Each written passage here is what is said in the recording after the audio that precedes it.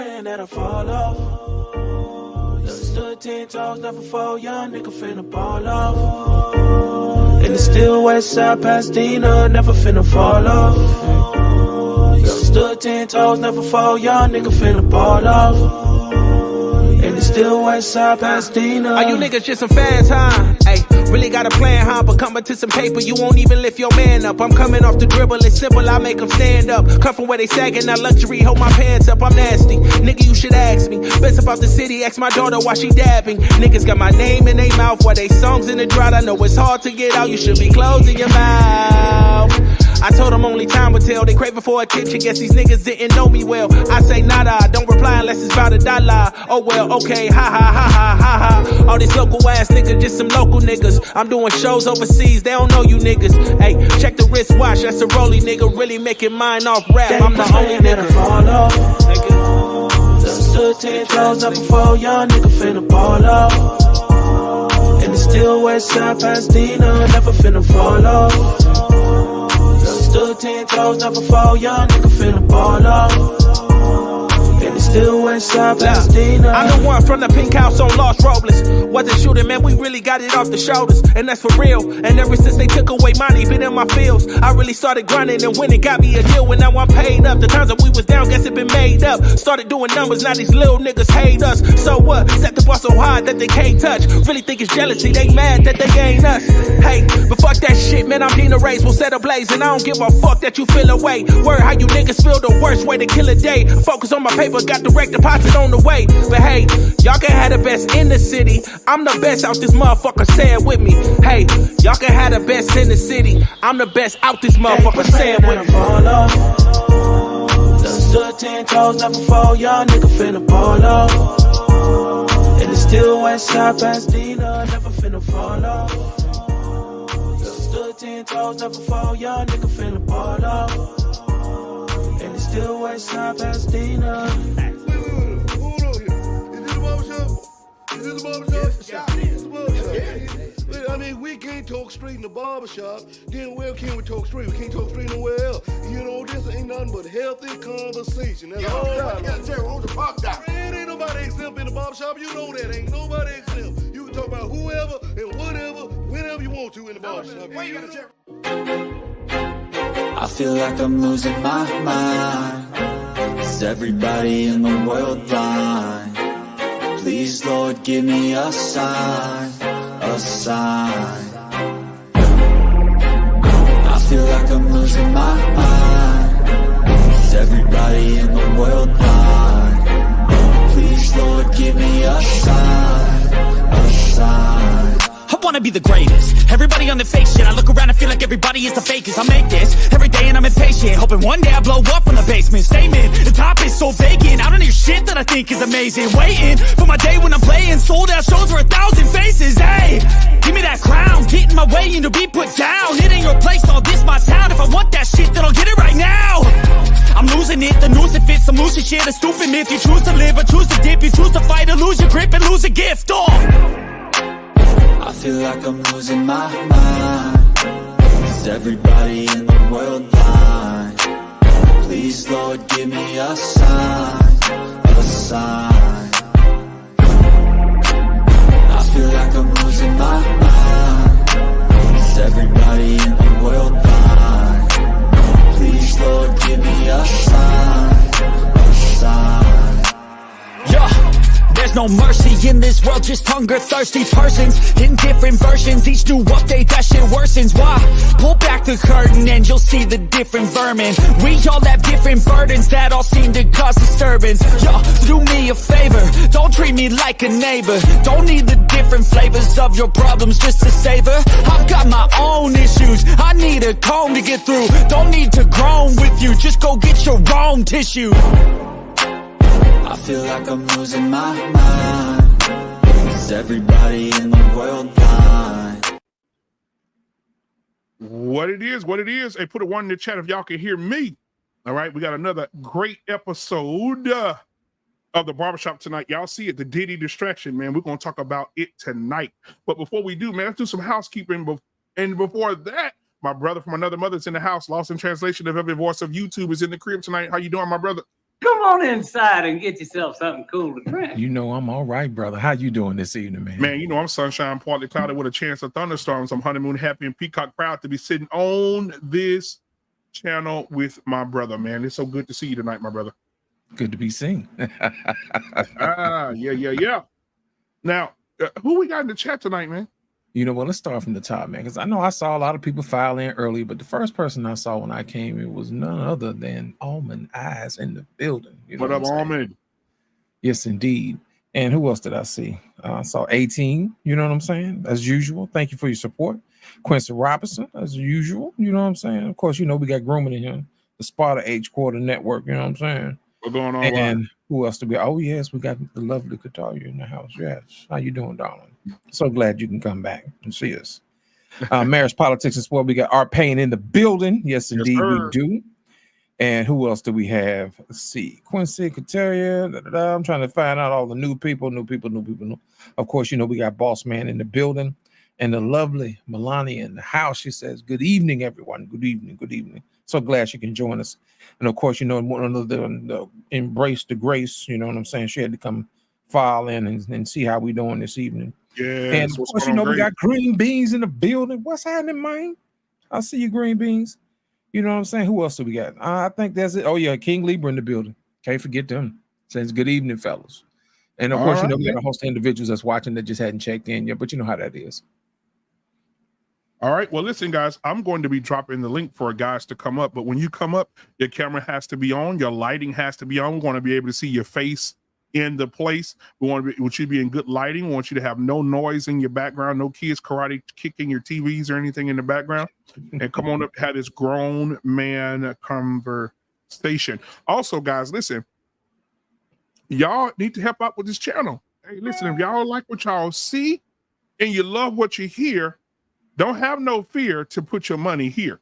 All right. Go ahead and hit the like button, hit the subscribe button. That helps the channel. But also donate to the channel. You see it at the bottom of the screen here. You'll see it in just a second. Put it back up here. But make sure you guys hit the like button, subscribe button. Also give to the Cash App. The Cash App is falling at the bottom of the screen because what we do here ain't free. Everything you guys see, I created, but we also have to pay for things as well. So guys, help your boy out. Give your boy Cash App is at the bottom of the screen, or you send a super chat. Either one will help with the channel. And throughout the show, we'll shout out those who are giving to the channel and who is helping the channel sustain. All right. I appreciate you guys. But we got a hot topic tonight. Oh, yes, we do. Oh my God. But again, guys, remember the camera must be on, lighting must be good, can't be in your car, having backseat sex and trying to get on the show with us. Okay. All right. Let's see. All right. So you go ahead and bring everybody up, Lost, if you want to introduce them as they come up. Yes, indeed. I'm going to bring up my homeboy, my partner in crime. You know what I mean? The Marines that know what it means to do. I'm going to bring up my main man, Boss Man in the building. What's happening, Boss Man? Hey, not too much. How's everybody? Indeed. Good, indeed, brother. indeed. Good to see you. And none other than the one and only R. Payne in the building, also known as Mr. Boomer. What's happening, R. Payne? All right, what's happening? Gentlemen, we doing check-ins, man. First, we're gonna start with you, Boss Man. How you doing? How's your family, brother? Family's all right. Family's good. Everyone's doing all right. It's been a long day at work today. Of course, you know, long commute from my bedroom down here to this office right here. You know, it's the end of the year, the time frame. Everybody's losing their mind. You know, got to spend that money, right. For the most part. But everyone's doing well. How's everybody? Good. Let's go with Mr. R. Payne. Mr. R. Payne, how are you today, sir? How are you? Pretty good. Brother? Can't complain. Yeah, everything's going. Good. All right, man. Well, it's good to see you guys. I want to play a video first before we get into the real talk. All right, because we have to have an icebreaker as we do every week. So I want to get into this this video that I found, and I think it's so true. I think there's a lot of truth to it, even though I know this is a parody. I think people need to start telling the truth before they get married and give the reasons why. This is why I'm getting married. This is what I want in marriage. Tell the truth. All right. Now, chat, I want y'all to act up now tonight. I want y'all to really be in the chat, engaging. because I really want to hear what you guys have to say. We will read all the super chats. So if you send a super chat, we'll read only the super chats, okay? And the cash app. So cash apps will be read first, and then the super chats will be read second, okay? We got one already in here, so I'll get to that in just a second after we do the video. But let's watch this video. Here we go. Take you, Zeus, to be my lawfully wedded financial supporter. I vow to stress you the f*** out and eat off your plate for the rest of our lives. I will go through your phone in sickness and in health and accuse you of cheating whether I have found proof or not. I promise to gain weight and let myself go until you no longer want to stick your f*** inside of me. When times get rough between us, I will complain more and listen less, never pray about it, and make us both look stupid by airing all of our business on Facebook. And even though I got pregnant on purpose to trap you into marrying me, I still won't tell you about all the guys I let slut me out. I vow to love you for the rest of my life and never, ever leave you. As long as you don't lose your good-paying job with benefits, or I'll leave you for someone with good money. I love you.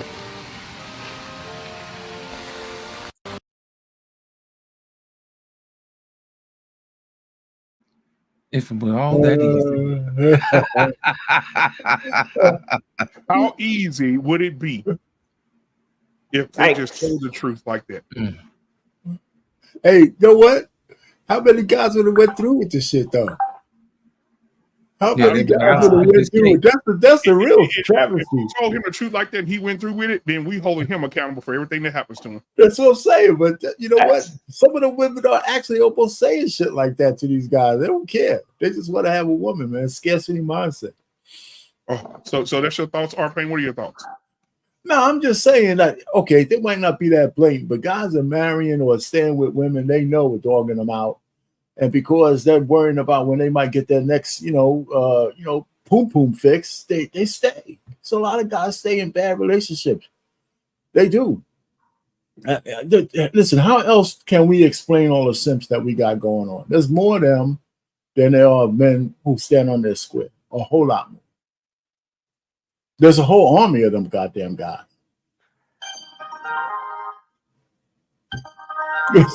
So he said, I do. I'll take it. I'll take it. And he sit up there crying to my oh my God. Boss That's man, funny. what are your thoughts, man? Boss man. Okay. All right. Listen, here we go. Sit up in my chair here. Okay, listen, here's the deal. To the point of the video, I do not think that many men, if presented with that portfolio up front, I don't think very many men would actually go through with it. I actually don't think very many men actually will. You got to remember, to R-Pain's point, yes, most men of today's time frame, because remember, this is predicated by most men being raised today. Most men are raised by single mothers. Okay, so they're raised with the mindset of I'm putting myself second, and everything is woman centric, and woman is queen, and everything belongs to the woman, and so on and so forth. That's the mindset, right?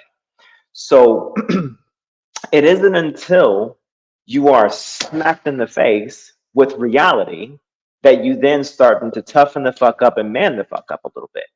It isn't until a woman starts testing you that you then start grabbing your cojones a little bit, okay, and start fighting back and pushing back and saying, hold up, some shit doesn't add up, some shit doesn't make sense. 1 + 1 ain't quite equaling 2 here, okay?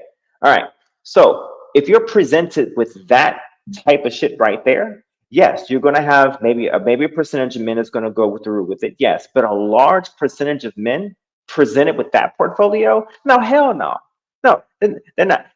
They're not willingly going to go through with it, because here's what the statistics show. The statistics show that most men are actually, when they do decide to get married, they're going through with the mindset that everything is on the up and up. and divorces are being initiated by women. So if they're being initiated by women, it's being popped up and sprung up by women.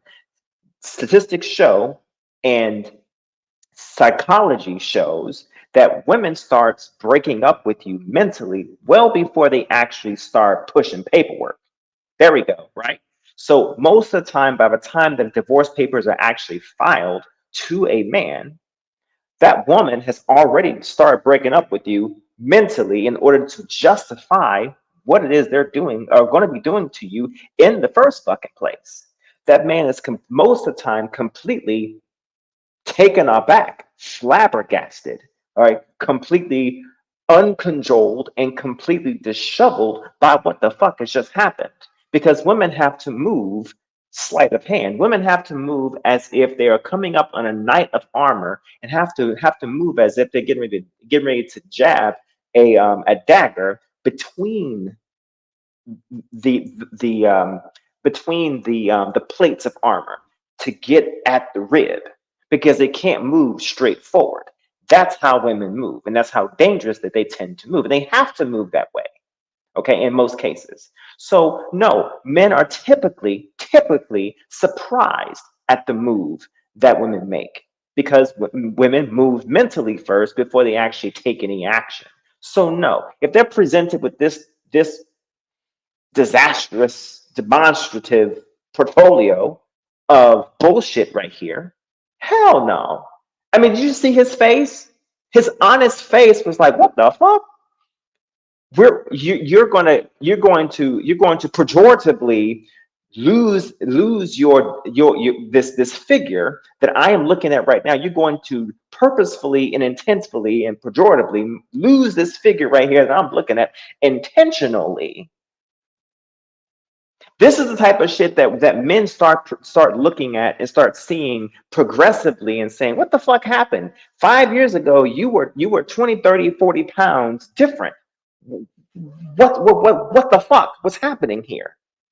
Okay? Or we start seeing bad behavior, but wanting good behavior from us, but then we're seeing bad behavior from you, and you're wanting the counterintuitive. You're wanting the antithesis, okay, from what you're giving me as justification or good good behavior from as a response from your behavior. And it is the opposite of what you used to give me, but you're wanting to steal the good shit from me. That's not how the fuck that shit works. And that's when men say, what the fuck is happening? Am I losing my fucking mind here? So no, Arpain, most men are not going to actually go for that. Yes, there are some men that will probably do that, and those are your simps. Those men will do that.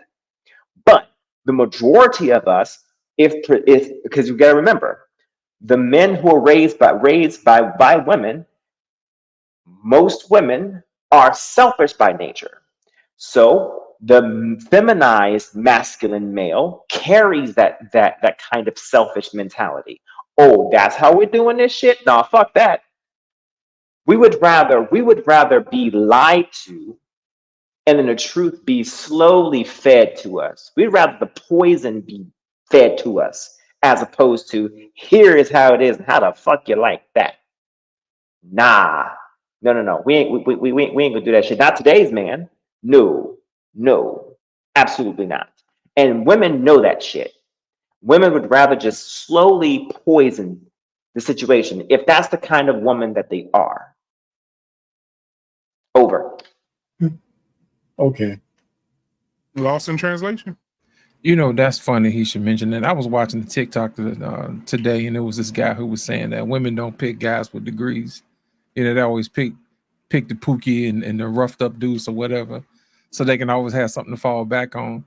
Generally, in situations like this, man, people tell you who they are. You just got to pay attention, man. You know what I mean?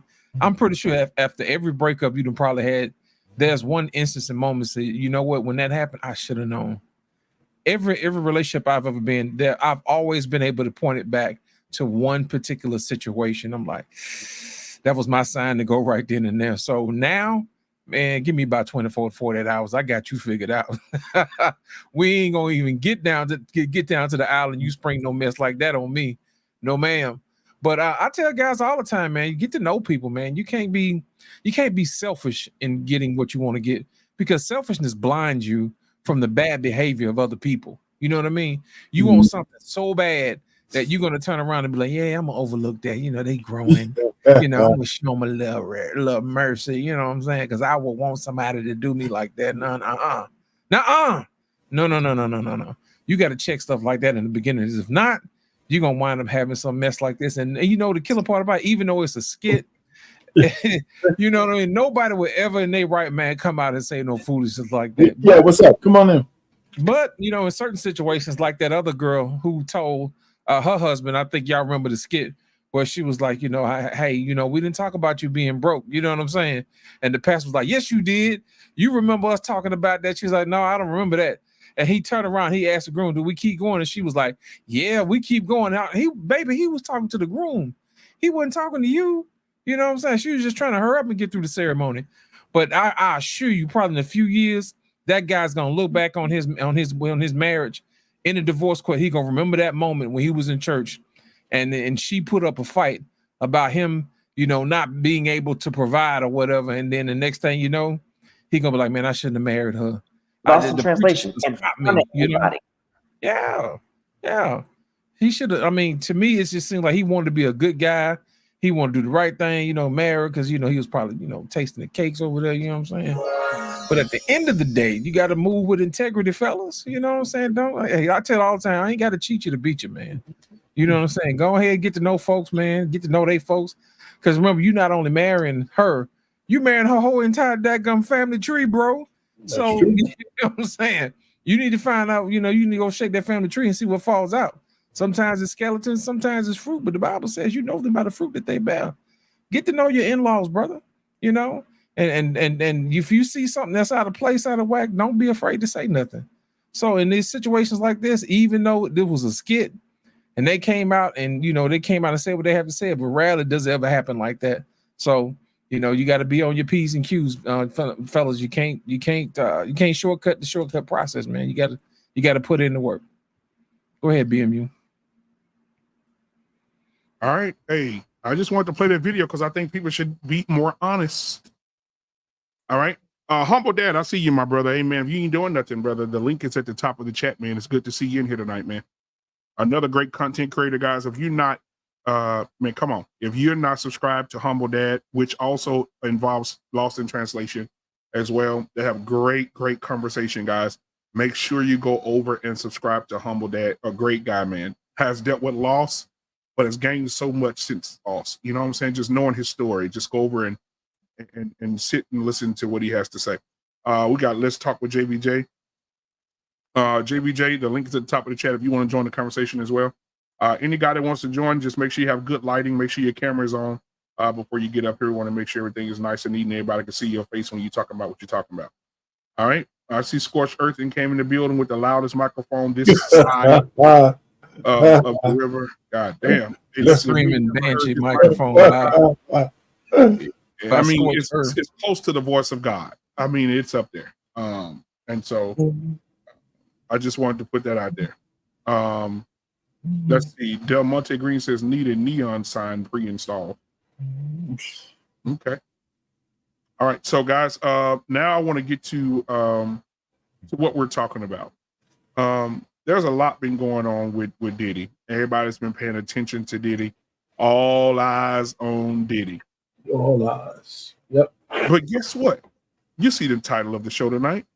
The Diddy Distraction. You saw the thumbnail. We're in an election season. And for some reason, the first time it was COVID for that election. This year is the year of exposure. Just like Cat Williams said on Club Shay Shay. Everybody gonna get exposed in 2024. And damn it, it is not disappointing, is it? But what is going on in the world to where Diddy is more important than the more important things? And tonight, guys, well, you already know on Black Men Unfiltered Network, we got you back. Tonight, man, we got some videos, we got some clips that we want to play for you guys to bring you guys into the realm of being woke enough to not be distracted. Because Diddy is nothing but a distraction. All right. Even when I heard one that I almost got caught up in it, when I heard them say they're going to charge him with trafficking, and then they define what trafficking is now. Guys, did you know if you fly a girl out and you pay her, so you pay for the flight and you pay her for the sex, that's trafficking? All them flights to Dubai, you know what I'm saying? Yes. Did you know that, boss man? I saw your face. It's trafficking. So they've changed a lot, bro. They're all the men that you guys are saying they're putting in jail, like R. Kelly. R. Kelly is not in jail for anything sexual. They use that to get your attention just so they can put on him what they want to put on him. Racketeering is what R. Kelly's in jail for, not anything sexual. But I think Diddy has too much. I'll say this part. I saw a man on CBS News today say Diddy has too much information for people to testify against him. And then today at work, we played a game. They said, y'all want to go after work and have drinks? Well, I don't drink, so I don't do that. But they made up a drinking game. They said we're going to call out a celebrity, and if we can find a picture of that celebrity with Diddy at his house, you have to take a shot. But I told them you're going to be drunk as fuck. I saw pictures of Diddy today. I saw pictures of him and Kamala Harris at a Diddy party. I saw pictures of him and Martha Stewart, him and Tom Hanks. I saw pictures of him and AOC. Oh my God. If you just go Google these parties, you'll see people in those pictures that you never think they'd be at those type of parties. Oh, Lord. So, and now Diddy's in jail, and he's in there just like this. You ungrateful son of a bitches! So, tonight, lost in translation. Hey, man, the floor is yours. Let's get this party started, man. I'm ready to talk about it. I'm ready to look at these videos and have this conversation. Thank you, sir. But before you do, ladies and gentlemen, I want to do these two super chats first. Guys, if you want your comments read, please send a super chat. We'll read the cash apps first and then the super chat. So you want to send a whole bunch of cash apps, do that as well. All right, bring JT up too because he's ready, I think.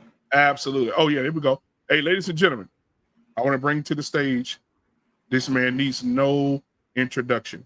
I got my drink and my two-step. Hey, from the jailhouse to the courthouse. JT is in the building. Yes, indeed. Yes, indeed. What's going on, JT, what's happening, man? Not much, man. You ain't shit for that, black man. We had to get you, man. We had to get you, man. But yeah, so I want to play. Let's see who we got here in there with the. All right, we got Boss Man with the $20 super chat, man. Thank you so much, Boss Man. I appreciate you, my brother. He says supporting to the family. Thank you so much, Boss Man. I appreciate you guys. To do this, guys. Let me tell y'all something. We were talking about this before the show, and I'm transparent. I'm gonna tell y'all the real. Why, when we do these streams, we have to pay for the streaming service in order to give you guys what we give you. And StreamYard sent an email today, and they went up on me $30. They went up $30 for me to provide this to you guys. And I don't know what the fuck StreamYard gonna crack. I don't think they smoking weed. I think they're on that peel or something. But we definitely got to. they got bought up by somebody over a year ago. So of course, they finna run it in the ground. Yeah. Also, guys, I want to get this $5 super chat here. Marriage, Politics, and Sports. Thank you, our Payne. He's on the panel with us tonight as well. He said, for the love of the game, I appreciate you guys. So, guys, we want to donate to the channel. The money that you send to the channel is used for the channel as well. He said, for the love of the game, I appreciate you guys. Oh, so guys, not that YouTube on. Don't worry about it. It's me. Oh, okay. Yeah, but guys, so thank you. I appreciate it. So keep sending those super chats because everything you see and goes to the channel. I appreciate each and every one of you. The Cash App is at the bottom. and the super chats are ready to go. And we got one more person we want to bring up. I haven't seen him since Moses threw the tablets off the mountain because he's a married man. And now instead of talking about pussy in the barbershop, he's at home getting pussy. Ladies and gentlemen, give it up for my brother from another mother. Mandrell is in the building, ladies and gentlemen. Yes, indeed. Baby Smooth, what's happening, man? Yeah. One of the things I want to say before we really get into it, man, a lot of people was talking about my girl, right? And I love her. I think Nick is in love with her too. They was talking about Candace Owens, man.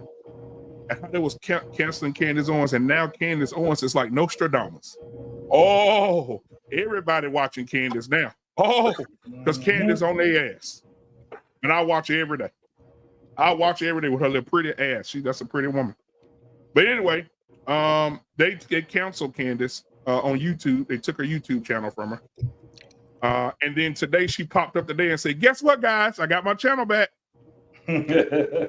Those people went in. I did not know that you could do that. I did not know people could contact YouTube on your behalf to get your damn channel back.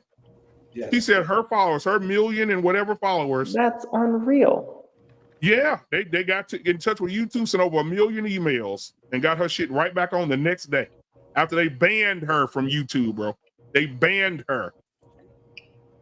So she got she's still demonetized. Huh? She's still demonetized though. Is she? Yeah. Oh, okay. We may take. I don't think she really cares. I don't think she does either, because she's on Rumble, she's on Twitch, she's on what else was she on? A whole bunch of stuff, man. Hell, she has her own cell phone endorsement or some crap. I mean, she's making money elsewhere. I mean, she's fine. Oh yeah, she does have a cell phone. You're absolutely right. All right, man. Well, thank y'all for being here tonight. Hit the like button, subscribe button. If you want to give to the channel, please do. Cash App's at the bottom. Super chats are locked and ready to go. And we also have Lost in Translation with some video clips tonight. Let's walk through these. We want to see you guys in the chat. While Lost in Translation is walking through, I will be in the chat looking at you guys. If you want your chats read, please send the super chat or send a Cash App. Both are posted. All right, Lost in Translation, the floor is yours, my guy. Thank you, sir. I think it was back in July, man, when I started noticing certain trends. And me being the person that I am, I always know that sometimes things aren't always what they seem. Remember back in the day, we used to watch the Transformers. They used to say more than meets the eye. Well, here's the thing about that, man. Sometimes news cycles will telegraph what they're going to do before they do it. And generally, we don't ever see it until after the fact. So what I started doing is I already know that generally around an election year, there's this thing that's known as the October surprise. But here's what the thing about the October surprise. There's always something that leads up to the October surprise. Well, in this particular case, guess who's the October surprise? P. Diddy. Okay. P. Diddy is the major distraction, but 9 times out of 10, generally what happens is we don't always pay attention to what's going on. Like, man, I told you earlier this week that sometimes you got to pay attention to what's going on when something happens, because sometimes we'll forget about what was going on around a major event. Now we're going to walk this thing back, and I'm gonna walk it forward to y'all so y'all can actually see this for yourselves. Now, back in July, Donald Trump was in what was the name of the town he was in when he took that shot, man? What people took a shot. It doesn't matter. Yeah, it don't matter. Check this out. Now, what happened was after Donald Trump was, shot, then the news cycle was dominated by Donald Trump, which means that the polls went up. You know what I'm saying? Everything went up. Well, what happened right after that? Joe Biden steps down. He steps down because that was right after Trump lambasted him in the first debate. You know what I mean? So his polls were down or whatever. They needed something to have happen.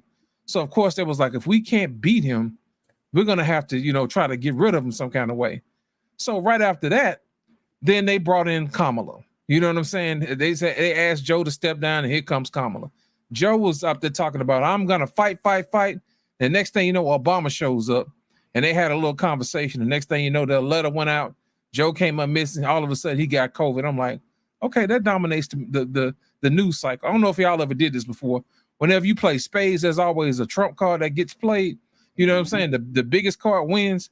Well, it seems like when we have these conversations, there's always a back and forth between what's going to control the news cycle. Okay. So for a little bit, we had the Kamala Harris, love fest, what was going on. You know what I'm saying? And then after that, they wanted to have a debate. So what I'm going to do is I'm going to start right there at the debate, because I think that's what happens. And I'm going to walk y'all through exactly what's going to happen and why Diddy is the distraction. Okay. I'm going to go ahead and bring up the first clip, which is the debate itself. And it gives a synopsis of what happened. And then after that, we're going to talk about what happened right after that. Let's have a good debate. You see, have fun. Thank you. We have inflation like very few people have ever seen before, probably the worst in our nation's history. This has been a disaster for people, for the middle class, but for every class. Donald Trump left us the worst unemployment since the Great Depression. And what we have done is clean up Donald Trump's mess. Everybody knows she's a Marxist. Her father's a Marxist professor in economics, and he taught her well. But her vice presidential pick says abortion in the 9th month is absolutely fine. He also says execution after birth. It's execution, no longer abortion, because the baby is born, is okay. And that's not okay with me. One does not have to abandon their faith or deeply held beliefs to agree. The government, and Donald Trump certainly, should not be telling a woman what to do with her body. Pregnant women who want to carry a pregnancy to term, suffering from a miscarriage, being denied care in an emergency room because the healthcare providers are afraid they might go to jail, and she's bleeding out in a car in the parking lot. She didn't want that. Her husband didn't want that. In Springfield, they're eating the dogs, the people that came in. They're eating the cats. They're eating the pets of the people that live there. And this is what's happening in our country. Again, the Springfield city manager says there's no evidence of that. Vice We'll President find Harris, out. I'll let you respond to the rest of what you've heard. You talk about extreme. Are you now acknowledging that you lost in 2020? No, I don't acknowledge that at all. But I you said did that say sarcastically. But You know those- that. It was said, oh, we lost by a whisker. That was said sarcastically. Donald Trump was fired by 81 million people. So let's be clear about that. And clearly he is having a very difficult time processing that. World leaders are laughing at Donald Trump. I have talked with military leaders, some of whom worked with you, and they say you're a disgrace. Understand what it would mean if Donald Trump were back in the White House with no guardrails, because certainly we know now the court won't stop him. We know J.D. Vance is not going to stop him. It's up to the American people. I probably took a bullet to the head because of the things that they say about me. They talk about democracy. I'm a threat to democracy. They're the threat to democracy. You've heard tonight two very different visions for our country. One that is focused on the future, and the other that is focused on the past, and an attempt to take us backward. But we're not going back. They've had 3.5 years to create jobs and all the things we talked about. Why hasn't she done it? The worst president, the worst vice president in the history of our country. All right, gang. That is the synopsis of the debate. Okay. Now there was some rumblings going on that the debate was actually set up. Okay. And then what happened was there was a whistleblower that came out. So we're gonna go ahead and show you this clip to lead into that, to show you exactly what happened. In this ABC News alleged whistleblower story that we brought to you yesterday, there have been some developments. ABC News did respond late yesterday, and the response is somewhat stunning. Just to refresh those of you who didn't listen yesterday, and you really should just listen every day, because your life will be better and you'll be more informed. This person purporting to be a whistleblower from ABC News came forward with an affidavit that was released, as far as I can see, exclusively to someone on X who goes by the name Black Insurrectionist. He hasn't been on X that long. He has some 100,000 followers. He's gained 30,000 followers over the past week as he's been teasing this. So many of us thought this could be what we call engagement farming, trying to just jack up your followers. But he did indeed produce the affidavit he had been promising on Sunday. This alleged whistleblower says in what he purports to have here as a sworn affidavit signed under penalties of perjury and allegedly notarized by a notary public that ABC News coordinated with the Kamala Harris campaign in advance of the presidential debate to rig the debate in her favor. He has minor allegations like they gave her a smaller podium. That we know did happen, but he claims this affidavit was signed on September 9th, the day before the debate. So, and that it was notarized and so on, and that he's going to be able to prove, and that he sent a certified copy of this whole thing to Speaker Mike Johnson via certified mail. We asked his office if they have it. No response yet. In any event, so he wouldn't have known that if it really was something that was legitimately sent on September 9th from watching the debate. All right, so says the thing about the podium. He says she negotiated to look a certain way on the split screens. He says that ABC News agreed to fact check Trump only and not her. He says that they provided sample questions, not the exact questions, he alleges, but sample questions covering similar topics that would appear during the debate.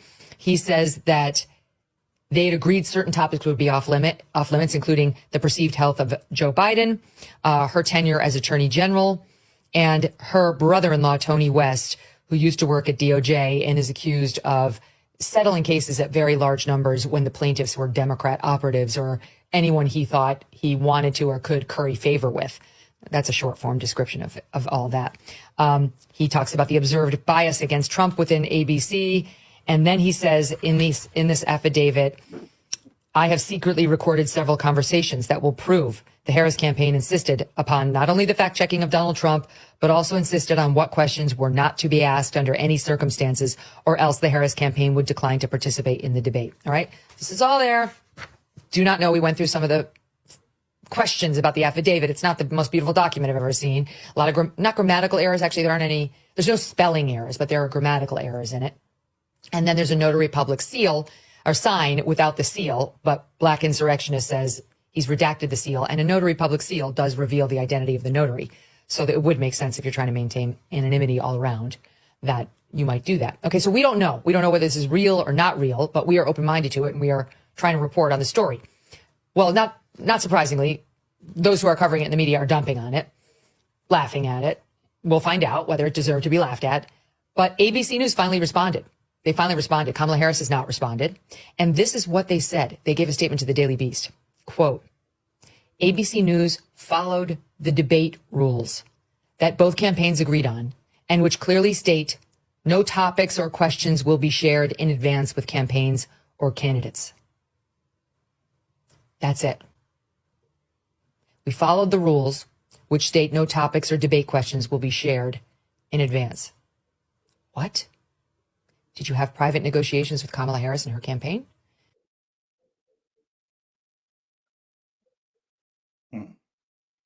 They need to cut that out. All right. That's not helping Now, Trump know the right. They need to cut that out. It doesn't matter. We're reporting the news. I'm painting a picture here. Now, here's the thing. Now, the next thing after that, Trump is now they're calling question about what happened with the hold. The debate thing was rigged or whatever. So the next thing in the news cycle was this. And the gunfire reported near Donald Trump in Florida. The FBI released a statement saying it is, quote, investigating what appears to be an attempted assassination of former President Trump. Trump's campaign says he is safe and the authorities have one person in custody. Donald Trump was golfing at his club in West Palm Beach and took cover after shots were heard in his vicinity around 2 p.m. Eastern time. Senior law enforcement officials say Secret Service spotted a man with a weapon outside the golf course fence and opened fire. An AR-style rifle was recovered at the scene, as well as a backpack. Trump has now left the golf club. His motorcade is seen here heading back to Mar-a-Lago a short while ago. And both President Biden and Vice President Harris have been briefed on the matter. We are getting some. So now Trump being a second attempt has been in the news cycle. So shortly after that, all of a sudden news comes out of Diddy is now turning himself in. So I got another video. This happened right after that. Maybe 2 days later. It was Trump and then Diddy 2 days later. News right now. ABC News has just ABC confirmed News that once Sean again. Diddy Combs was arrested tonight in New York City. Sources say federal agents with Homeland Security investigations took him into custody. The charges are unclear at this time. Combs' attorney telling CNN that we are disappointed with the decision to pursue what we believe is an unjust prosecution of Mr. Combs by the U.S. Attorney's Office. We, of course, are trying to gather more information. There's a lot more to come out of this story, and as soon as we get it, we'll turn it over to you. All right, so now this whole ABC News covering the whole Diddy story, this is the only thing that's big enough to wash the second assassination attempt of Trump. Okay. Now, shortly after that, I don't know if y'all watched this last night or not, but Oprah had a sit down with Kamala. So I'm going to show y'all exactly what happened with that, so y'all can get a feeling of what was going on with that. Do you have to? It's a feel good moment to make people forget about what's going on. Okay. Know what your plan is to help lower the cost of living.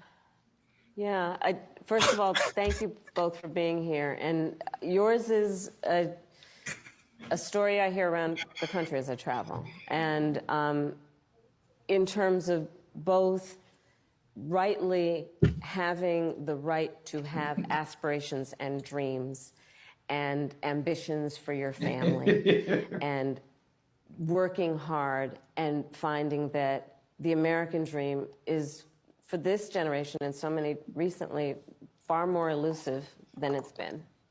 And we need to deal with that. And there are a number of ways. One is bringing down the cost of everyday necessities, including groceries.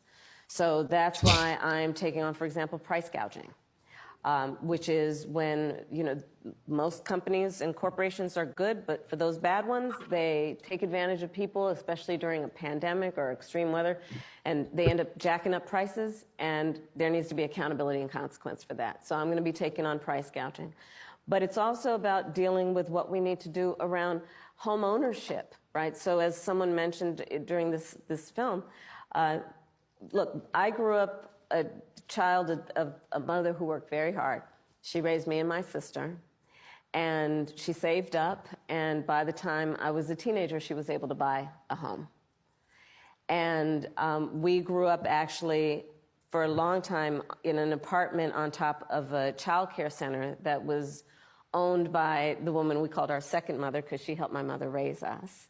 And she was a small business owner, Miss Shelton. So I'll bring all this together to tell you the way I think about it is, one, when people work hard and have a dream of buying a home, we should give you the opportunity to be able to do that, which is why part of my plan is for first-time homeowners, buyers, to have a $25,000 down payment assistance to buy your first home. Because people just need to be able to get their foot in the door, and then you'll do the hard work. Part of my plan is what we need to do to support small businesses, because my second mother was a small business owner, and I love our small businesses and our small business owners. They are not only business leaders, they are community leaders. They mentor, they hire locally, and we have so many entrepreneurs in our country who have great ideas, incredible work ethic, but not necessarily access to capital, because not everybody, like my opponent, was handed $400 million on a silver plate that he filed bankruptcy 6 times on. And so part of my plan is to give startup small businesses a $50,000 tax deduction to start up their small business. Right now it's $5,000. Nobody can start a small business with $5,000. So that's part of my plan. That's a teeny tiny business. That's a business in teeny tiny business. It's a concept of a business, right? Yes. You know where I'm going. Now, the whole purpose of this video was to tee up Kamala Harris as a candidate where they can paint everybody a feel-good picture. Okay. Now, the real thing is what I'm about to show you.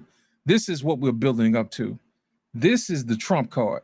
And if everybody at home thinks that they're going to overlook what I'm about to show you, this is the thing that nobody talks about. This is the thing that they're hiding behind all of the headlines. And I'm going to share this with you. I told Black Man about this a couple of days ago, and I'm going to share this with you guys. Thank you for being here today for our press conference on what I describe as the most important issue that's getting the least amount of attention relative to its importance in our country. And like many other issues, we're going to be deciding on November 5 what kind of a country we're going to be, and it applies to this issue as well. President Trump had withdrawn the U.S. from the WHO, and of course the Biden administration, like every other disastrous decision they made, reversed those policies when the Biden-Harris administration got in charge. Well, later this week, the UN is going to hold a, quote, summit for the future. And they're going to produce, this is right from their website, an intergovernmentally negotiated, action-oriented pact for the future with a chapter on transforming global governance. Ascending beyond the powers being sought by its subordinate agency, the WHO, the UN is seeking even broader and more powerful authority, as you will hear a lot about today. The Biden-Harris administration apparently intends to fully support the surrender and compliance of the U.S. to the UN in these endeavors. They are aligned with the international globalists that hate America, that hate the Constitution, that hate our founders, that hate our founding Judeo-Christian principles, and they want America to become like the rest of the world. They don't want us to be subordinate to or governed by our Constitution. No, they want America to be subordinate to and governed by the UN, the World Health Assembly, and the WHO. And in fact, they intend to join with others at the UN summit this week to vote to award additional powers to the UN Secretary General. They seek to facilitate the evolution of the UN from an international cooperative body to an international governing body. These powers would be triggered by any one of a number of so-called global emergencies, whether it was a so-called climate emergency, a health emergency, a cyber emergency, or a gun violence emergency, whatever that's supposed to be, a financial emergency, or whatever they deem appropriate. And the Biden-Harris administration is in full agreement with the UN and the WHO on efforts to place us under their authority and to require such things as their international health regulations, including the surveillance of U.S. citizens, the censoring of dissenting views, and much more. The American people didn't vote for this, and they don't support this, and it's up to the people's representatives, that's us gathered here today, to have a responsibility to expose this and to reject this. The U.S. should defund the WHO again. We should withdraw from the WHO. Any agreements with the WHO or the UN should require Senate approval or disapproval. And a bipartisan House majority voted to require Senate approval just last week with Tom Tiffany's bill on the House floor. So I'm proud to be joined here by my House colleagues and others who are appropriately concerned and educated, informed, and leading on this issue. Again, this is the most important issue that's getting the least amount of attention relative to its importance and its impact on our country and on the American people. And with that, I yield to the gentleman from South Carolina, Ralph Norman. Thank you, Congressman Good. I want to thank Frank Gaffney, Tony Perkins, all my colleagues for taking a lead role in this. As Congressman Good said, this is probably, other than our financial crisis this country's in, the most important issue to call attention to. The Summit of the Future will happen on September 22nd, 23rd. And folks, what that will do is cede America's authority, America's sovereignty to basically China. China is defined as a developing country. It is the number 2 economy behind America. It's not developing.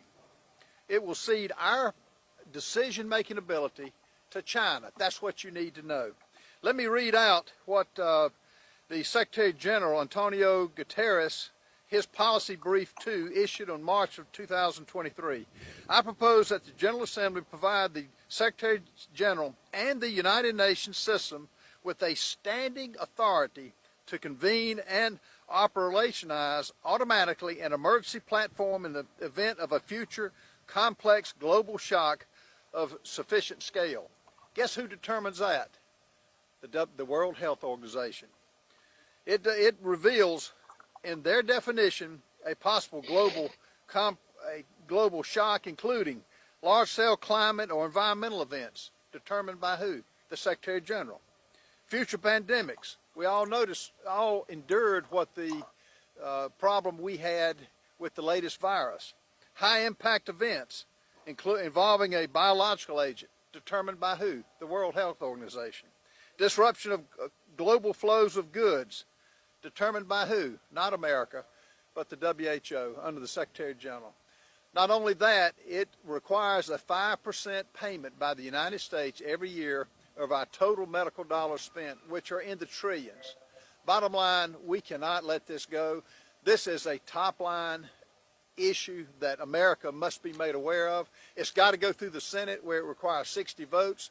And we're going to fight to make sure all Americans know what's happening and stop it dead in its tracks. The WHO needs to be defunded, needs to be we need to do away with it, and America get out of it. So y'all won't finish and watch that later on in your own time. But in other words, new world order. Let's get started and talk about it, man. Black Men Unfiltered. I'm gonna start with you, man. That'll never happen. Y'all I know that's a lot of information, but I had to make sure we get it out in one chunk. Absolutely, man. I feel it. Well, but I'm saying that last one though. That'll never happen. Never happen. And people, I hear on these platforms all the time. Things people say, what people in other countries are going to do. I hear the most ridiculous thing I've heard was that China can beat us in a war. I mean, I don't know why y'all think that retarded shit's true, but in war, Russia, stop it. If you really think that America is going to put itself in a position where it does not control what's going on, you're playing yourself. You're playing yourself. Who's presenting these bills in the first place? An American. What makes you think that in a bill we're proposing, we don't have clauses where they answer to us? Y'all ain't paying attention. The American federal government, when it takes a shot, it does not miss. Ever. Y'all paranoid for no reason. Chill out. Who the hell is this nigga you feel the need to entertain? I'm just saying, listen, Black Man, I'm just saying, look, people go off and they say this kind of stuff. It's like, y'all worried about us being in trouble? They're like, yeah. I'm like, why? That's everybody else's problem.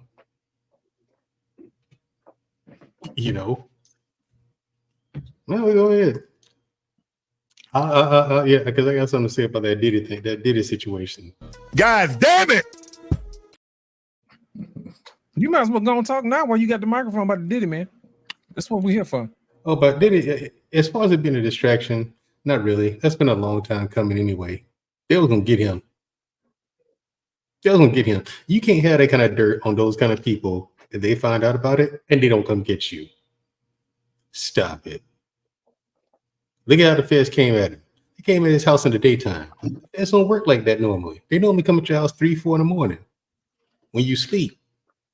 They came at his house broad daylight when he wasn't home, and they knew he wasn't home, and they went in there and took exactly what they was looking for: hard drives, thumb drives, DVDs, data storage devices, servers. And so now, instead of Diddy having that dirt on them people, the government got it. Again, we're putting ourselves on top. The government don't miss. Okay. Is it a distraction from the election? If you let it. And that last debate, that was Trump's to lose. He could have won that. I don't want to hear any complaining from him. I really don't. The whining and complaining, all that baby bullshit, stop it. You're a grown man. You're 80 years old. Fuck you. You could have beat Kamala Harris. She ain't hard to beat. She didn't answer any questions. You walked away from that debate. Everyone did. Still not knowing what her policies were. And you've been had policies. You walked away from that debate still not knowing what she was all about. Even in that question, the video you just showed, Laws. Hey, how you gonna do this and the other? She still didn't answer the question. Well, I'm gonna find businesses for price gouging. You're gonna find a private business charging the prices they want to charge. You can't do that. Good fucking luck. You know, stop it, people. You all know that chick was appointed and pushed in front of you. She's all marketing. There's no bite to it. There's no meat on the bones. Before Biden stepped down, she was the joke of the Democratic Party. Everybody laughed at her. No one took her seriously. She was the joke. People talking shit about her behind her back, even on camera. But then when Joe, his dementia got too out of control, what'd they do? Well, gotta find somebody. 2 weeks they looked. They looked through everybody in the Democratic Party who could possibly beat Trump. 2 weeks they took. It never takes them that long. It never takes them that long. So what they did was they took her She's black, she's female, and then the rest of it has been all marketing. All marketing. Look at it. She's a fucking commercial. That's all she is. You know what I'm saying? She's a fucking commercial. Can she beat Trump? Yeah, but not because she's that fucking good. It's because Trump dropped the ball. He's had 2 alleged assassination attempts. That first one, I think that was real. I think we just got his Secret Service detail just got caught with their pants down. Epic fail. This one, now I'm looking at you, bro. But y'all know what I used to do for a living in the Army. Who the fuck you think you're talking to?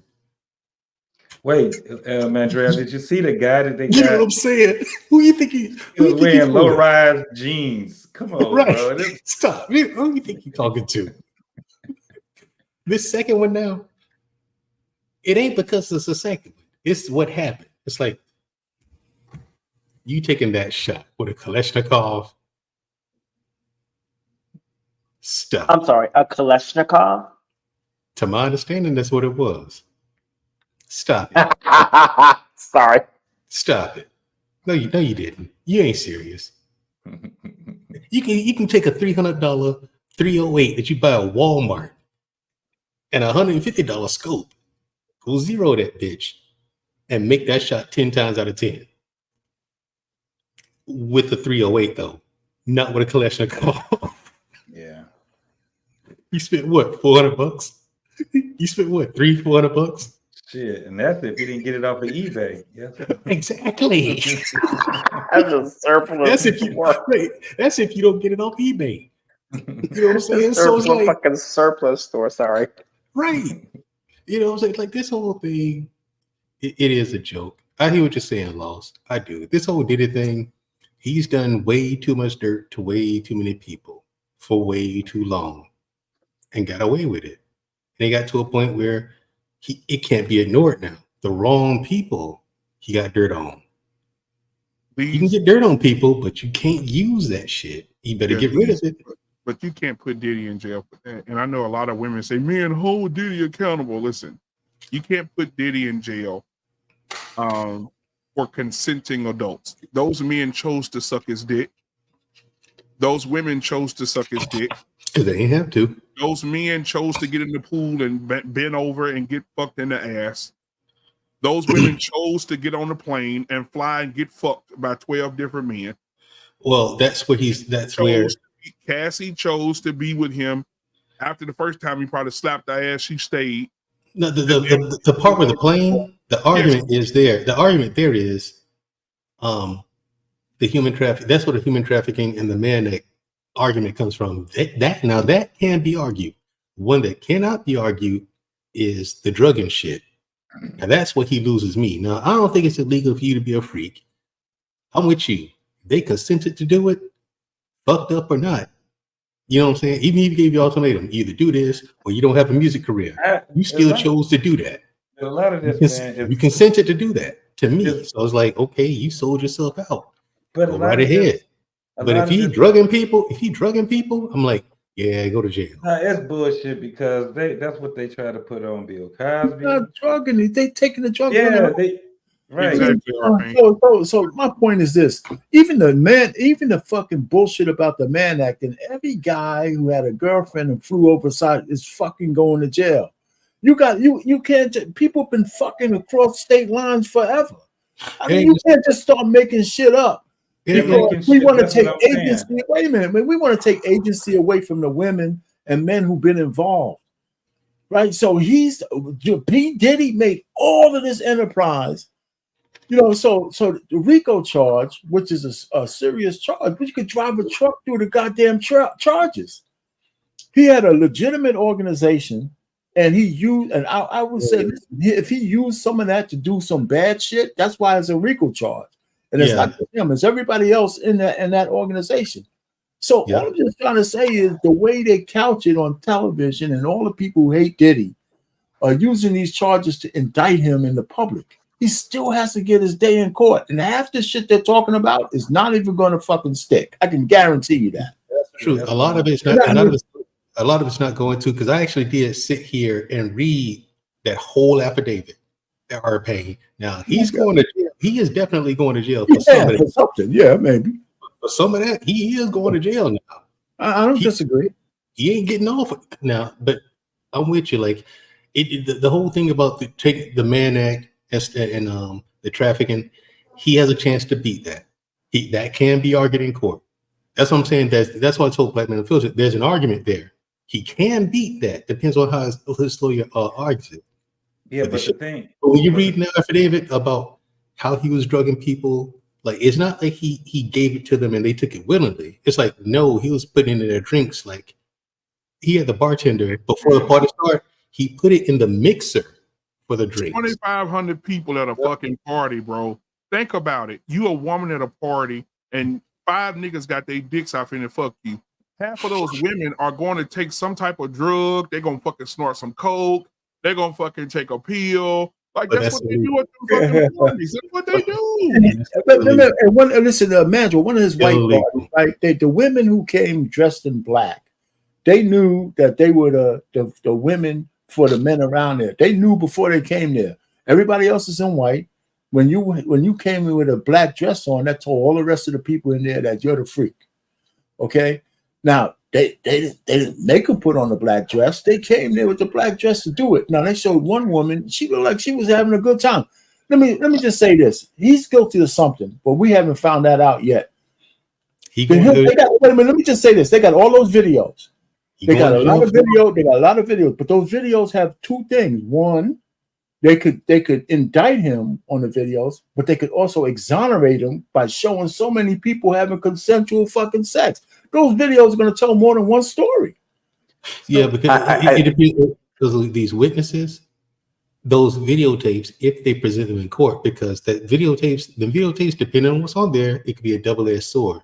That's what I'm saying. Like you said, they could exonerate him or they could convict him, incriminate him. You know what I'm saying? I would agree with that. Yeah, so it depends on the videotapes, but the stuff, the drugging Arpain, if he did what the affidavit said he did, that's one of the things he's going to jail for, because the way he did it, Black Man, I was what was it that they were saying that he was doing? Were they saying that were they saying that he had took ecstasy pills and stuff? That he did it personally? Yeah, well, what he said was what it says is that he got with the bartender for that night and he put drugs instead of, so people wouldn't catch them spiking the drinks. He wouldn't just spike the drink. He would take the mixer that you used to mix the drinks with. He would put drugs in that first. So that way it's already in the mixer. Ain't nothing to put in the drink. But he would have that special bottle of, like, say you put it, he said, okay, put it in there. He's instructing the guy to do this. He have it now, put that down there. Now, when this person, this person comes, use that bottle to mix their drink with, not this bottle up here. You know, he's orchestrating this whole thing. He's telling him to use the witnesses. Yeah, but this is the thing. Is it the ones that sucking his dick? No, but this is the thing. I didn't see it gonna make sense, Black Man. Black Man, I didn't think it was gonna make sense. I'm just telling you what the affidavit said. But is it at a point where these people don't know? Because it sounds like if he's saying use this bottle, how did he know if you got a gang of people at a party unless they cut? You know how they go with some of these clubs, they give you a card, right?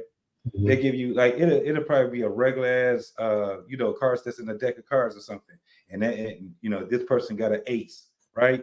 This person has a joker or whatever, and then you give them this bottle.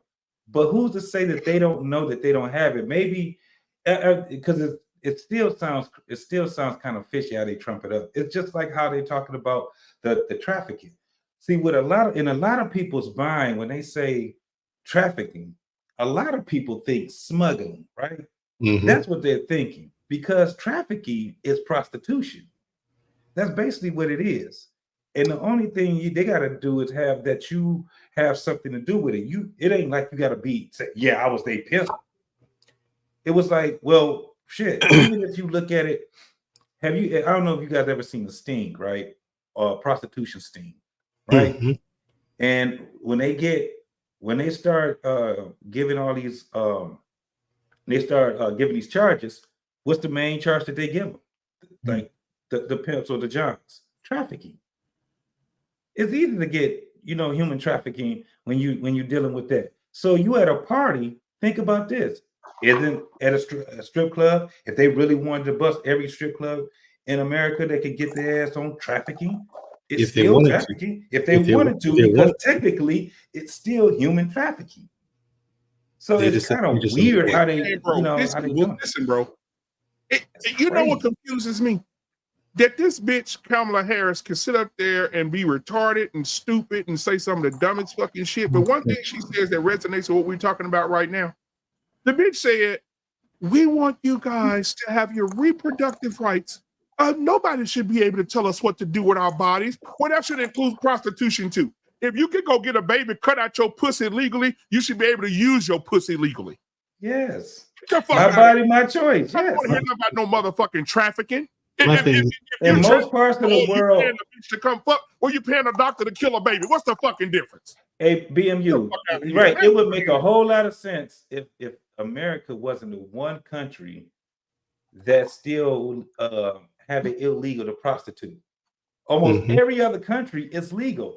It is. And in fact, in Europe, they have a district called the what? A whole side of town, bro. The red light district. Whole side of town. You got Nevada. We got Nevada. Yeah. No. It's still illegal. It's still illegal. It's the way they market it. It's the way they market it. But in Germany, there's a whole block. Whoa. In Nevada, ain't there where the money ranch at? Where they fucking every day for money? Yes. It's still so illegal. what you call that? That's prostitution like a motherfucker. Yes. No, it's not. The bunny ranch, you go in and say, I want that girl right there. You pay $400, you go fuck her. Black man, that's called socializing. Oh, okay. It's a gentleman's club. It's a gentleman's club. It's not a whorehouse. Okay. It's not a whorehouse. Who the hell is this nigga you feel the need to entertain? It's a gentleman's club. Hey, you can use your healthcare dollars I don't know how down at the bunny ranch. You know what I'm saying? But the way that they were doing it, I don't know if they're doing it still now. You used to buy a drink, or you used to buy a product, right? You would go and buy a lady a drink. That drink would be, on the menu, $350, $400, depending. That's how it used to be. That's how they were getting around it. You buy her a drink, just so happened that the drink is $250. You're just a man. I mean, HBO made it special, the goddamn thing. I used to watch it faithfully. Yeah, I did too. Here's the thing. Now pay attention to Black man. Here's the thing, fellas, and people in the chat. Here's how they get away with it. If you listen to the language that they use, that's how you get away with it. They don't call it paying a woman for sex. They call it a party. Yeah, no, it's a party, right? And then when the guy gives them money, they call it tips. He gave me a tip. You know what, dog? And a tip is anything. A tip is a donation. It's the same thing as if your wife asked you for $5, Black man, and you gave her $5. You gave her a tip. By definition, there is no crime. No money has been exchanged for sex. By definition. Hold on real quick, guys. Just pause parenthetically. Anissa says feds have a conviction rate. Let me tell you something about the feds. The feds is the most crooked ass fucking organization on the planet. No, they're not. Oh my god! Oh my god! Listen, boy. Look, motherfuckers, they've been found to be horrible over the years. They've set motherfuckers up to get killed. They killed motherfuckers. Right. Look what they not the institution itself, but people within the institution. There you go, boss man. There you go, boss man. Missing words. That's a party. Instead of prostitution, it's a party. It's a party. And our paying, you pay her a tip. Hey, look, we probably need to move away from this because we sound like some goddamn professionals. You know what though?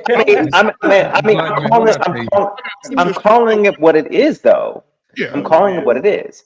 Not the actual institution itself, but the people who work within the institution. There are those who utilize levers of the institution and wordings and vernacular within the institution, within the statutes, to be able to curry favor and curry their will to be able to impose what they want onto the people who are unsupposing. Right. That's And what then you're talking about. right. Now, what Black Man Unfiltered is saying, he's describing the hypocrisy of Correct. how they work. That's what he's describing. Because, for I'm example, agreeing with you, BMU. I'm just saying. they would lock up Jeffrey Dahmer, right? But they made a deal with Sammy the Bull. Right. So what? They found benefit with the other one. Right, Yes, exactly. leverage. There you go. There you go. Benefit. He has something to offer. That's a deal. Now, that's not how the justice system is supposed to work. That's what BMU is getting at. If you're going to go after one person for doing this kind of nonsense, go for everybody else then. If you're going to do it across the board. Let it be that. So But you let's- can't, but you picking and choosing who you want to go after. So That's what messed ends up. up, And he's right about that. Batman is right about that. He's correct. so what ends up oftentimes happening is they end up finding a way to assess, because you got to remember, across the Justice Department across the Justice Department as a whole, the levers of justice is at will, and it's also at the discretion of whoever is levying that particular justice or that particular sentence, right? Yep. So using that discretionary lever, they have the ability to say, this person did a bevy of shit. This person did a lot of stuff. Now, who does he have connection to? And this is to my point. Who does he have connection to? Bet we could use that. So here's what we'll do. We're going to give him this, but if he decides to sing, if he decides to talk, if he decides to dance, depending on however he wants to entertain us, we will be able to then use that, give him a little bit of laxity here, but also use that information to go get the bigger fish, because we do realize that although Puffy is as big as he is to us, he is the small fish, because they'll never put this color guy at the top. I think I made that point. There we go. Yeah, that's exactly what it is. They'll make a deal with you if you can get them to a bigger fish. There we go. Because at the end of the day, they want the bigger fish because it makes them look good. There we go. Super But you still gonna go down for something. You gonna go down for something. You're gonna go down for something. You don't get something, right? No, you gonna do some time. And meanwhile, while they got you, by the way, everything that they can tie to everything you did is theirs. So the government has basically gotten all of your property. The government won at that point. Now, what I don't like about our justice system is that everything is so public. This is the part I do not like about anything about our justice system. Okay, is that why does everybody have to know about everybody's shit?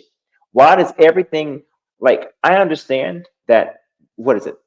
Is it the first? I forget what amendment it is. I'm embarrassed to mention. I think it is the First Amendment. No, it's not. First Amendment freedom of speech. No, the freedom of the press. I think it's First Amendment. First Amendment. I was right. Okay, First Amendment. Damn it, I was right. Okay, shit. Trust yourself. Press, religion, Trust yourself speech. now. Thank you. It's the first. Okay, I was right. Shit. Goddamn. All right. Now shit. Damn it. Now, the part I understand, they have the freedom to be able to, report on the shit, and they should. Got it. I understand it all. But they wouldn't be able to report on the shit if we didn't actually leak the shit, put it out there, and make it so goddamn public. Make that shit public after it's all said and fucking done. Because it muddies the damn waters. Listen, I'll say it once, I'll say it again. I don't know if Mandrell knows, but I'm a registered Democrat. So here we go. I'm a registered Democrat, and I'm going to say this because it's all fairness. Even all of Trump's damn trials or cases, all 4 of them, and 3 of them being federal, the fact that they are as public as they are, why? Handle that shit, because the fact that they're so public taints the jury pool. It does, because a lot of people think he's saying he's guilty already. Already. That's the And that's So how when they're Like, leveraging. They Yeah. do this. This is what they doing with Puffy. They doing it. They did it with Trump. They do it with OJ, everybody. It's OJ. that shit down there in Georgia wouldn't be delayed today because Trump wouldn't be able to use, rightfully so. I'm going to say it. Everybody who supports Trump, nod your head. Rightfully so. Using there we go. Using the idea that Fani is tainting the jury pool by what she did in that Baptist church. Okay. What is she doing in the If Baptist the- church? Well, she got the pulpit. That's what the church gave her. There you go. There you go. I'm watching that trial. I'm gonna tell you something. But the point is, the only reason though, well, go ahead, boss man, finish up. I mean, go ahead. The point I'm making here, I don't like the fact that shit is so goddamn public. It shouldn't be public. Okay. Yeah. Handle that shit behind closed doors. Send us pictures of the damn the pictures of the shit that was drawn, and let us run with it. Okay, if that's the case, or don't send us that shit at all. Okay, don't even tell us. Wait, just fucking wait. But everything does not how have would to be you- How public. would you do that? How would you? The leaks come from the actual prosecutors, right? The leaks that you have. It's not just the press going for the information. Information is available. When they indict somebody, it automatically turns on a spigot for the news medias to know why and what's the details, right? And Yeah, so because the point- prosecutors, the DAs so the will. point is, so when you start looking at it, I don't know how you these days. I don't know how you hide anything if you indict somebody publicly. Our pain when you say the leaks come from the prosecutors, you're being very absolute there, and I need you to back up a little bit. Well, it isn't always the prosecutors. You're right Yeah, you're in the right, sense you're that right, it does you're right, sometimes, you're right. but Listen, sometimes whoever the leaks come from. it's also on the dockets. Yeah, okay, but the point really is, as soon as you indict somebody, sure, right? Yeah, okay, when they first indicted even P. Diddy, they didn't tell us what the indictment was, but it turned on the news media to find out what exactly. That's why they had to come back maybe a day later to say what it was. You can't leave it like that because the curiosity is going to keep asking the questions, and you never. Well, you might not give a fuck, but that's how the news media works. And since now we know it's been corrupted for years, it's just hard to do it. The jury pools almost every case is tainted, and almost every case where there's a person who's a public figure, if they get tried in the place where they supposedly do the crime, it's going to be tainted because everybody's going to know. If I don't, in New York, Donald Trump got convicted in New York because where they had the trials, those people were Democrats. The judges were Democrats. Everybody, he didn't get no fair trial in New York. They refused to move the venue out of the jurisdiction. Why would they move it? Well, they moved. Well, when they killed the guys, when they beat the shit out of these, that guy in California, they moved the goddamn trial in Semi Valley. They didn't try those cops in Los Angeles. When Rodney King got his ass kicked, they moved the trial. They moved it to a pool of white cops somewhere.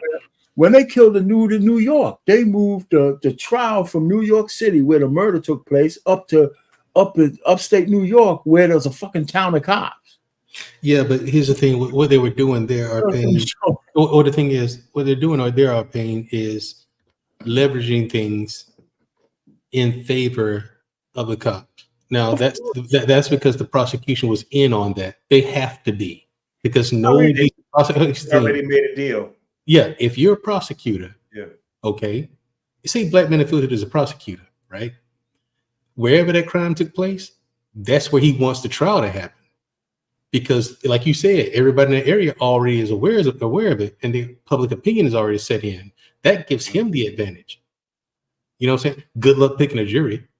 Well, Mandrell, that's constitutional. Hold on, people. Are you talking about That's Mr. Brown? What they? Hey. Look at it. Nick is sticking. Kareem Akbar. That's right, the educated brother from the bank. He's the real head of the CMB, the brains behind the whole thing. I told you, this thing is bigger than Nino Brown, and I gotta listen to you. If I'm going down, I'm taking a whole lot. Where a trial, yeah, it was Cat Williams. Where a trial takes place relative to where the crime took place, that's all constitutional. It is, but like our pain said, there's times where they move the trial out of that area, out of that jurisdiction. Right, but that's at the discretion of the judge, right? Yes, and they convince the judge of that because they cite safety and blah blah blah. But we all know that's bullshit. You know what I'm saying? But it's a game. They do it. The bottom line is what y'all need to understand is people. The federal government does whatever the fuck they want, and there is nothing. I ain't say they weren't crooked. I ain't say that. I said that Black Man Afoot was pointing out the hypocrisy within it. I never said. Oh, I agree. I agree with BMU on the sense that there's corruption.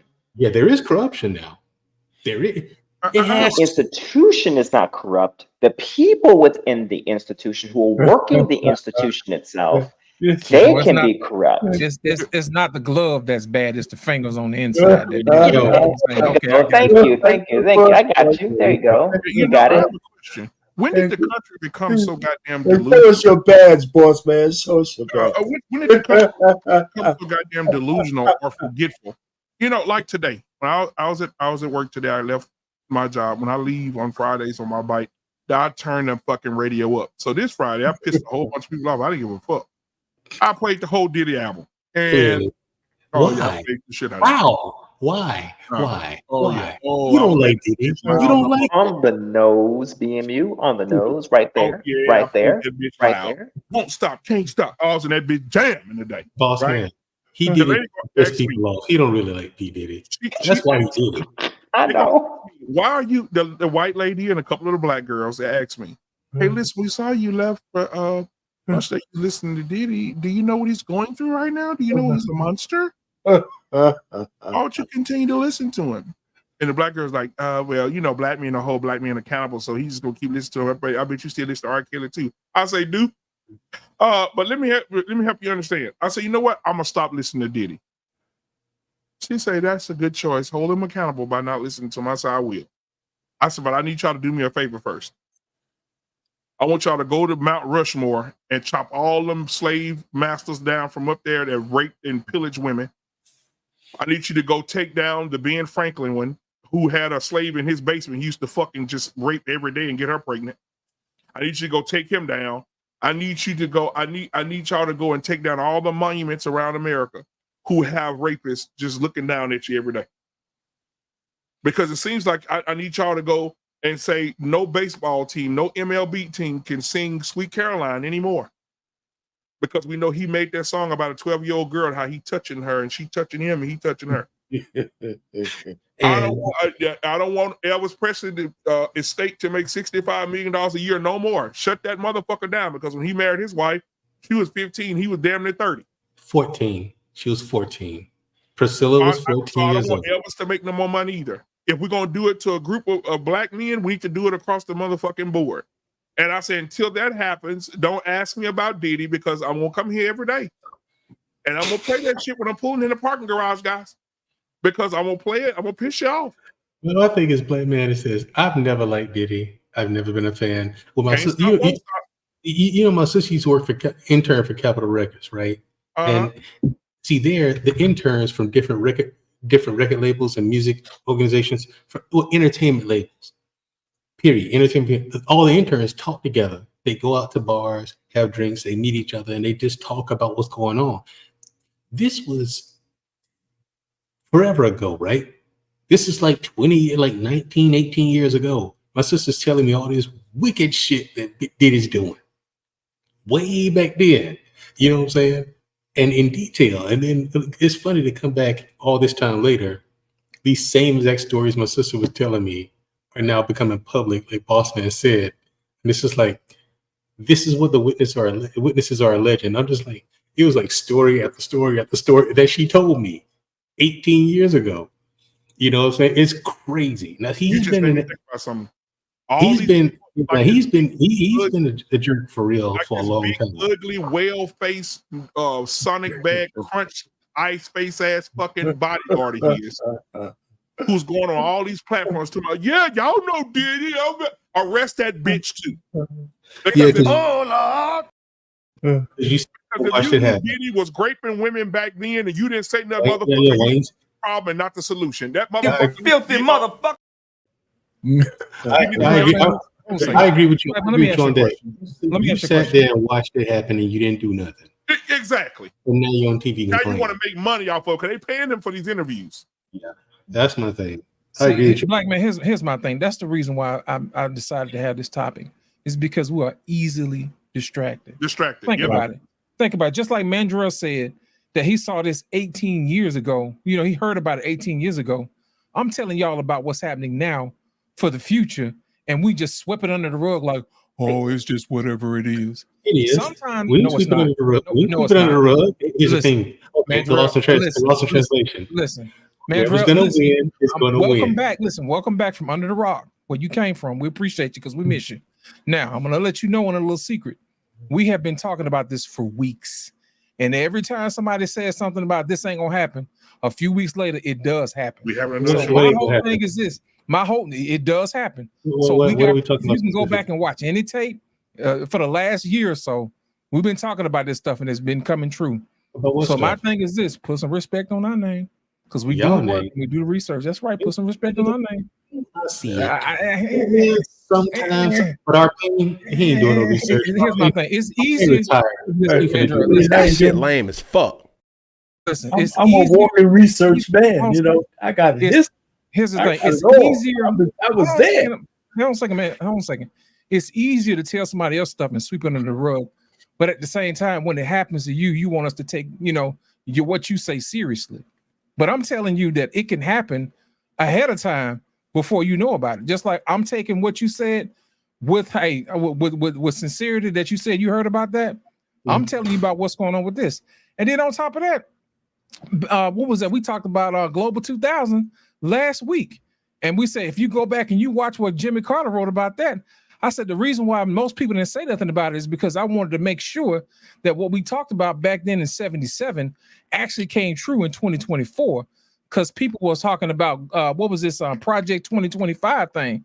I said, y'all worrying about Project 2025. Y'all need to go back and see what happened to Global 2000 with Jimmy Carter.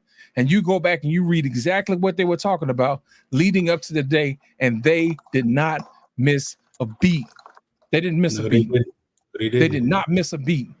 I So get my what you're thing is, saying, though. it's easier to call somebody a conspiracy theory in the moment, but when time passes on, all those people who y'all thought was crazy, those are the ones who usually turn out to be right. And that's the reason why sometimes we have to get better at noticing the game in real time versus waiting until we have been abused. We got a $10 super chat from Big Ann 11. He says, Diddy had more baby oil than Payne, and Payne is in the Stripper Hall of Fame. Appreciate it, Big Ann. Thank you. Who else we got, man? Who needs I know 1,000 bottles of baby oil, man? I mean, Yeah, and but lube. see, that's the salacious part of it, right? Because nothing about the baby oil is criminal. No, it's just funny. Suspect, though. It's just funny. Damn. It's just funny. It is funny. I'm not saying it's not funny. I'm just saying to add that in, he's going through the criminal indictment and he said, "Oh, by the way, we found crates of baby oil and shit." You know, I mean, okay, he went to Costco. You know, That's no, weird. don't put in fucking boxes. That's weird, Boss. but it ain't criminal. Yeah. Go ahead, boss. Boss, can you bring in Coach Ferg, and then I wanted to comment on another part of your cool your film. Cool. Ladies and gentlemen, welcome to the show. Trey Ferg in the building. What's happening, brother? Sorry about that delay, brother. No, man. It's perfectly fine, man. I just, been in the clouds, man. It's a lot going on. Shout out to my football team, 6 in a row, but yeah, man. All right, congratulations, man. I don't know. Before you go, Kurt, let me get this out the way real quick. Big Ant, he said Diddy had more baby oil than Payne, and Payne is the stripper. And he's in the Stripper Hall of Fame. Where was you? We just read that shit already. BMU, you ain't paying attention. Yeah, we I just read like 3 minutes ago. Lost just brought I ain't talking about easily distracted. Yeah, I'm over here download more videos, man. Because oh my god, for you big ants, since they already read the shit. The yoke of the devil has been destroyed. Fuck the frail shit. Cause when my Hey, man, you let that play. You've been going too long, man.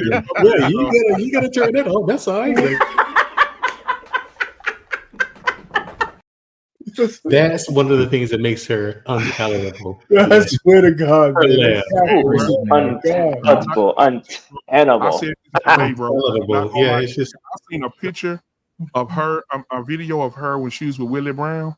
Man, when she was in her 20s, bro, that thing was bad, boy. Yes, she was sexy. Fuck, bro. Like I was like, damn, that's Kamala Harris. Damn, she was. Well, she was beautiful. Well, the thing is, she's not ugly now. Let me say this. Let me say this. President. First of all, man, Gerald, congratulations, man. Congratulations to you. And two, man, Gerald, I see your face is cleared up too, man, since you got married. Man. Salute to the wife, man. Salute to the wife, man. Hey, salute to the wife, man. I can see you got a little different. Now you really light skinned, man, Gerald. Oh, Lord.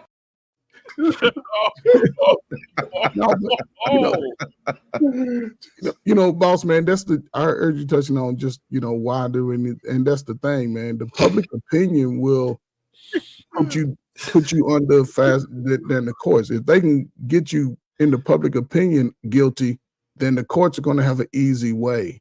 You know what I'm saying? Because why would they have the reason to put out baby oil on worldwide news? You know what I'm saying? Baby oil, is that okay?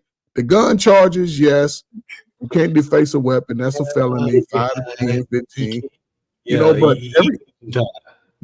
this thing will probably drag out for the next 2 years.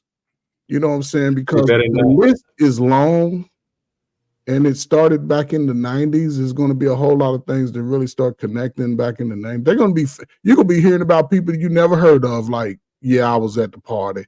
You know what I'm saying? So that list is scary. And you notice a lot of celebrities in the music business, they quiet as a mouse.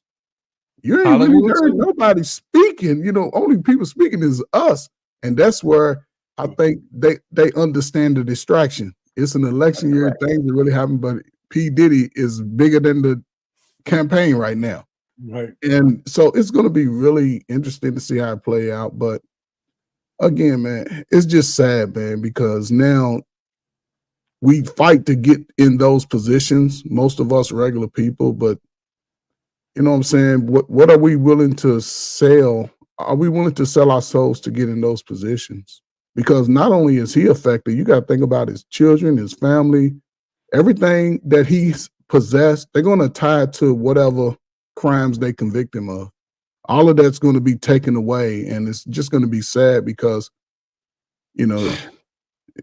what do we do? I mean, how can others get past this? Because it's going to be somebody else after P. Diddy, and it's just going to be people we look up to.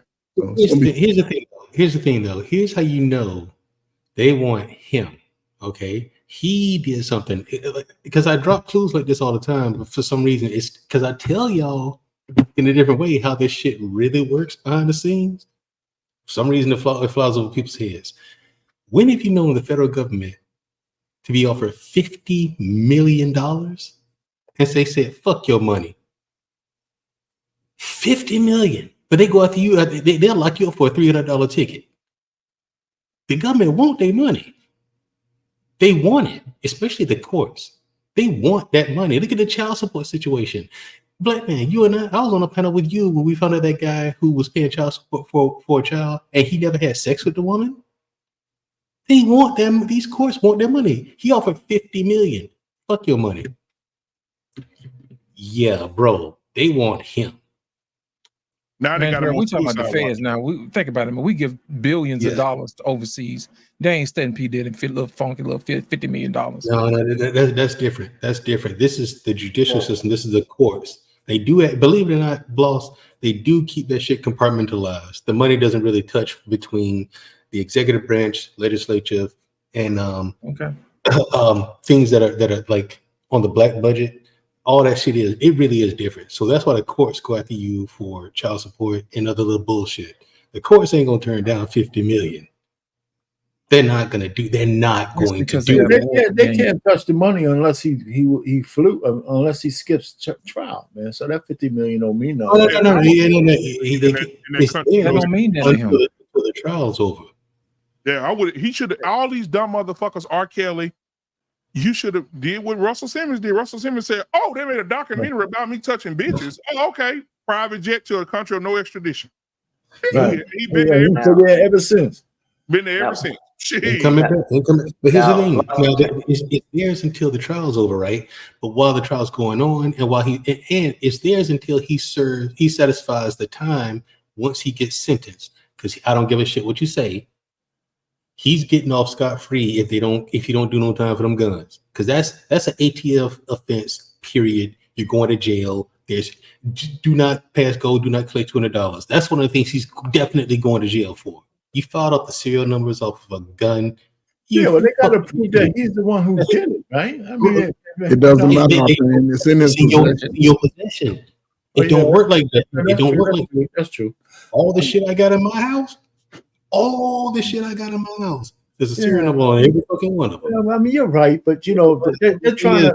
The problem is they can collect interest off of the assets that he forfeited until he satisfies the time that he does in prison. So that means from right now till however long he does in prison, the government's conducting interest off of that.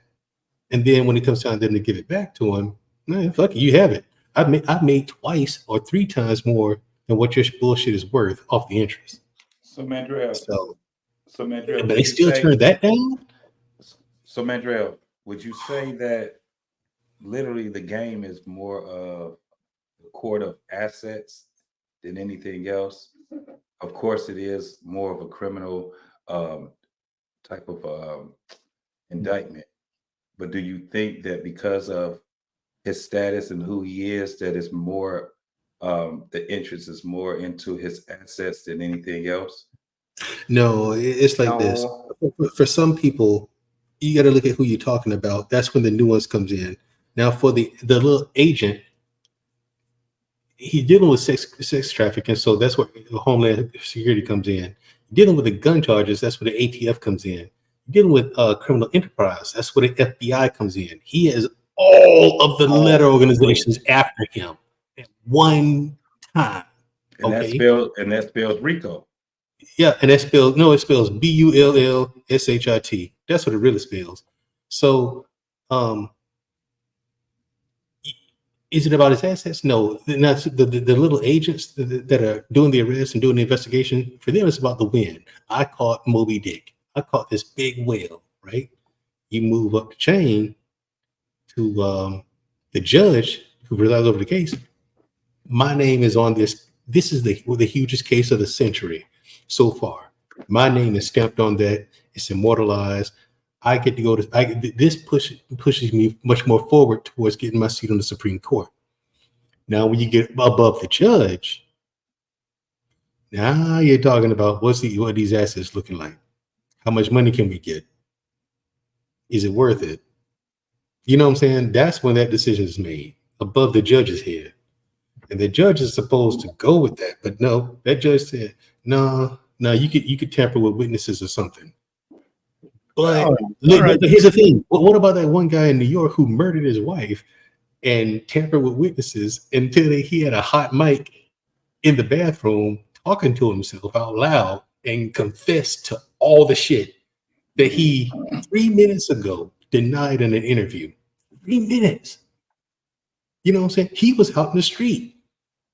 He was a billionaire or a millionaire or whatever, but I mean, he killed somebody. Diddy ain't killed nobody. This ain't a murder case. So why is he not out on bail off $50 million? So that's what I was going to go to. Mandrell, let me ask you, how long has Diddy been on the run? How long has Diddy been on the run? Not 1 second. He's never been on the run. He's been investigated, but he hasn't been on the run. Oh, you mean on the run since they like a warrant is for your arrest and your ass is on the run type. No. Here's the thing: when they came and picked him up, He had just agreed to turn himself in. He had just brokered a deal with them to turn himself in, but they came and got him anyway. So for the news, for the photo op. No. The photo ops, the press wasn't called. That's the weird shit. Arpain. They didn't call the press. They didn't do like the cameras that you see were surveillance cameras. Yes, it wasn't the press out there taking pictures. That's the weird shit. That's what I'm saying. And you take that into account. Plus, they turned down $50 million for bond. Yeah, but you let murderers. Oh wait, but you let murderers walk around. You make too big of a deal about the bond. I think that's a key thing, Arpain. I mean, no, it's just the key thing is I think you're making a big deal about the bond says I'm willing to put up $50 million if I run, you get it. It's not they don't get the money unless he runs. But it ain't about the money. It ain't about the money. They still make money off the interest because they still make the interest money. I hear you about the interest. I mean, I still say that's not. I hear you. We could make a big deal out of anything. But the purpose is a distraction. How is this a distraction from what's going on in terms of the election? Oh my God. Okay, in terms of the election. Hold on. Hold on just a second. You do the 11 got a $10 super chat. He said Tyler Perry and Mud Deer are next. Maybe. Mud Deer. Scorched Earth is Diddy got tape on people hidden with Russell Simmons. All right, man. I appreciate that. I got something for you, man. Here we go. Who the hell is this nigga you feels the need?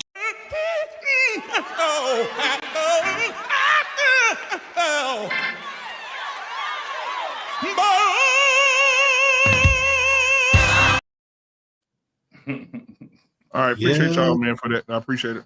All right, go ahead. It does distract from the election because this is going to be a big case. He's a high-profile individual. You know, he's a celebrity and all that, music mogul, and people just want to see him go down because of the rumors that they've heard. Public opinion, a lot of people have already made their mind up that he's guilty, and they just want to see him burn. Now, the whole thing with Kamala Harris and Donald Trump, listen, people got their mind made up, Arpain. That election is over. The people who are going to vote for Trump are going to vote for Trump. People who the debate, understand, debates are supposed to be for people on the fence or in the middle. People who haven't made the decision up yet, but even those people have pretty much made the decision based on that last debate. Trump looked horrible. He did a terrible job. I don't think it's changed that many minds anyway, man. Because the numbers. The people on the fence, it did change their minds. I really disagree. This is how I look at that. Trump looked real horrible. Yeah. No, but he always. This is the thing, is it ever a time? He was made to look horrible. Let's be honest about But that. is it ever a Call it like it is. But is it ever a time that Trump was not looking awkward or horrible? This is the funniest thing about Trump. Yeah, when he defended Hillary. No, but this is the thing. People laugh at him when he says certain things. And then when the shit comes to fruition, everybody's silent like a motherfucker. When Trump was telling everybody about that goddamn, I'm going to build this wall, right? He started to put the money behind it. Had the shit coming up. They already had it where the wall was about to be built. Everybody was saying that Trump was a racist. He was racist for doing it. And they were talking about this motherfucker was crazy for wanting to build a wall.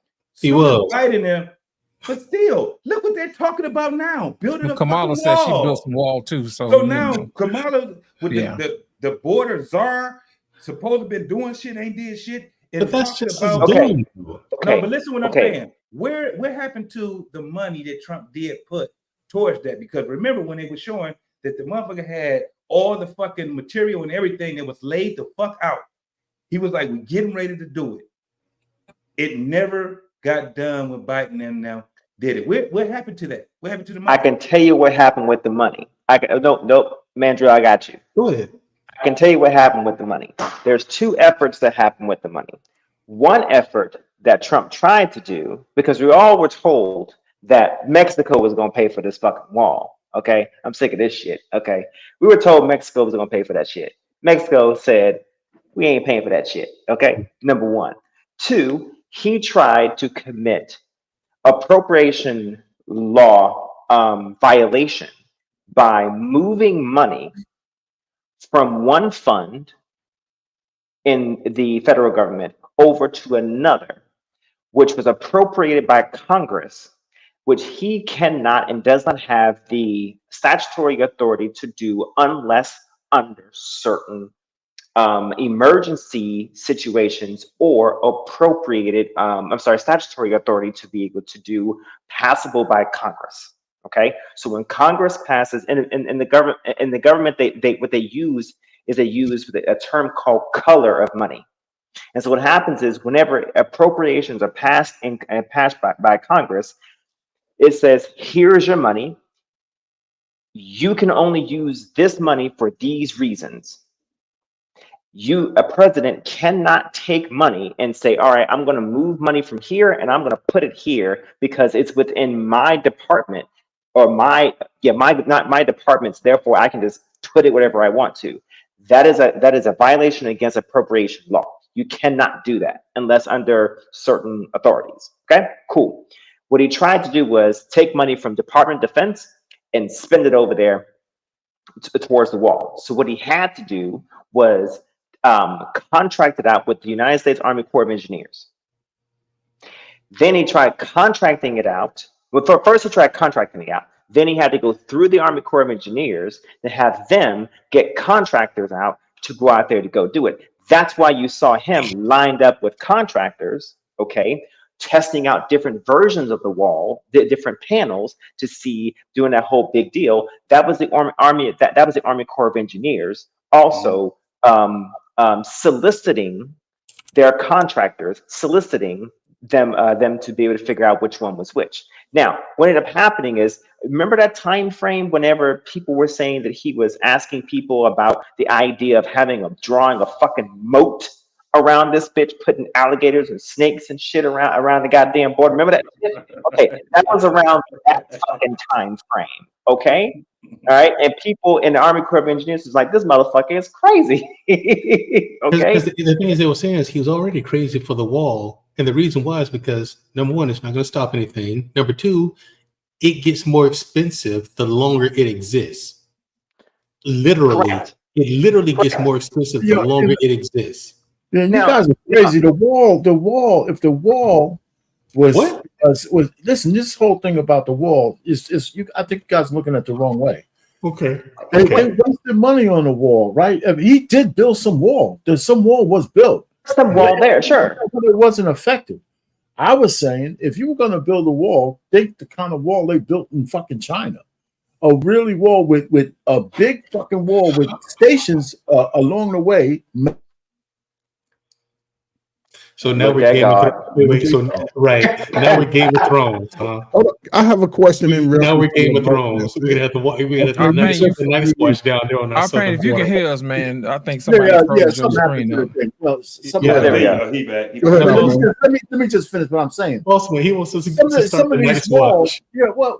listen, you're gonna have a chance to talk, man, Joe. Some of these walls, if you built the wall correctly, right? When you put money, when the government spends money, it creates jobs. If you're gonna do that, and you're gonna put those billions of dollars, you got to build something that you can man. You got to build something that is modern and something that works. It's all just engineering, right? So if parts of the wall had to go across water, we have the technology to do that. Now, based on what happened now with all of these migrants and illegal immigrants coming in, we would have loved to have a goddamn wall that was functional.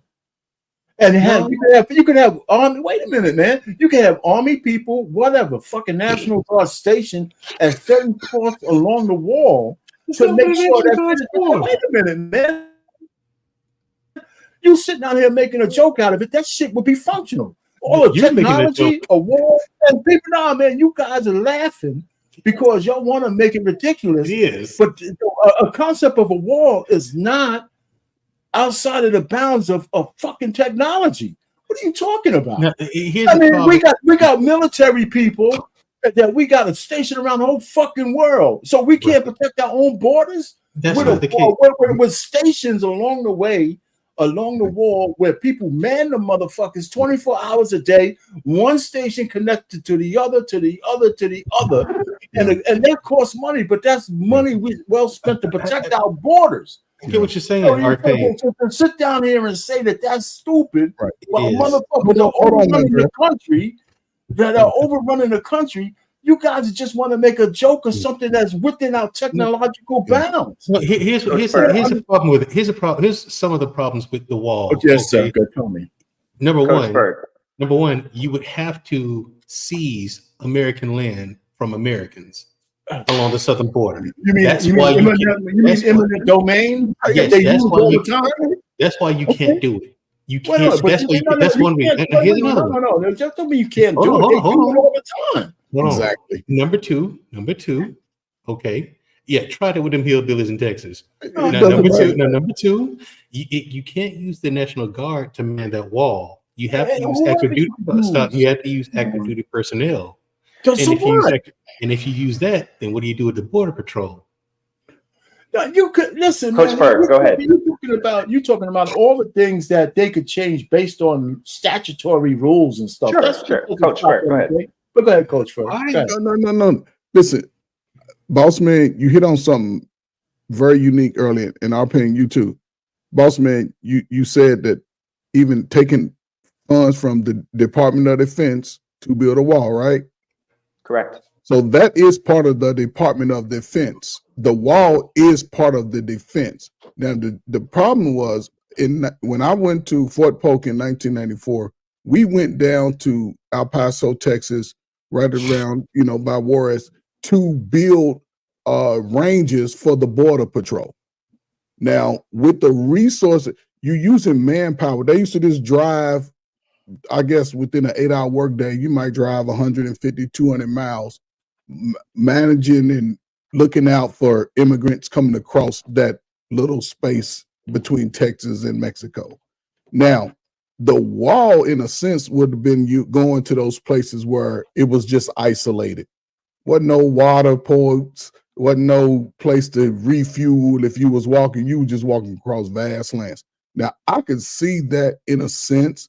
The different, like the civil engineers, the people that work within the military, those are contractors. That's top dollar. Y'all know the military's charged top dollar to do any project. They get the money off the top. 180 now, every 6 months. What he was saying was, let's not just continue to spend all this money. Let's just build a solid foundation and call it a day. Now, going forward, we can allocate this money for the military, who's always going to get the top dollar. We can take some funds and allocate it towards other spaces, because he was, but in his mind, because he's not a career politician, he wasn't in the military, he doesn't understand that. Now, the problem is, if you take that money to build this, what are we seeing now? We're seeing that we saw the greatest influx of immigrants since Donald Trump got out of office.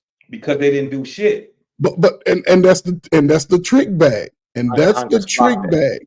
They didn't do anything. Now we're funding two fronts. We're funding two war fronts. We're funding all the money that could have went to the wall. Biden is giving $800 million. How many times? 2 or 3 times? Oh, you know what I'm saying? Yeah. He's allocating funds, and that's just Ukraine. Now so I can see in a sense the wall, but again, if he does that, that's part of our defense. Now, I don't understand why the wall is part of their constitutional duty to protect the United States. Yeah. And I don't see why we to goddamn Ukraine or Israel. Those immigrants are coming to poor people's jobs. Hold on a second. Let me introduce y'all to a concept that I think we're probably overlooking. The wall itself doesn't have to be physical. It can be ground penetrating radar, powered by solar. You know what I mean? That type of thing, because we have the technology and the capability to do that. So you don't physically have to have somebody out there. All it takes is, think about it, in Area 51, you go out there, they don't have to see you to know you out there. They know you out there because the sensors tell you you're out there. So my thing is that it'll be cheaper to do that in areas that's like vastly remote, and you don't have to do that. And of course, you know, you have cameras or whatever, and everything's powered by solar. You don't have to have a physical fence. Now, places where it would be advantageous to have a fence, then yeah, you want to slow those type of people down. Places where there are access to roads, that type of thing. Yeah, you want to have stuff like that in place. But my thing is this: I think we're putting too much stock into building a quote unquote physical wall that people have to climb over to defend. That's all I'm saying. I don't want us to get bogged down into the weeds. Yeah, because like our opinion was talking about the Great Wall of China, but my thing is over here, if we were to do that, you got to deal with, you have to pay the people who own land that crosses the border between the United States and Mexico. You have to pay them what their land is actually worth. That's number one. Number two, for the concrete, the rebar, the construction, and everything, and for the maintenance alone for the wall. Let's go with what Liz said. Let's go with what Liz said. Forget what I said. Let's go with what Liz said. They've done the numbers. It gets more expensive the longer it exists. But maintenance alone, but that would just kill us. Listen, what I'm saying is, even if you do it electronically and using the best technology, you got to have somebody monitoring the stuff. Yeah, I agree with that. Have somebody on call to go and take action when you see intruders. So those people have to be dedicated to that. I don't care whether it's the border patrol or whoever we assign to it. The fact is, we can find whoever's assigned to it. That's who does that job. So that was whether they exist now or we create somebody else just to do that. We could do all of that stuff. So we can go beyond our technology to protect our border. Right. So that was my point. My point was that they were still looking at the president at the time as if he was crazy when he said we got to do something. Nobody said, well, not the way that you're saying doing it, but we got to do something. In return, the president that came in, him and his vice president, didn't do shit. In fact, they did the total opposite. That's right. They removed protection. They did, right. It's the same thing that's going on. And at the end of the point, because I understood, and y'all got to remember, Trump is fucking 80, damn near 80 fucking years old. So what he said, he ain't never been a man of tact or anything like that. When he was saying the shit about they're eating pussy in spring, when he was saying it, people laughed because of how he was saying it. But come on, man, he was just trying to make a point. The man was just trying to bolster. And I hate that he said it because it did look bad. And everything that he said, even remember the COVID shit. The motherfuckers was mad at him when he was like, I'm not taking that shit, and I don't advise nobody else to take that shit. You can drink a cap full. You can drink a cap full of Clorox, folks. Bleach. Bleach kills everything. Right. Drink a cap full of bleach. Terrific. Terrific. He was fucking up. Arpain, let me ask you a question, man. Yes, sir. Arpain, let me ask you a question. When do we start listening to cynics and stop listening to visionaries? What's up, Poppy? It seems that's always to me.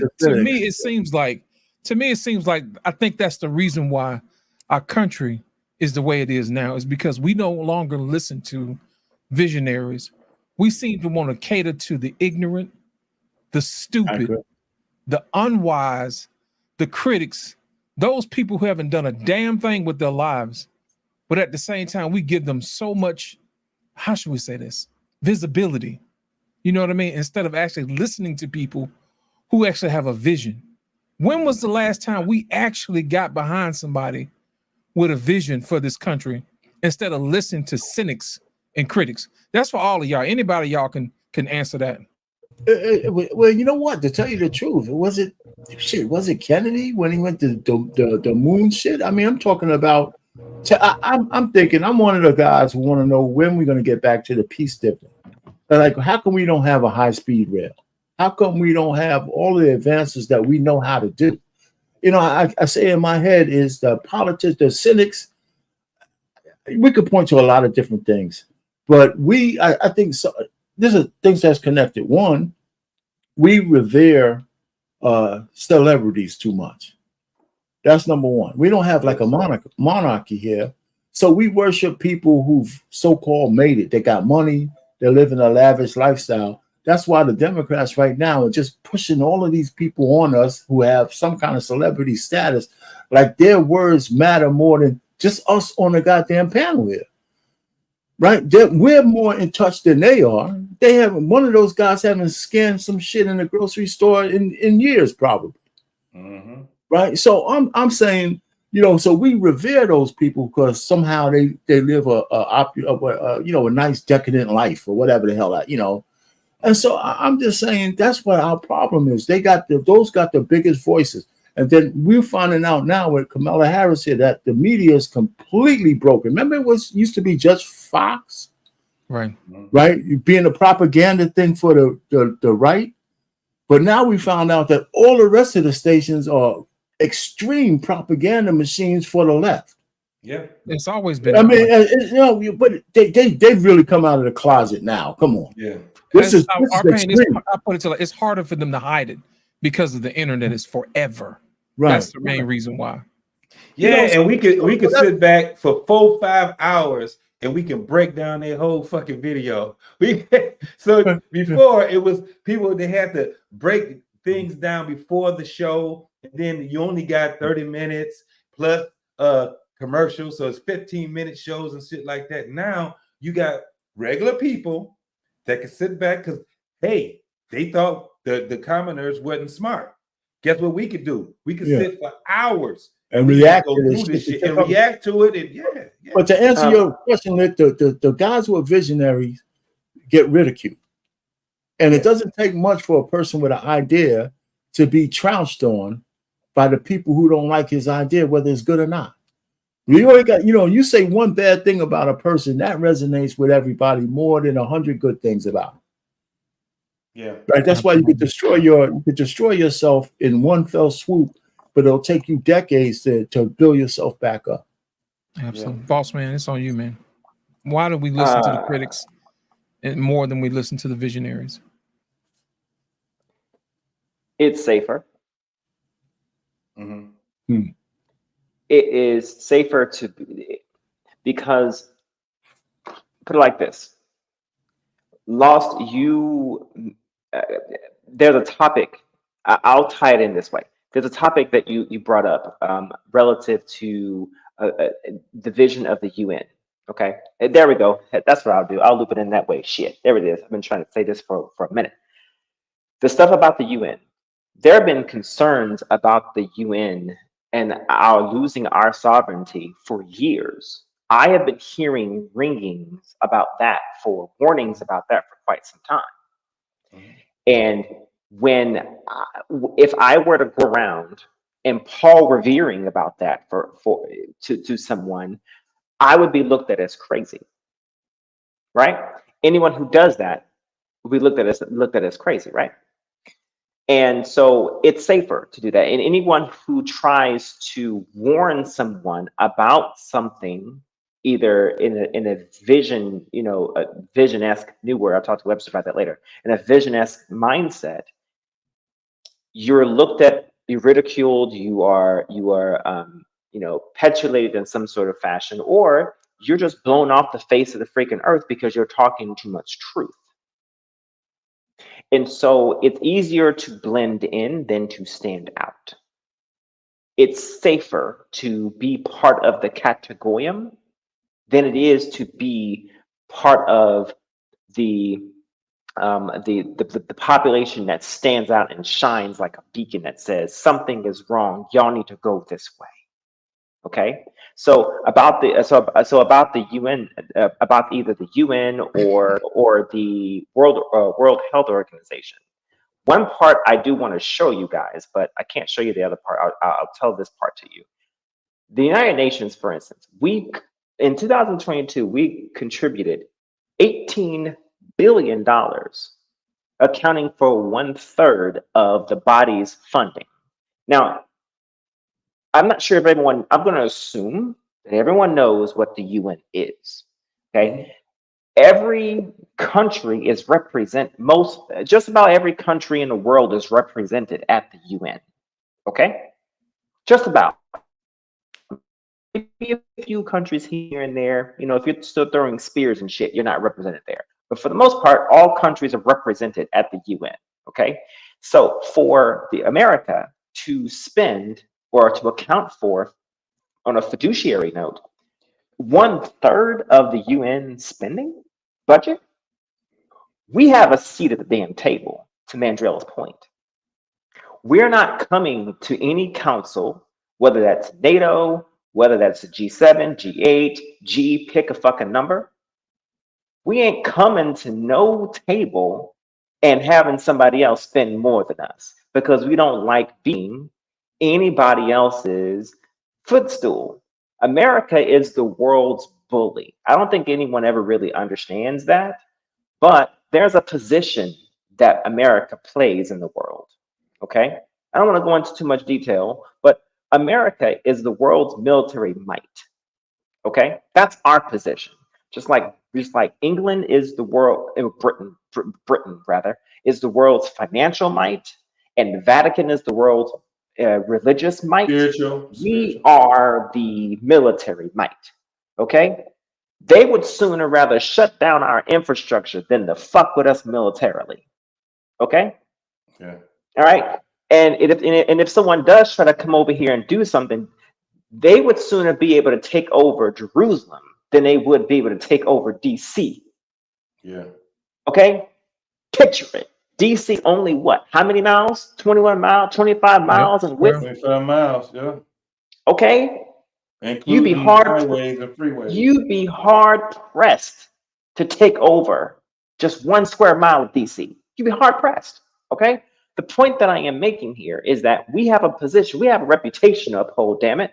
We can't hardly make a goddamn thing in this country, but goddamn it, we most certainly will blow the fuck out of every goddamn thing you stand for. Okay?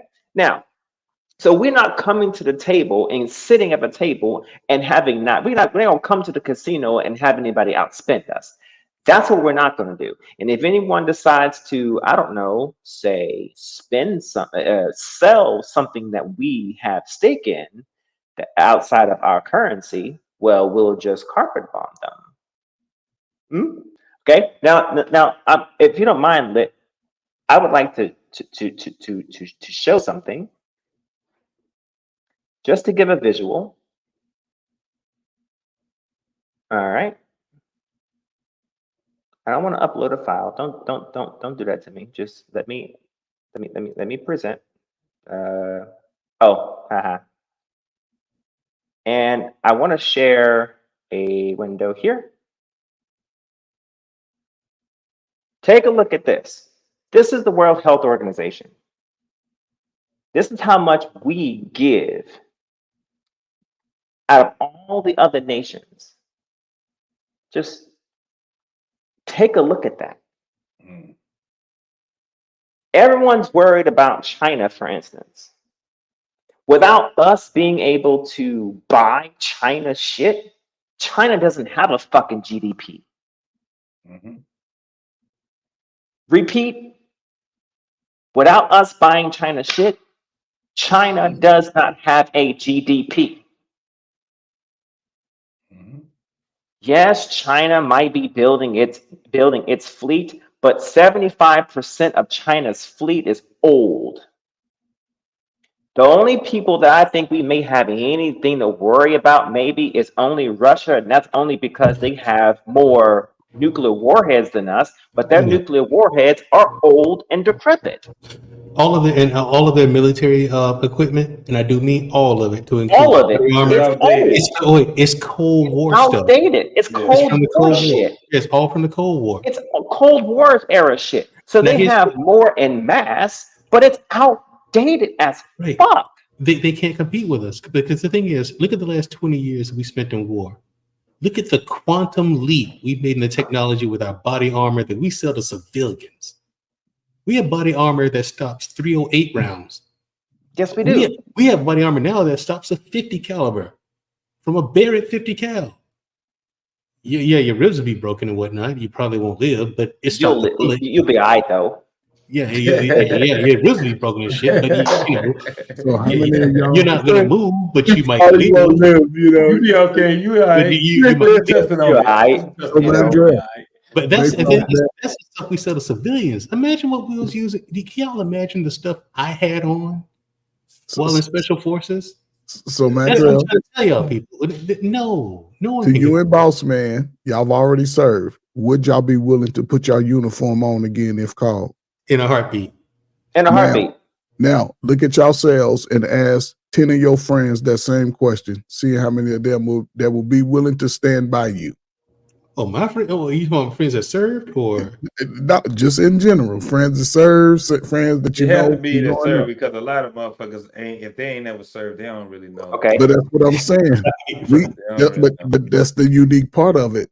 You know, America has this so-called freedom stance, but in a sense, you know, we got to look at it, man.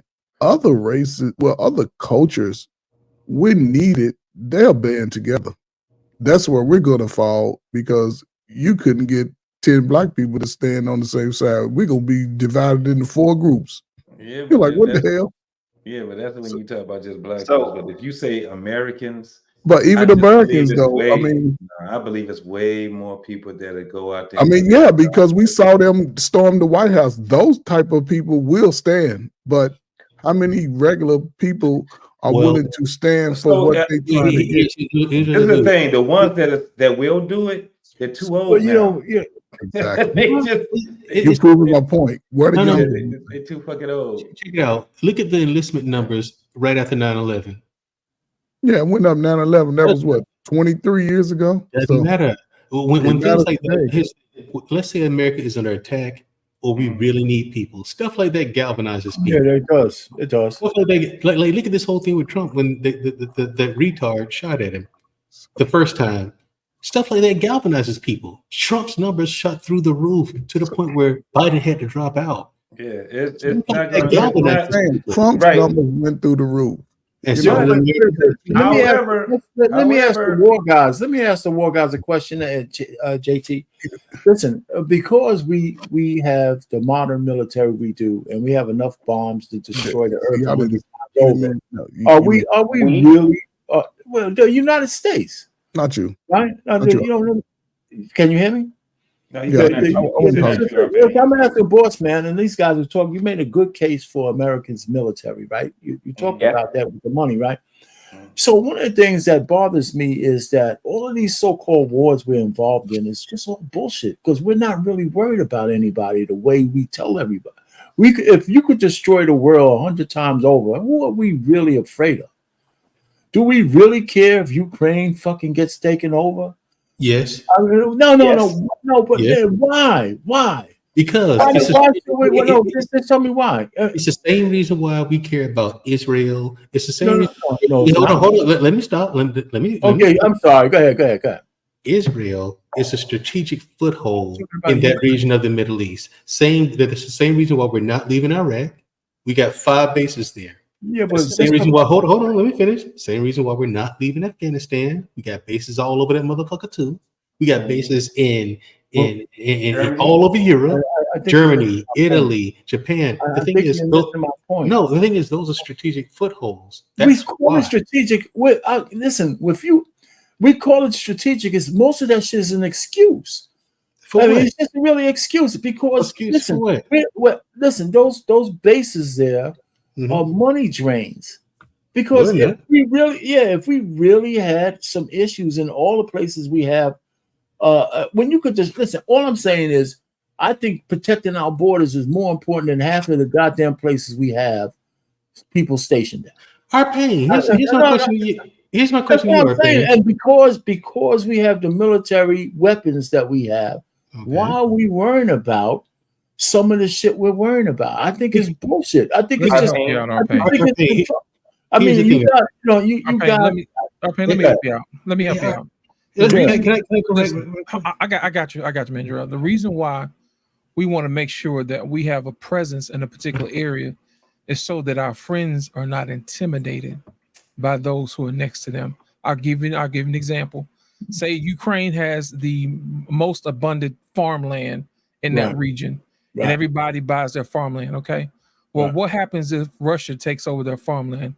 That means England, France, and all the rest of those guys starve.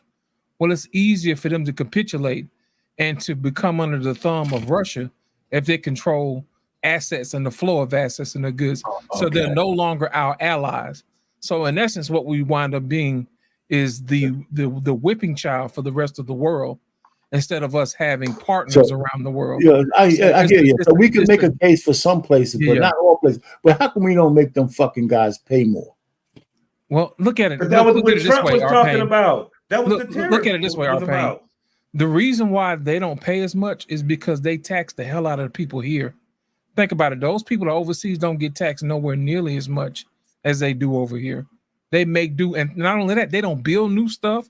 When was the last time you seen high-speed rail in France or England or whatever? They use the same old stuff. They're not innovating, man. They think that's charm. That's their thing. But our infrastructure is falling apart. But if you go to places like Japan and China and Dubai, those places look like they living in the dadgum future. You know why? Because their resources pay for their stuff, and they're not spending their money on war and weaponry. Right. Arpain, here's the thing, man. If you're going to have an empire, you got to make moves like this. And let's make no mistake about it. We are an empire, period. End of it. So, but didn't the empires do overextend themselves from time to time? Sometimes, but we're not. That's what I'm saying. We can trim some of the fat. No, we're not. But we did though. If you go over to a lot of these spaces that we had the U.S. military at, a lot of those concerns are gone. A lot of those air bases are gone. They've shrunk down, especially over in Europe. They shrunk down so much where it's kind of like they done gave Europe back their damn country again. But you got to understand, it is a strategic way on how you move, because this is the craziest part. In America, ask the average person where in Georgia, where's all the military bases at? They don't know. They probably know what Fort Bennett. Very few people know what Fort Stewart is. They wasn't in, because they say the closest big city, it ain't really a big city, but the city everybody pretty much know is Savannah, right? And they're 30 minutes away from there. But when you see how they're strategically set, man, that's a lot of these bases is like cities. The old Fort Hood, I don't know what they call it anymore. It's a freeway that goes in the middle of that place. Same thing with Fort Bragg. Huge. Same thing with Fort Bragg. Strategically set, so if some shit go down, we're there. In Michigan, right? We ain't even got a base. Indiana is where the closest Air Force base is, the closest military base, right? But guess what we have? One of the most strongest and hugest armories there, right? That's what it is, sitting in a place that you don't even know. It's right there in front of everybody's face, and they don't even know what the fuck it is. It's a big ass armory. Yeah, I can see what we have in the United States strategically. No, but I'm saying, but that's how they do it overseas. Also, you ain't just going over there. You would think that it's some concern or some shit like that. You don't know a lot of times. So the point really is that every so often we have a BRAC. Right, we have a base reduction act, right, where they reduce. Okay, so every so often we have that. So I'm saying that we, in order for some of the innovations we need to do here, we need to look at moving some money in the overabundance of the military industrial complex in order to fix certain things in the infrastructure. And I'd say we could do that without weakening our position around the world. Because we could destroy everybody if we had to. There's nobody that we could destroy everybody. We don't have to be right there. We got all the technology. We gave up Afghanistan, and no, we didn't. No, well, for the most part, we did. No, we didn't. We got five fully manned bases over there in Afghanistan. Period. We gave the control back over to the Taliban. No, we didn't. Yes, we did. Don't believe the bullshit on TV. We don't never leave nowhere, bro. Don't believe that bullshit on TV. I've never known a place that we fully left once we set ground there. I just we don't still know. in Southern Vietnam. Everything else is all that's a negotiation. We still in Vietnam. No, it's not a negotiation. We ain't left. Yeah, we are still in Vietnam. Yeah, we didn't leave. By the way of Korea, not to the levels that we were at before. So I know we're still in South Korea because we have a threat right across the border. Yeah. So I mean, I'm what's just saying across the border? North Korea. Huh? We're in South Korea because we got an active threat right across the border, right? A threat to who? To South Korea. You think Kim Jong-un is a threat to South Korea? Oh, come on, man, Joe. I think so. He can't keep the lights on past 8:30 Yeah, at night. I know, man. That's what we're talking about. That's for his people. I understand that. But he said, what threat? You don't have to take what's grand and nonsense. What threat? He got no money. My point, then. You proving my Isn't point. that right there where North Paranoid Korea by and these South guys. Korea is right What there? you got, boss man? Right, where's that? Where's that? That little ass spot right there, that little speck right there. Show me where that little boogie is. He's up there. Right there. That's a little ass boogie. Hang on, I'm gonna try to blow it up. There we go. So you guys are proving my point there. Right, we need to bring it up some more, man. You gonna have to look like that little shit. Hang on, I try to move it. Hang on. A threat. I said, don't shoot that little shit no more. Right here. That's Kim Jong-un right there. That little spot right here. Oh man. But you gotta understand who his big brother is now. Understand his big We gotta brother. do is see some blood and crips over there. Yeah. We ain't even gotta have shit. Just get a couple of. Look, right here. This is Little Rocket Man right here. Little Rocket Man right Why do we there. have everybody over there then? Why do we have But he is a threat to We South get us some Korea. little 16-year-old over there. Oh man, you guys are killing me, man. So what I have right here is a general. What I have right here is a general idea of military conscription around the world. Okay. Yeah. All right. So yellow is no armed forces, and red has conscription, and blue is no enforced conscription. Okay. And the reason why America is blue is because I'm gonna explain this really quick. Because someone mentioned that part of our military defense is our border. I'm going to explain. I'm going to debunk that in a second, because the Army, Marine Corps, Navy, and Air Force cannot operate CONUS unless in martial law. Well, you know, the unless is a big thing. I mean, we could change that if we want to. That's a big goddamn thing, our pain. Yeah, but martial law is a big motherfucking thing. It's not now, I got a character on this bitch, but I'm gonna tell you something. Martial law is a big goddamn thing. Yeah, but they listen. What the point really is that those things can be changed by statutes, right? No, it cannot. Do you understand what martial law is? No, martial law is that's how they do that shit. That's Middle East shit that we'll be experiencing. Type shit. Listen, okay, so you talking active duty military walking down the street, patrolling shit. We ain't talking about no National Guard, bro. We need the National Guard. They got the National Guard for that, though. And these hard-headed dudes out here, they can't get along. What I'm saying is, we can put the proper people in place to do the job that we need to get done. This is simple as that. Pain, what he's the proper people in place. Look at all of those riots that we had, right? The LA riots, the Detroit riots, all of that.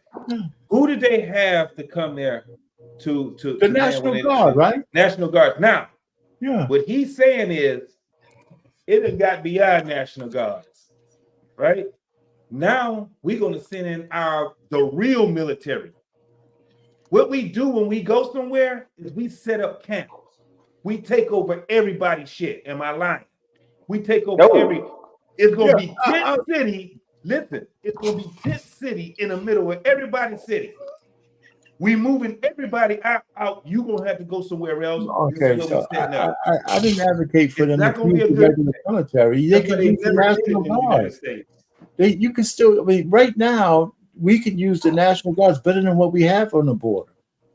Man, them motherfuckers want to work. Some of them motherfuckers got jobs. They like, I just want to go. Let me ask you a question. This is for everybody. Hold on a second. This is for everybody on the panel. Before we get bogged down in the weeds. This is for everybody on the panel before we get bogged down in the weeds. Say, for instance, you had a bully like America who got all the guns and all the weapons or whatever. How would you take something like that down? Now, remember, they don't make shit but excuses. You know, they don't make microchips. They don't You know, they don't make steel. They don't do none of that stuff. You know, they build cars and work at the mall. Okay, but they got all the weapons and all this other stuff. How would you take down something like that? Well, so I'm trying to think. I don't fully understand what the question is. The question is take down the exercise is how would our enemies take us out if they can't beat us militarily? That's the question. Well, they'll use other ways from within. They'll have us take each other What are out. some of those other ways? Let's talk about them. Well, propaganda is one. No. Well, hold on. The propaganda is what's got us where we are right now. American propaganda. Well, some of that. Well, we say it's American propaganda. Some of it is. Well, Okay, some of it propaganda is is. one. Propaganda is one. Which is What's one. another one? Which is one of them. And Boss man, it's on you. Yeah. Barpain gave us propaganda. How would you take down something like America that's got all the weapons, you know, and all the money? You would take, well, okay. Two things. One, you would knock out our infrastructure, specifically our electrical grid. The grid, okay. Two, you would take away our money. You would devalue our money. All right, thank you for that one, JT. How would you take care of a superpower like America? How would you render them useless? Well, I will go and make sure I get a visa. No. You're the enemy. Yes. The visa doesn't matter. You know what I'm saying? Unless know you if talk about I'm the MasterCard enemy. or something. No. I'm saying you won't know that I'm the enemy at that state, right? It'll be a lot of us doing it. We will make it implode. We'll get behind enemy lines, right? And do what? Take over and destroy its infrastructure. How? Definitely What are we talking destroy about? its infrastructure. What are we talking about? The power grids. We're talking right. about the when it comes down to Intel and set up to be an Intel terrorist. All right. When it comes down to I would get people to have jobs. We could get regular ass jobs, and we'll take. This is what they're doing right now. Hack everything, credit cards, hack all the things that we can get in right now. They're doing it now, but they're just not doing it. So you would get into and sabotage, scam everybody. The electrical and the infrastructure as far as electronics is concerned. Is that correct? From the inside. Yes, sir. All right, Mandrell, it's on you, man. They didn't gave us our pain and gave us this other stuff. Boss man and JT to give us. What would you do to destabilize a country like America? Well, here's the thing. The bottom line is people don't give America enough credit. We got way too many checks and balances and the backup to the backup to the backup for us to really be taken down in any kind of head up way. You have to somehow, roundabout way, take away our credit. It has to be something financial. Yeah. It has to be. Like you can't. You're incredibly stupid if you engage us in a ground fight, or so on you sea, cut the money off, or something. right? You have. That's the only way. You have to render our currency useless. Okay, it's the only way. Fantastic. Thank you, Mandrell. All right, Trey Ferg. If you were going to destabilize a nation the size of America, what would you do? Everybody's giving us something different. Man, destabilize a country the size of America.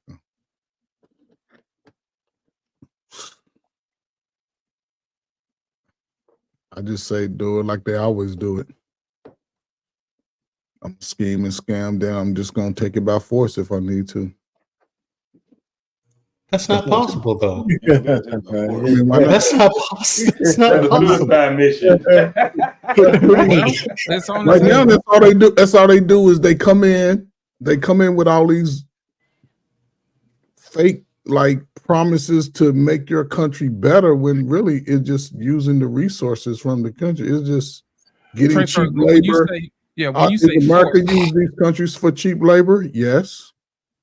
Trey Ferg, when you say force, do you mean force like attacking specific I wouldn't routes or something like that? Like say for instance, waterways to affect commerce or something like that, or transportation of goods and services. Yeah, transportation, the tariffs that they use to bring goods, that a lot of that it just comes down to the money and the resources. They not work. Okay. Whatever country produces, they just limit the access from to around the world. There you go. Wait. For the record, there's no such thing as an EMP bomb. EMPs are fake. That's just for movies. The only way to create an EMP is if you parachute a nuke into the atmosphere, and once it goes close enough, you detonate it, because that releases a flash of an electromagnetic pulse.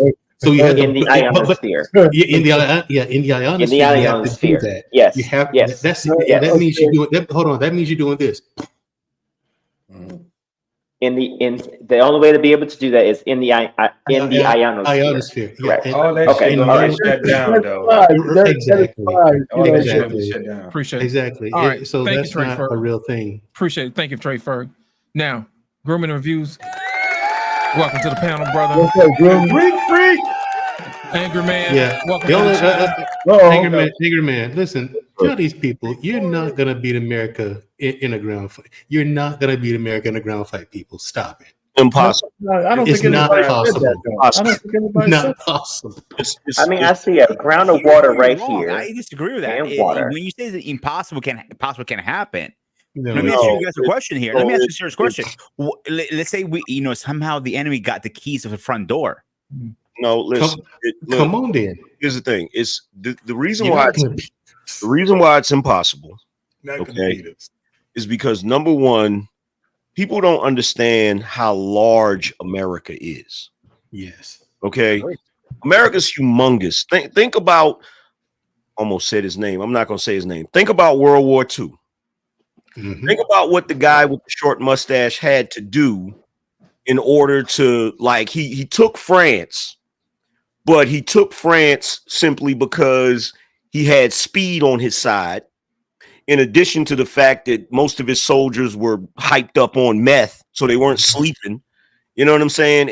And even once he did that, he still Russia was problematic. A few other places were problematic, right? If you tried to forcibly take America, right? You're only going to be able to occupy a certain area, right? Then you got to worry about the fact that we are one of the largest armed citizen countries in the world. And in addition to all of the militias that we have, in addition to the freaking, I mean, the Hell's Angels alone are going to be problematic. Like legit, like then you got all of these gangs. You feel what I'm saying? And like I've said before numerous times, if anybody tries to take over America in a land fight, you got three groups that's going to be problematic. The three groups are the veterans that live here. That's one group. The niggas that are gangbangers and shit. That's another group. And the freaking rednecks. That's another group. So just those three groups alone are going to be problematic because all of them are strapped to the teeth. You feel what I'm saying? So it's just not going to be, it's not going to be viable. The only way you can take America is by doing what they've already been doing, which is destabilize it from within by turning people, by changing the psychology and socialization of the way people operate. Right now, you have people that are against, they're against religion. They're against authority. You got the young fighting against the old. You got the women fighting against the men. You literally have people in this country that go to college and literally get taught to hate America, right? So that's how you destabilize it. There's a guy, I can't remember his name. He did a freaking there's like a documentary. This guy, he's like an ex-KGB guy, and he's like literally on the freaking blackboard explaining how countries destabilize other countries and stuff. And he broke it all the way down. You feel me? Right. The reason why I asked that is because we're so easily distracted and entertained that when the people start moving stuff on the chessboard, we got to start paying attention to what's going on. Now, earlier we talked about destabilizing the currency. What's the big thing now that's opposite of the dollar now that they're working on? Anybody raise your hand? Class. Anybody? Was it the BRICS? Crypto. Exactly. Crypto. Exactly. What is BRICS? For those who don't know, who would like to explain? It's like, Boss man. Oh, go ahead, Angry Man. Sure. Yeah, go ahead. I don't know totally. It's like a few different countries putting their currency together or something. I don't know. Yeah, so essentially with that too, but essentially what they're trying to do is they are establishing a separate currency, but they're trying to, if you were to zoom out, they're trying to establish a new centralized bank or a centralized currency to rival the current centralized bank, which The SWIFT is system that we have now. correct, which Right. is a component of the centralized bank that we currently have right now is the Federal Reserve. Each country has a centralized bank, representative of the centralized bank. The head of the centralized bank, well, do I want to say it on here? No, you don't have to say it. No, let's not do that. It has a head somewhere else, like a hydra, okay? But it has a centralized heartbeat somewhere else.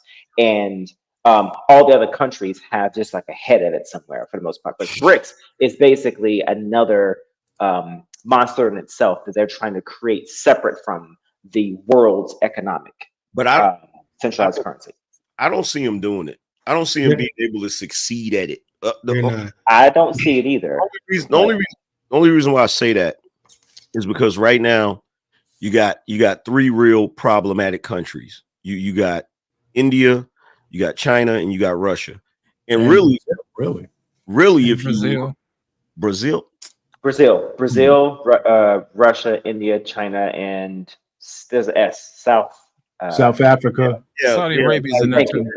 Saudi Arabia. Saudi Arabia's in that too. But here's the thing: like if a crew rolled up to jump somebody, you know, the biggest dudes in that crew is going to be India, Russia, and China. The other dudes are just along for the fucking ride. Let's be real, okay? So like, even with them, the only one that's really problematic, in my opinion, is Russia. Because China has its issues going on with its economy that they don't really talk about like that. Yeah, but Angry Man, Russia has been dead broke since the fall of the Cold War. They've never recovered. Yeah, How are they a problem? Yeah, but the reason why I say that they're a problem is because of Putin. Oops. He's probably why they haven't recovered. Would be my argument, but wouldn't it be his relationship with the United States? What I'm saying is here's the thing, right? The most dangerous thing in the world, above anything else, is a man that inspires like hearts and minds. You feel what I'm saying? Putin has that. He has that ability. You feel me? When you look at China got an issue with their economy. They got these freaking abandoned cities and stuff, and they're literally destroying their environment over there. Most people don't even realize this, but the amount of concrete they pour is destroying their environment, like literally. You know, what I'm saying? The land irrigation. They can't plant crops in places they used to plant, be able to plant. And then I know what you're talking about. The whole cities that they built, but no one ever moved into it because no one can afford to live there. Yeah. Exactly, because like let's be real, you put that much concrete on the ground and stuff, it's gonna make the ground barren, right? So then you got India, and I think I've said this before with you on here, Mandra. I don't know if I said this with the rest of the guys. You know, we got to do something because all three of those countries, their military goose steps. And I don't give a shit what nobody say. Anytime I see a military goose stepping, I look at that regime as a super villain regime. I don't care what nobody say. That goose stepping shit. No, the moment you see the goose stepping, I couldn't be president.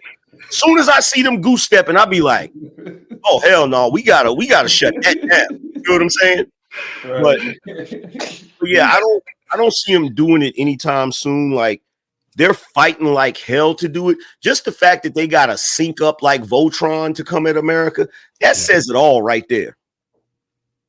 Yeah. And like I said, the only my whole thing was the only way you could take down America, somehow, some way. You guys listen to too much fake news, man. You have to devalue our currency. somehow, some way. Hi. You got to find a way to do that. Here come a Well, we're doing a Kine. pretty good job of that now Here, because here, we're printing all this money. So here come a Kine talking this smack.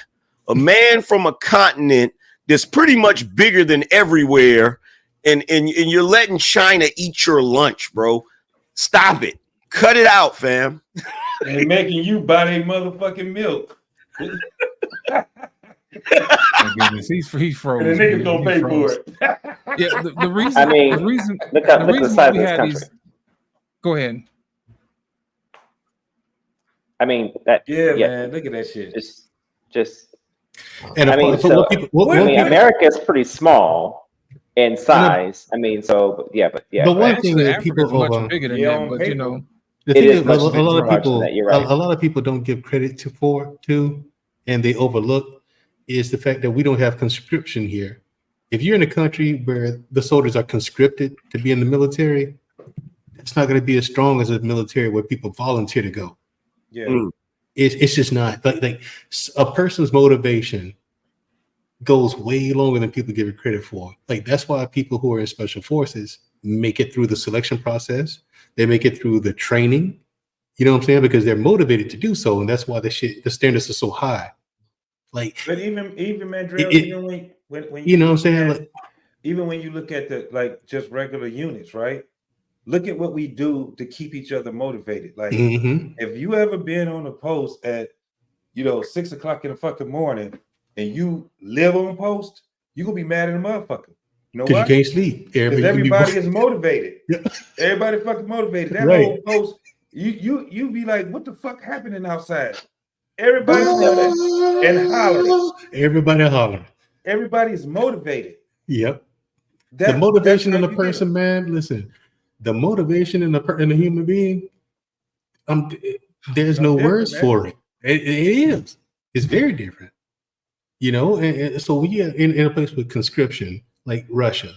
And then what did this war in Ukraine teach us? Russia ain't got shit. They fighting with all that bullshit from the Cold War. Their soldiers are trying to use steel plates as body armor. The problem with steel plates is the ricochet of the bullet. It'll hit you in the chest, but it'll go straight up through your fucking face. But that's why we can use our selective few to go out there and go, combat, actually man-to-man combat, right? But for the most part, it's just a bunch of fucking nukes, a bunch of fucking missiles going over. We ain't doing all that shit. And then when they start getting the units to go there, like I said, if you did that shit in America, you will see exactly how these other countries feel when we come through that motherfucker. We come through there and move everybody the fuck out of there. Once you start seeing 3,000 fucking M1s and goddamn Humvees and shit rolling and fucking up your goddamn roads, you don't know whether to be mad or glad. You like, right? What the fuck is going on? Like, I'm well, we got telling you. some good news and we got some bad news. The good news, we here to y'all. The bad news, y'all gotta get the fuck out. Yeah, because honestly, JT, them M1s ain't finna stop for shit. Ain't stopping for a And goddamn nothing thing. on the road is gonna stop an M1. You know how many children get smashed out there following those damn tanks and shit? And if you're in the M1, you don't even know you ran over anybody. But look, you can't even tell. Here's the thing. Look, here's the thing about somebody invading the country or whatever, right? You know what nobody's paying attention to? When the pandemic happened, gun sales went up like 300%. There was one area it was up 700%, right?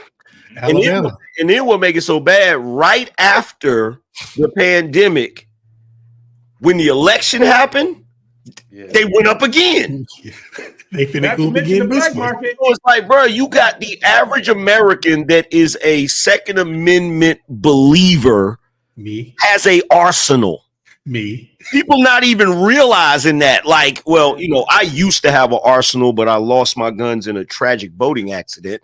But the average American has like ridiculous artillery. Like, it's not even a game. Like, during the pandemic, I could not find anything except I couldn't even find buckshot. Yeah. Yeah, it was hard to find brass, man.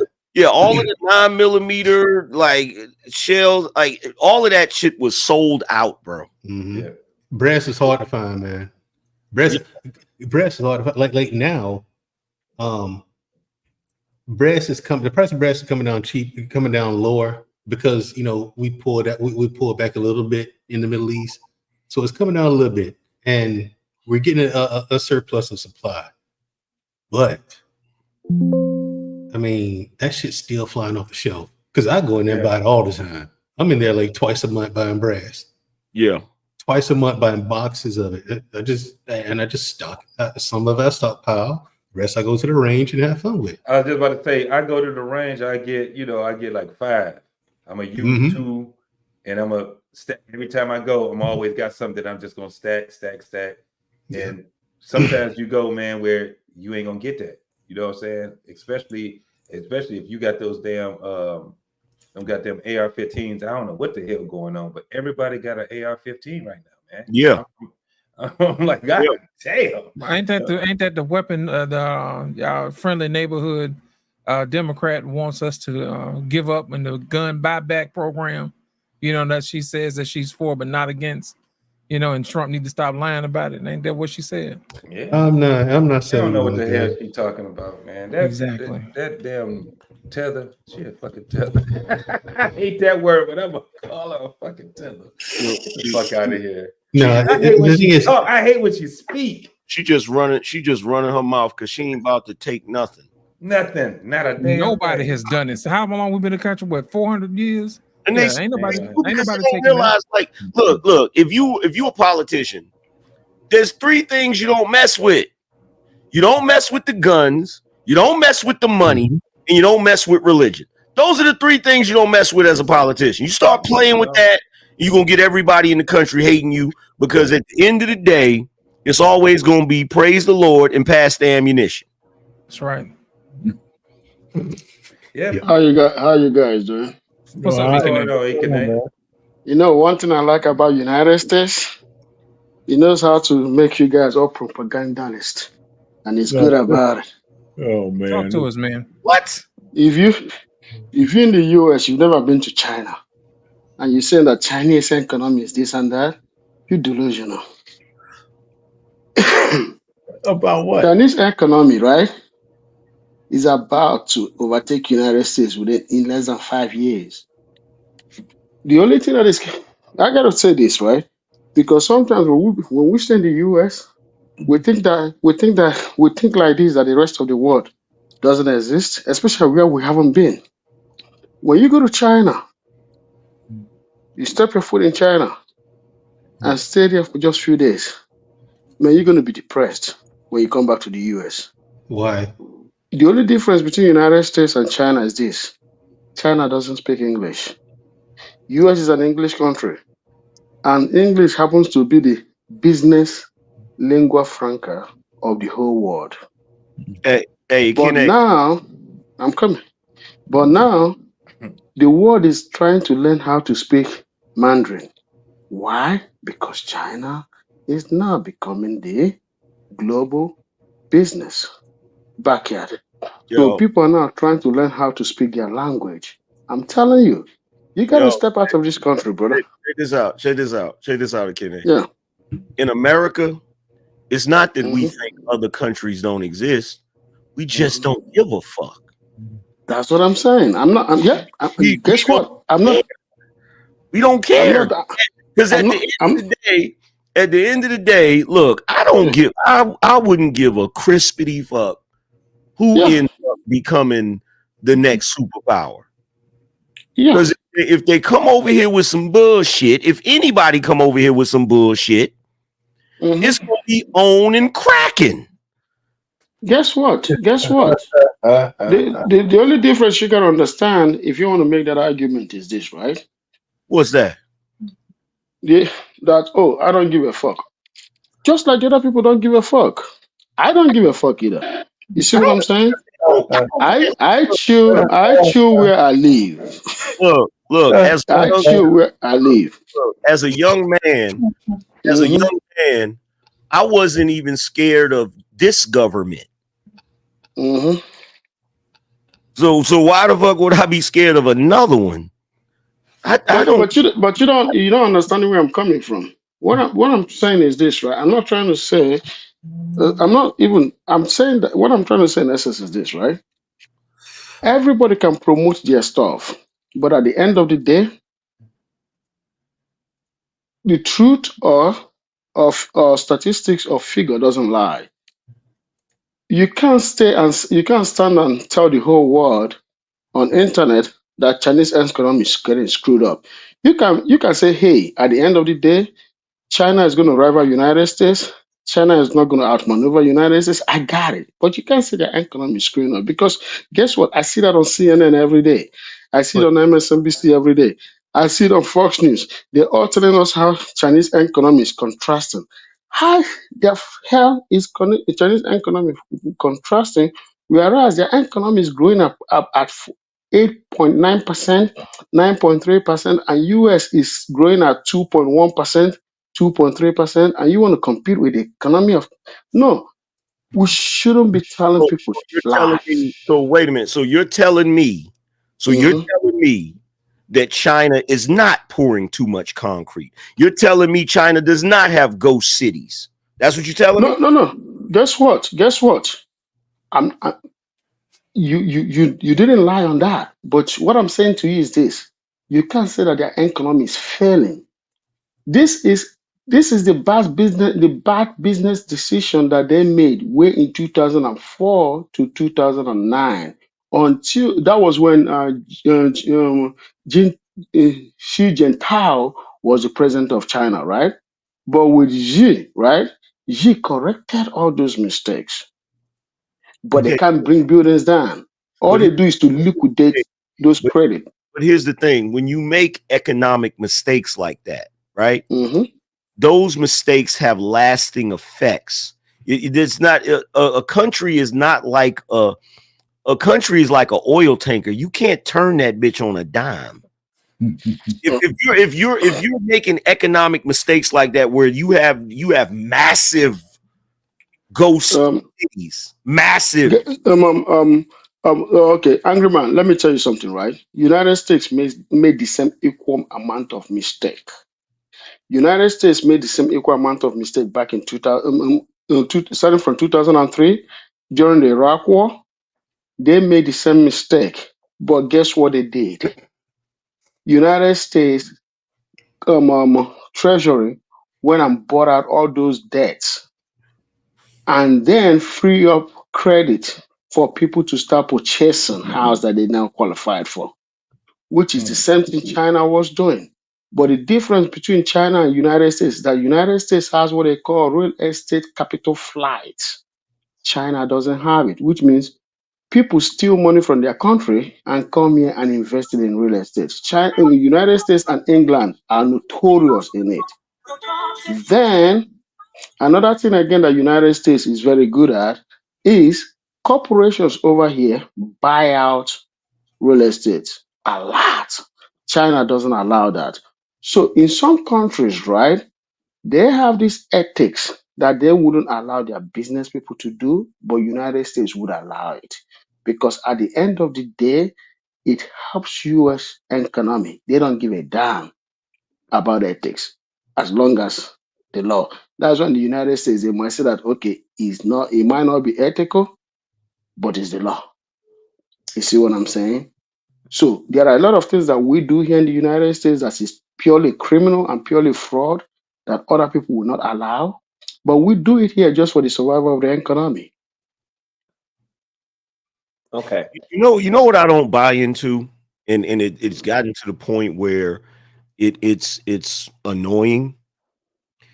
In the world that we live in, we have rules that were made up by people, right? And so then we take those rules and then we run with it. And we refer to countries as if, oh, they're unethical or they're evil. Is that the case, or are they just winning because they're actually utilizing a strategy that works? I would say that is not the case because guess what? I will give you two examples, right? Why is that is not the case? If you move outside, there's something called emission, right? When you go to somewhere like Africa, Middle East, they're trying to tell them how to restrict their emission, whereas the same United States and China are the two biggest emitters, but they're not restricting their emission. You see what I'm saying, right? Is that ethical? You want other people to do something that you're not willing to do for your economy because you know how bad it is for your economy. Just watch out the debate between Kamala Harris and Trump. Both of them support fracking, whereas all over the world they don't want people to frack. Both of them support nuclear power system stations, whereas they're trying to tell the rest of the world you don't need it. So what is the issue with fracking? Let's go into that. What is the issue with emissions and fracking? Okay. When you do fracking, right? This is the big problem with fracking because I got to tell you because I studied that in the university. I studied mechanical and energy, and fracking is part of energy. At the University of North Texas, right? We were doing a research on fracking effect, and guess what? Within that same year of doing doing the studies on fracking, Texas government, yes, governor of Texas and the House and the Congress of Texas approved fracking in Denton. So the ExxonMobil started embarking on the fracking process. Upon doing that, one thing that is used in fracking during fracking is water. You got to have to pump a lot of water into that rock in order to alter the rock formation to dig for oil because you need water to drill through concrete, right? Within 6 months of that happening, guess what happened? Bam, earthquake. Happened in Denton. It's never been recorded of earthquake in Texas. University of Texas had earthquake of 3.5 magnitude because of fracking. By the time we were graduating, in the state put a hold on fracking because Texas already has a problem of land shifting because of the disk of the earth, and now you're doing fracking. So Texas, which is oil hungry, right, had to stop fracking because fracking is not good for the system. This is my field, and I'm telling you that fracking is not good. I'm looking at both of them, and I said, you know what? They are politicians. They're going to want to win elections, so they don't give a damn. Go kill yourself. That's all politicians care about because they're telling you that fracking is not good, but you want fracking, right? Go kill yourself. But I'm telling you, as somebody that has done studies on it and I've taken magnitude data collection on it, it's not a good way of collecting oil. That's why Canada prefer the sand oil that they get instead of the fracking process. Okay, well, first of all, Canada sucks. Let's get that out the way. And Canada they stopped paying their bills too. I just found out too. Yeah, Canada sucks. Canada's horrible. The thing about it is what does the world look like when you're not fracking, when you just stop, like, because this argument that everybody keeps making about using, and I agree that we should depend more on nuclear energy, but this idea that we're going to stop using fossil fuels, I don't think we're in a space. No, we should have stopped using fossil fuel. We're not in a space where we can do that. So it's not that we're not in the space where we can do it. There's a lot of oil to dig out of the ground, but the thing about it is that when it comes to automobile oil, United States can produce automobile oil because United States oil contains a lot of sulfur, high degree of sulfur. They can produce automobile oil, but they can produce heating and cooking oil. You see what I'm saying? So in order to bypass Venezuela, because Venezuela has a lot of oil that can satisfy the whole of North America many years to come. Too bad the civil war's going on down there, ain't it? And guess there is no civil war going down there. And guess what? This is the reason why. This is the reason why I might be the wrong person to appeal to in this conversation, because if I was you know, in charge, if I was the supreme leader of America and I knew that about Venezuela, I would take Venezuela by force. But you can't. But it's not possible. You know why? Because the reason why it's not possible. Forget about all this fighting that they're doing and this If you give destabilizing me Venezuela. the might of the U.S. military, you think I can't take Venezuela? I'll tell you why it's not possible. You know, okay, let me tell you something, brother. It's not easy to bomb a country anymore, I unlike didn't. before. You could have done that 20. In fact, you know what? The United States successfully did it 40, 50 years ago, right? 30 years ago, 20 years ago against Saddam. Today is not that possible because most of these countries now have built allies that are Okay, reliable. so you're saying it's not feasible. It's So possible, but it's you know, not it's not feasible. both feasible, both feasibility, both feasibility, not So, feasibility, both so feasibility if and possibility, right? You can't count it. You know why? Once you drop a single bomb, you can plan all the war that you want, but once you drop a single bomb, there are allies I coming didn't to their say aid Okay. right away. Allies ain't gonna do shit. wait. First of all, I didn't say anything about bombing. Okay, that's you getting too far ahead, brother. I'm not talking about bombing, okay? If I was the supreme commander of the United States and I had the might of the United States, Venezuela wouldn't have no damn allies. That'd be the first thing I would do is I would make sure that they don't have any damn allies. And But you would think I was Darth Vader. I would take that shit, bro. But guess what? The United States tried to take it since two. You know what? What you're saying is, I love what you're saying, but those days are gone. You know why? In fact, it was gone from Venezuela before Hugo Chavez came. As soon as Hugo Chavez came, that's why United States hated his ass. Because once he came, he started forming those relationships. America was mad at him, and he kicked out ExxonMobil. Right? You remember when he kicked out ExxonMobil, Yeah. and then America kicked out Citgo. You remember?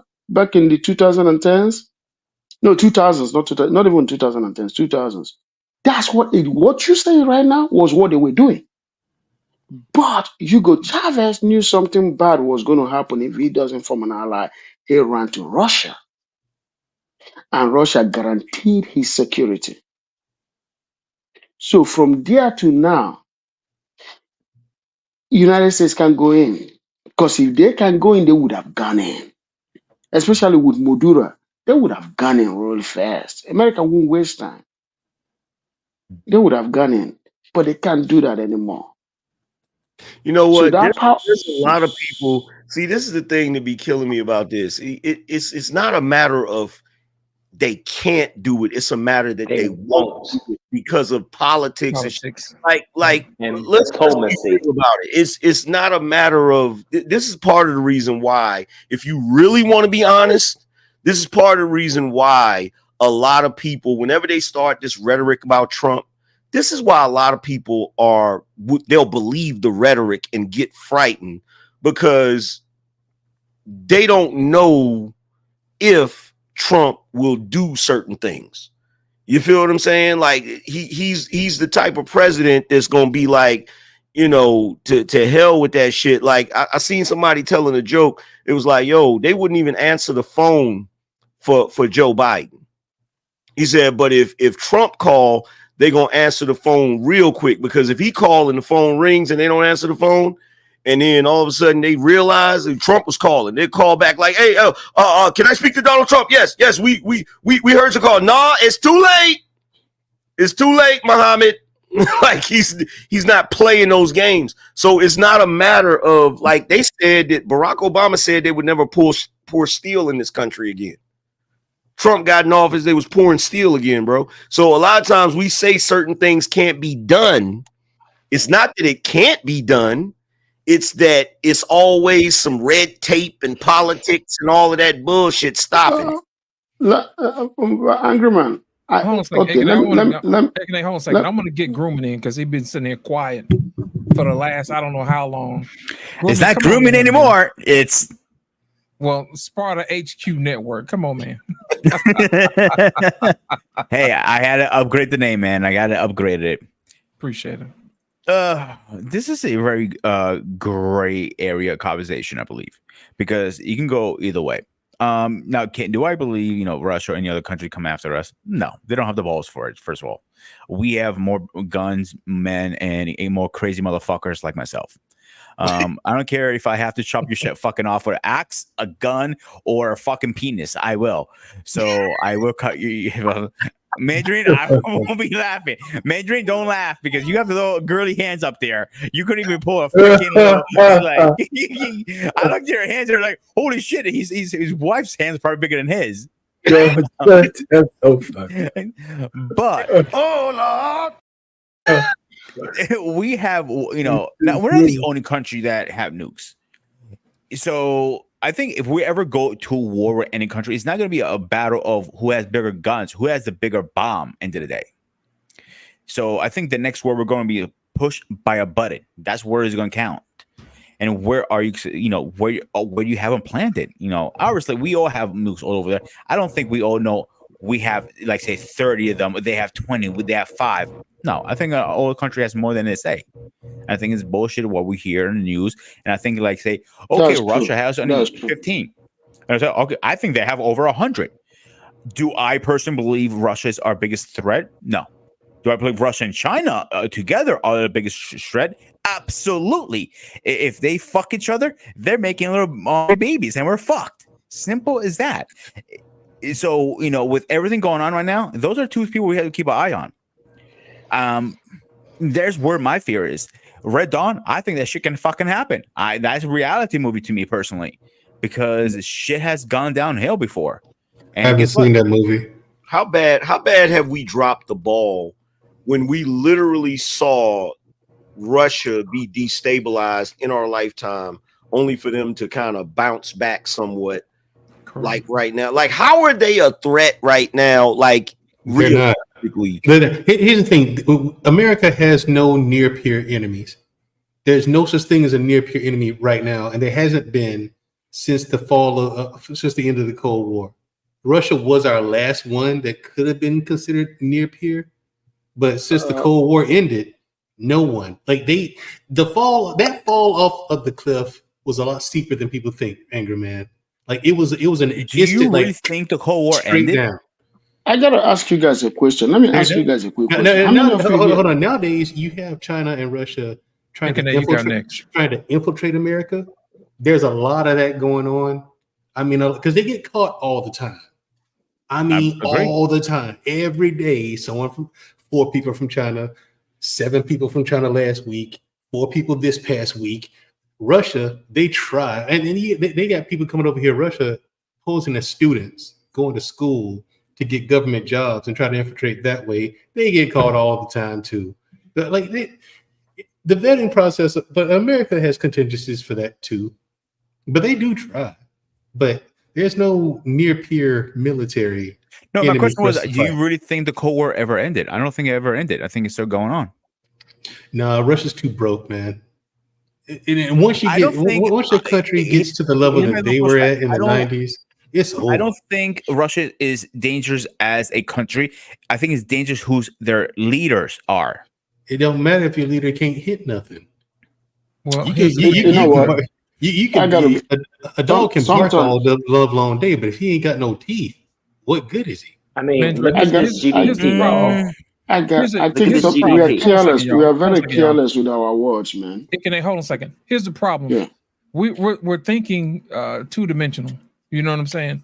Sometimes war doesn't have to be on a battlefield. Do y'all remember? I think it was a couple months ago. We had a situation where we had this computer bug, and everything went out, and everybody had the blue screen of death.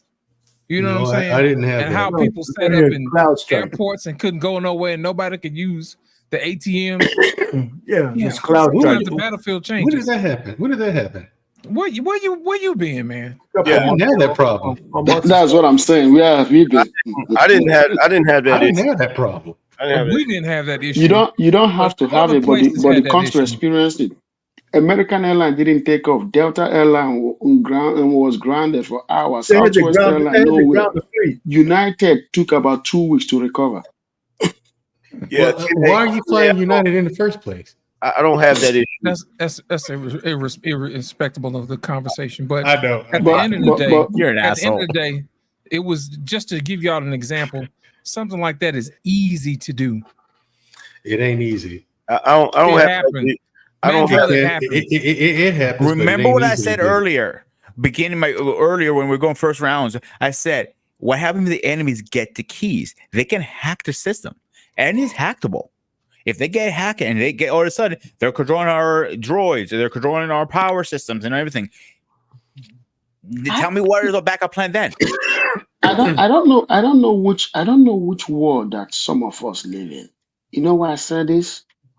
3 days ago, a week ago, United States Secretary of State said, and the Foreign Secretary of England of UK said that they're going to give ammo to Ukraine to to bomb Russia within 300 miles. And Putin, for the first time, addressed United States on a television, and he got the whole United States Central Command running around. The President of the United States said, we're not giving Ukraine no weapon on national television. Because you know what? Putin spoke.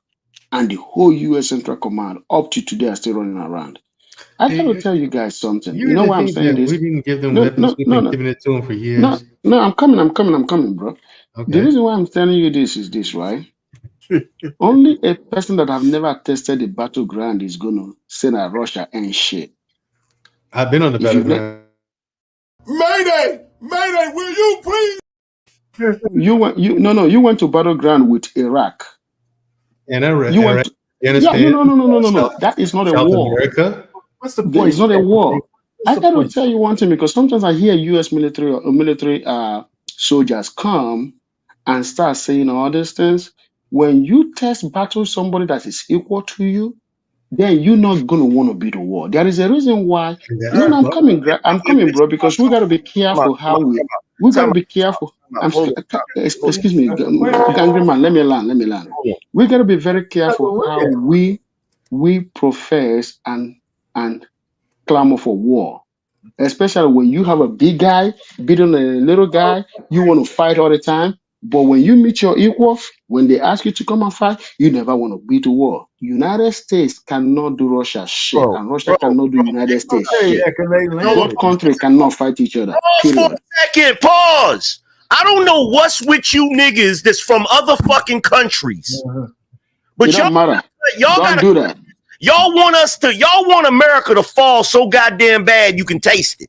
No, I don't want any of them to go to war. I don't want any of them to go to war, brother. Hold on. Pause for a second. First of all, what was the last war Russia won? World War II. They won it. They won World War II. No, America didn't win no World War II, brother. America came to the war last. And only when I'm. Man, don't say that. America destroyed Germany in Moscow. That's where Germany fell, in Moscow, man, 1945. So that you guys always lie all the time. Here's why I say that. If it weren't for America, Russia would have lost. That's right. Hell no. If it wasn't for America, Japan wouldn't have fallen. America has nothing to. If it wasn't, no, Russia wasn't losing because Russia dragged Germany into Moscow. That's where they destroyed Germany, in Moscow. Man, I'm a student of history, brother. At the end of the war, Hold on, let me say this. Hold on. First of all, Kene, you don't know what you're talking about, and I'm gonna tell you why you don't know what you're talking about.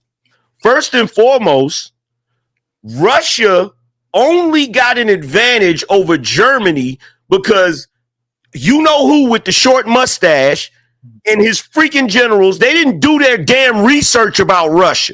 Right. The reason why they were messed up in the game is because they did not account for that cold weather, and they did not account for the terrain. Right. Russia's terrain Now you talking. Not their freaking forces. Like, let's cut this goofy shit out, okay? Number one, you just said what I just said. The one thing that America has, the one thing out of all of the things that we have to our advantage, The one thing that we have that other countries don't have is military experience, war experience. Yes. Okay? What them other countries you're talking about? Are those soldiers battle tested? Nope. Did those soldiers? Are you asking me this question? Yes. Okay, you want me to answer you? Go ahead. Okay, good. 1945. No, okay, let's go beyond that. Go back 600 years earlier. 600. Russia. No. No. I'm coming. You know why I want to go back there? You know why I want? No, I'm going to give you a 2 minute timeline. You know why I want to go back there? You said, is America battle tested? Russia for 600 years was battle tested of France, Germany, England, all the way to 1945. They've been fighting wars. You see what? Kine, check this out. Yeah. Kine, check this out. Right now, as we speak, is 1:40 Eastern Standard Time. And let me give you another battle tested. Let me give you another one again. Hold on. Let me finish what I'm saying. Okay, number one, and I'm not even talking about our military. Okay, it is 1:40 right now a.m. on a Saturday. There's a war going on in motherfucking Memphis. There's a war going on in Chicago. There's a war going on in LA. There's a war going on in New York. There's a war going on. What my man say, there's a war going on outside. No man is safe from. Yeah. Right now, as we speak, there are young Americans out in the streets right now shooting at each other. What are we talking about here? And that's not even the military. That's not even. Give you that. And so, one last thing about World War II. Remember now, it was Truman who told Eisenhower after that shit was over not to go into Russia and just take that shit over. That's how weak they were. Mm-hmm. He had to tell them they wanted to just go ahead and march right through from Germany all the way through and just be in Moscow playing our flag. We would probably not have some of the problems if we would have did that. What are you talking about? That is not even a that's history. history. Do you know even your history, Kine? Seriously, do you know history? I know history very well. Guess what happened? No. You guys stop. No, what happened is I'm kind of offended what you said before because no. No, hang on. This is not, man. Mr. Penn, you just made up story, man. Mr. Penn, you made up story. Don't fucking say that shit. Told Eisenhower to stop. Hold on, y'all. One mic, y'all. One mic. You just Mr. Penn, you just made up story. For American soldiers. I take that. What the hell are you talking about? I'm not attacking America. One mic. One thing you guys got to understand. Maybe you don't know me, brother. Fucking idiot. One thing that you see all these guys here. You know what all these guys know about me? Whenever somebody make up story, I stop them. They all know that. That's why we're having the conversation. Shit, asshole. I don't give a fuck about you, but you see them. They know me. They know. I don't take make-up stories because Mr. Payne know that he made up that shit. He made up that shit. You're talking about your fucking hair, you furry ass. You sort of a bitch. You don't talk to me like that, brother. I just fucking did. What are you gonna do? All right, y'all.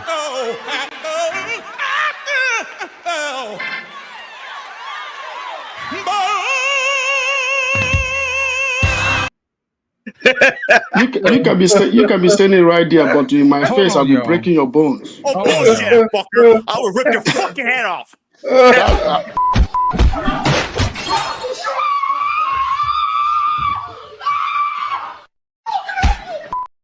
Survive. I'll be breaking your bones. That's what I'll be doing. I will you say whatever you want to say. Anytime you want. No, just keep talking. This screen protects you right now, fuckface. Hey, white guy, keep talking. This African guy will break your bones. This African guy will break your bones.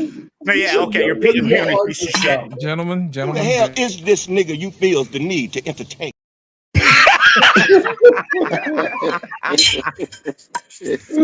You know what? Hey, Mr. Payne.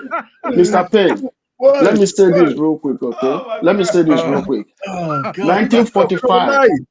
No, I'm coming. 1945. This is what happened. 1945. Russia took East Germany. and the West took West Germany. That's why they built that wall. And That was the agreement. you listen to what I'm trying to tell you. Russia was so weak after the battle. Truman had to tell Eisenhower not to march right into Moscow. It was an order not to do that. Yeah, he said that's historical fact. He took enough of a beating. He said, you know, they knew that Russia would be our I don't know enemy. who made up that story. Russia would be our enemy in the future. They could have stopped that by just marching right into Moscow and just taking that shit off. Man, a quarter of them motherfuckers died of frostbite. Well, see, here's the thing. No idea. Here's the thing. Here's the thing. Just look it up, man. Here's the thing, R-Pain. Here's the problem. The problem is, and I get where you're coming from with that, and you're 100% correct. Part of the reason you all know, part of the reason we put an embassy everywhere we went, right? To deter certain things, right? But see, this is what everybody's not noticing. The only reason these countries feel froggy the way they feel is because of that punk ass Joe Biden. Yes, that's the only reason. Like it's Trump had all of them in check. Let's be real about it, right? So since Biden been in office, we done lost what, 7 embassies? 7. We about to lose 3 more. What the fuck? That's crazy. That's crazy. And for Kene, look, I get it, bro. You wanna cape for the underdogs and every other country and all of this shit. At the end of the day, nobody is you're not gonna see it in our lifetime, bro. It's not gonna happen, bro. It's not gonna happen. The stripes and the stars are gonna continue to fly, and we gonna fly for another 200, 300 years. We gonna continue to bust shots, and we gonna continue to call our champions world champions, even though we only playing against each other. I don't give a fuck, bro. Anyone that thinks America is gonna go down, right? That person is playing. You know why? I've told people this all the time. I've said it on this show, on Trigger Mike, on Lapif. I've said it all the time. United States has 2 things that is going for. The most important one is taxation. As long as United States collects taxes, right? United States will always be a superpower because it's going to always have the money to finance anything. So anyone that thinks that America is going to become a non-superpower tomorrow, in the next 200-300 years, must be out of their goddamn mind. That I will tell you. Angry man, you can always know that I'm somebody that deal with figures. I don't like people making up shit. Mr. Payne, you know that. I like facts. Stop talking to yourself then. Just look it up, Ikene. I mean, you don't have to take my word for it. Just fucking do it. The present. I will. You made a point. You said taxes was the first one. For educational purposes, what was the second one? So for educational purpose is immigration, which is also finances the tax. When people say America should close its border, America should do this, I just laugh because when America closes its border, taxation money goes down, and that's the problem. Let me ask you a question: is Russia still at war with Ukraine? What the fuck is the problem? Why the fuck they can't just shut that motherfucker down? It ain't like okay. Let me answer your question. Let me answer that question. We about to go in the whole fucking year and they can't even beat that little. Let me tell you this, right? If Russia wants to destroy Ukraine tomorrow, Russia will. Why don't they? Because motherfuckers are dying for no reason at all. This is why.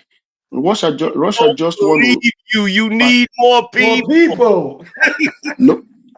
Ukraine doesn't even have people. Russia decimated almost 700,000 Ukrainian soldiers are dead. They still at war, is what I'm asking. No, but guess what? Russia is just doing surgical bombing. They're not bombing. If Russia it's been like 2 years now, right? No, because Russia doesn't want to take over Ukraine. Russia wants to keep NATO at bay. Russia has. Excuse me. Do you know the population of Ukraine? Do you know? Okay, let me ask you something. The Ukrainian and the Russians in Ukraine. Do you know what's the percentage? No, you tell me. The percentage is 40 to 60. 40% of Ukrainian citizens are Russians. But Ikene, did you say that they're leading 700,000 people a day? You said what? Did you say that they were deleting over 700,000 soldiers a Soldiers have been day? dead.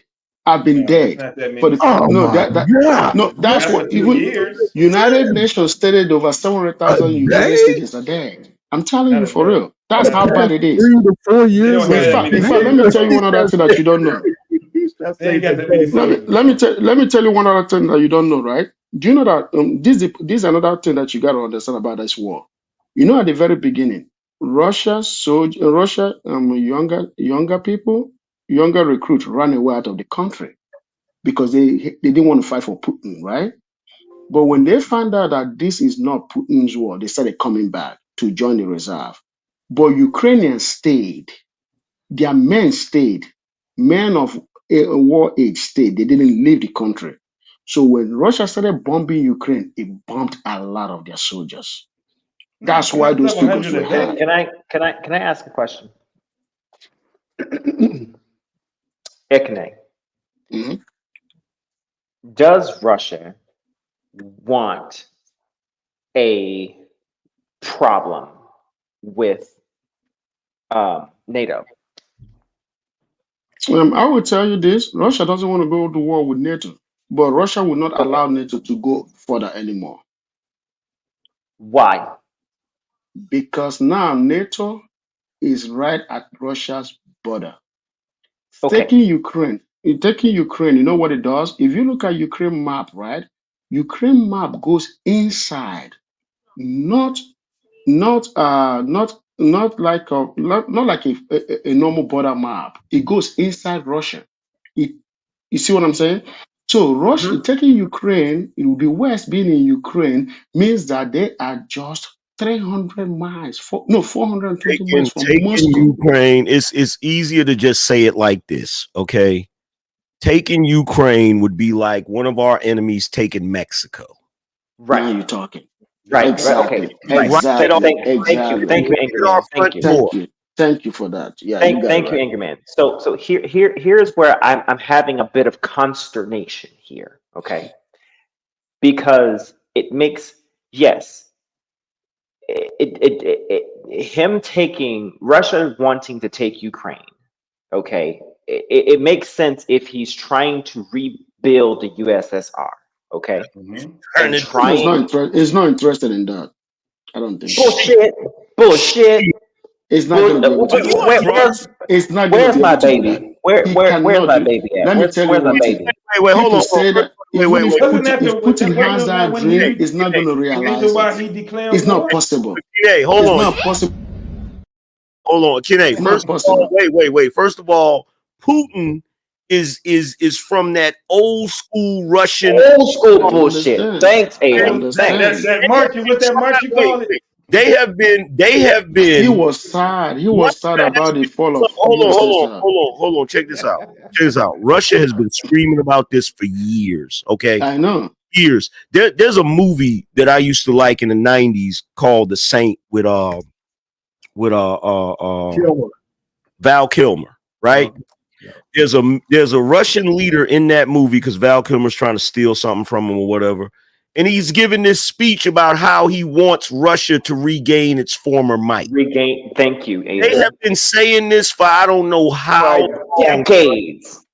They are trying their best to revive the USSR. Like they want it back so that they can actually be in a position where when America say, well, y'all got to do it, man, forget y'all. We ain't doing nothing. Like, or work.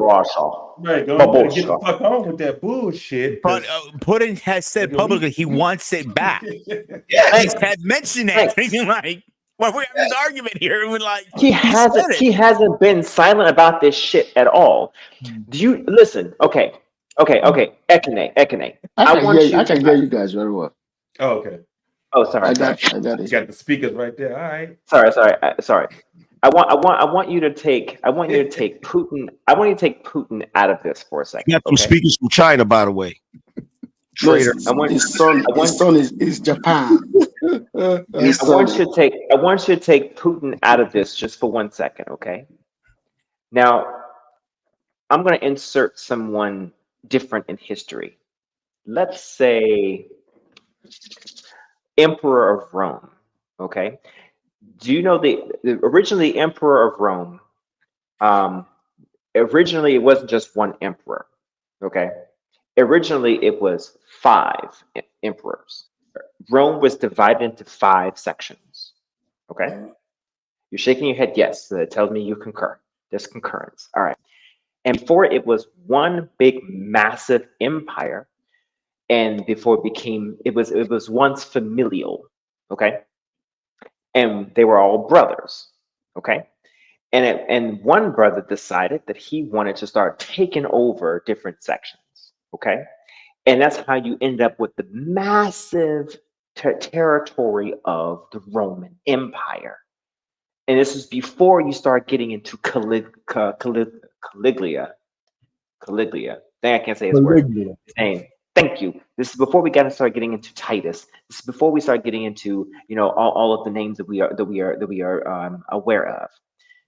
Now, I say all that to say, you do not start taking over portions of land if you're not trying to do exactly what I'm saying and exactly what AM co-signed on. Is if you're not trying to do what?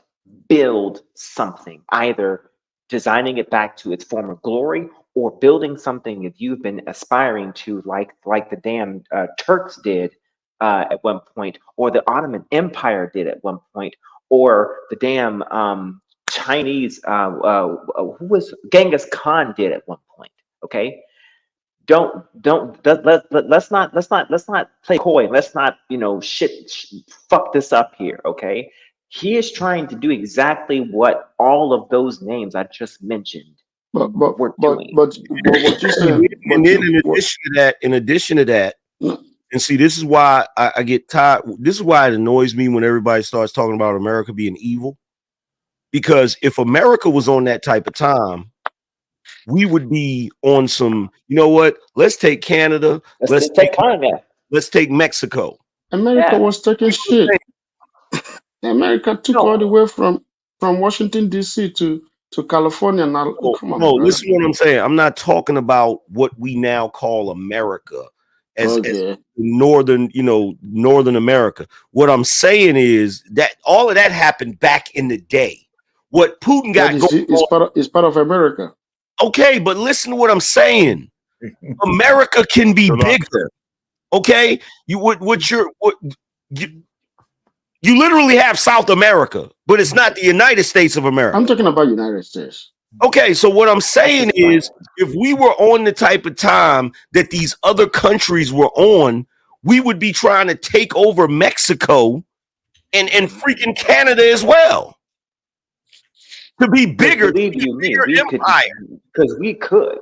I mean, we have the might to do so. Now, I don't think we would. I don't think.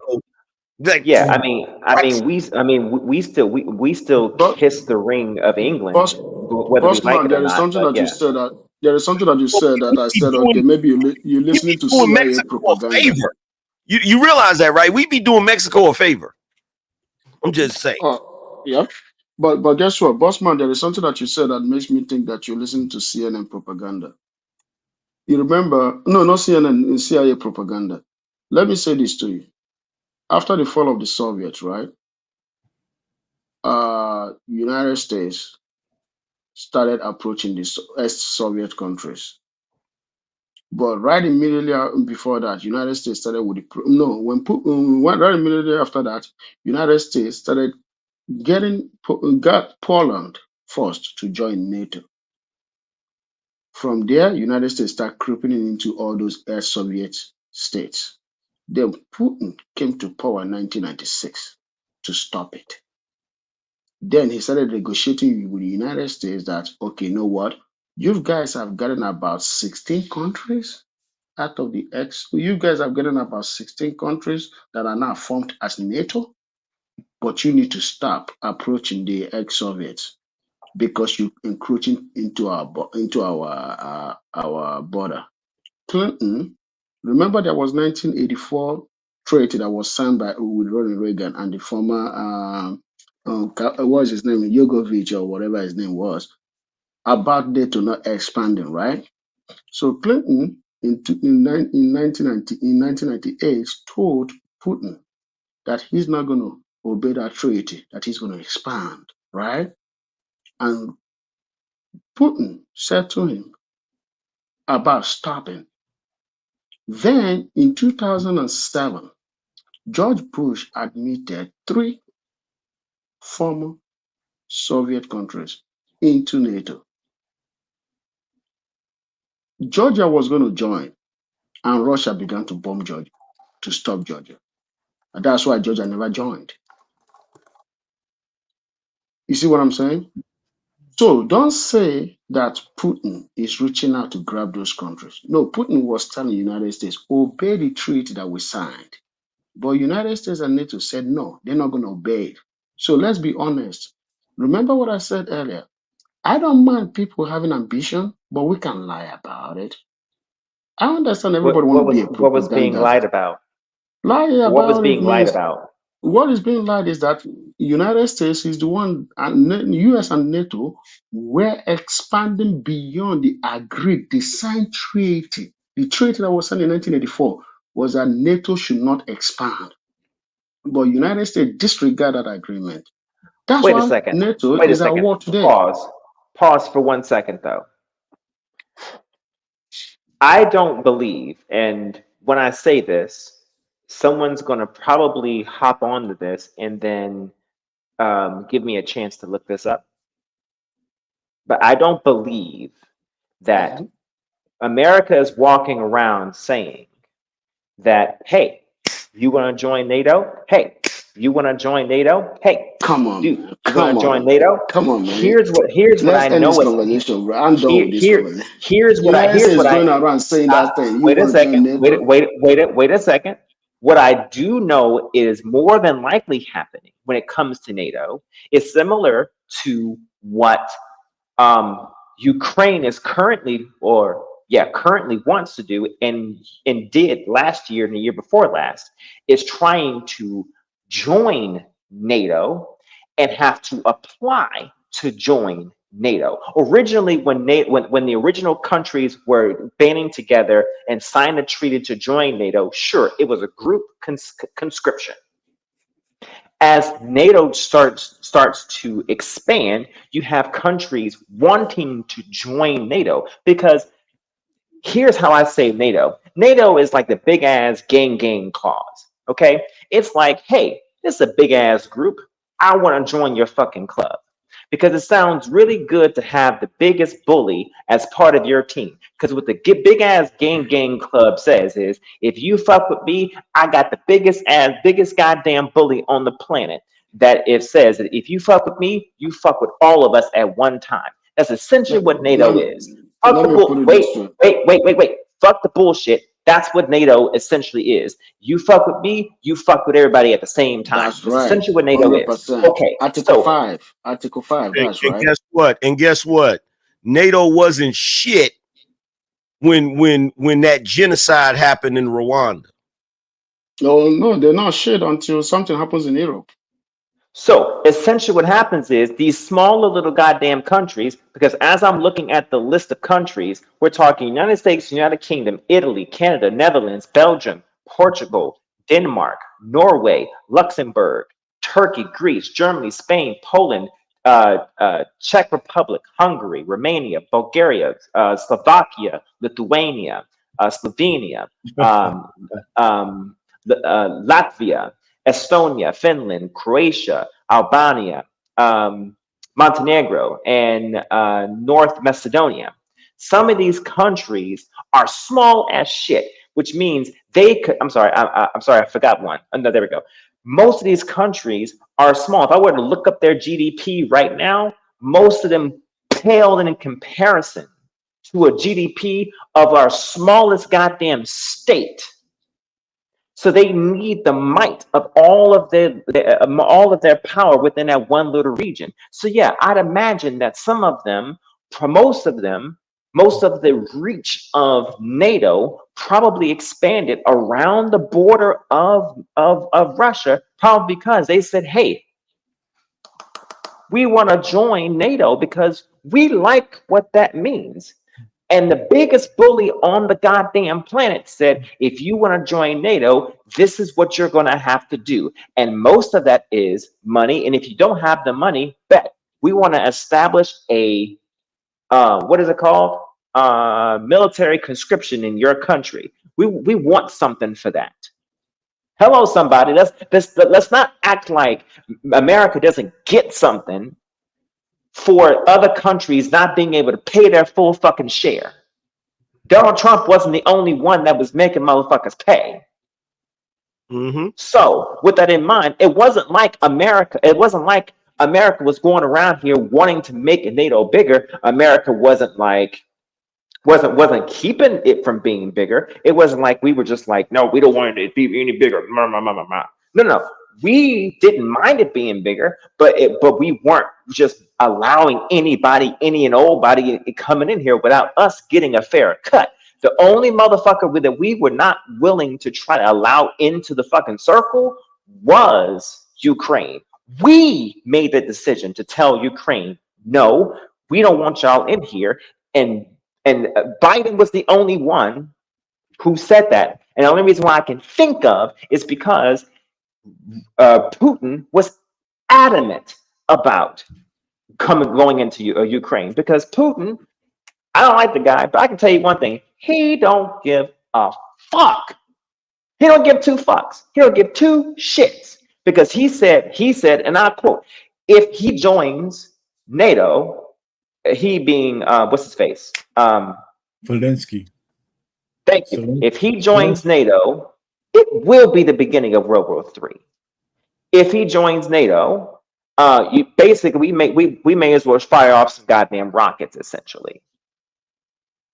If America does anything to, or joins the war, or does anything to Russia directly, Russia said he will, not Russia, but Putin will fire a nuke directly to America. He said that shit. CNN quoted that shit. He's been saying for years too. Don't forget that. Huh? Oh yeah, he's been saying that for shit. Now, granted, he's been saying that shit for years. Don't get me wrong.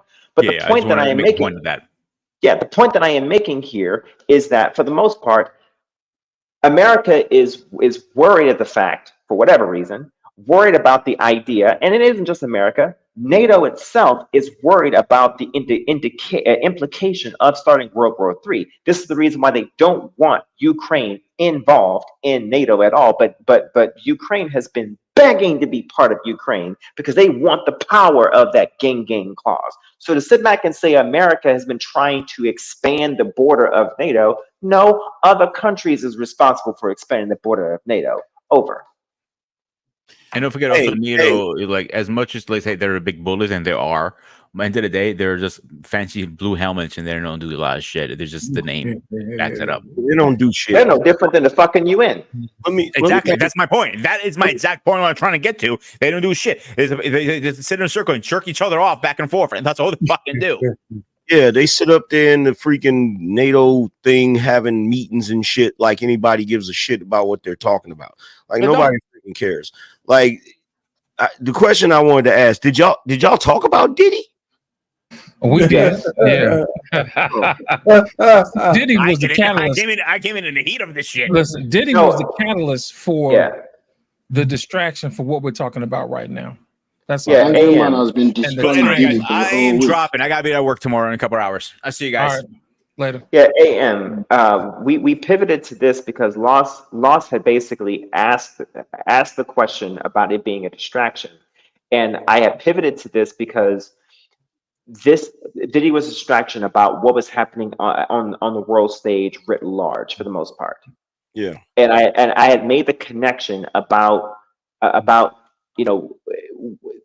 basically a piece of media that had shown about the possibility, which has been percolating for quite some time, about the notion about America selling off its sovereignty to the UN, which has been talked about for quite some time, honestly, and selling off its overall sovereignty. Now, I personally don't think that it's something that, I'll put it like this, I'll shorten it. if America were to sell off its, I think America has already sold some of its sovereignty already. I didn't get to that point earlier. I think it already has. If you look at the control that the World Health Organization has already um, um, used, already already has on our. If you look at the pandemic, the World Health Organization already has influence in our health system, in our government already. The UN diplomatically has control over our system already to some degree already. If you look at the IMF, the IMF is a subsect from the UN. It already has control over The money. over that. So they got the UN, you got the WHO, you got the IMF, and there's one more. The something of foreign relations, Council of Foreign Relations. That one is another body that has too much control over our organization as a whole. So you put those together. Someone put in the chat also WEF. That's another one. So these different bodies have too much control over our corporation as a government anyway. So we've already sold some of our sovereignty in some degree already, but the point that I argue, which is the other side of the coin, which is, and I showed this earlier, Lit, I hope you don't mind me showing it again. Go ahead.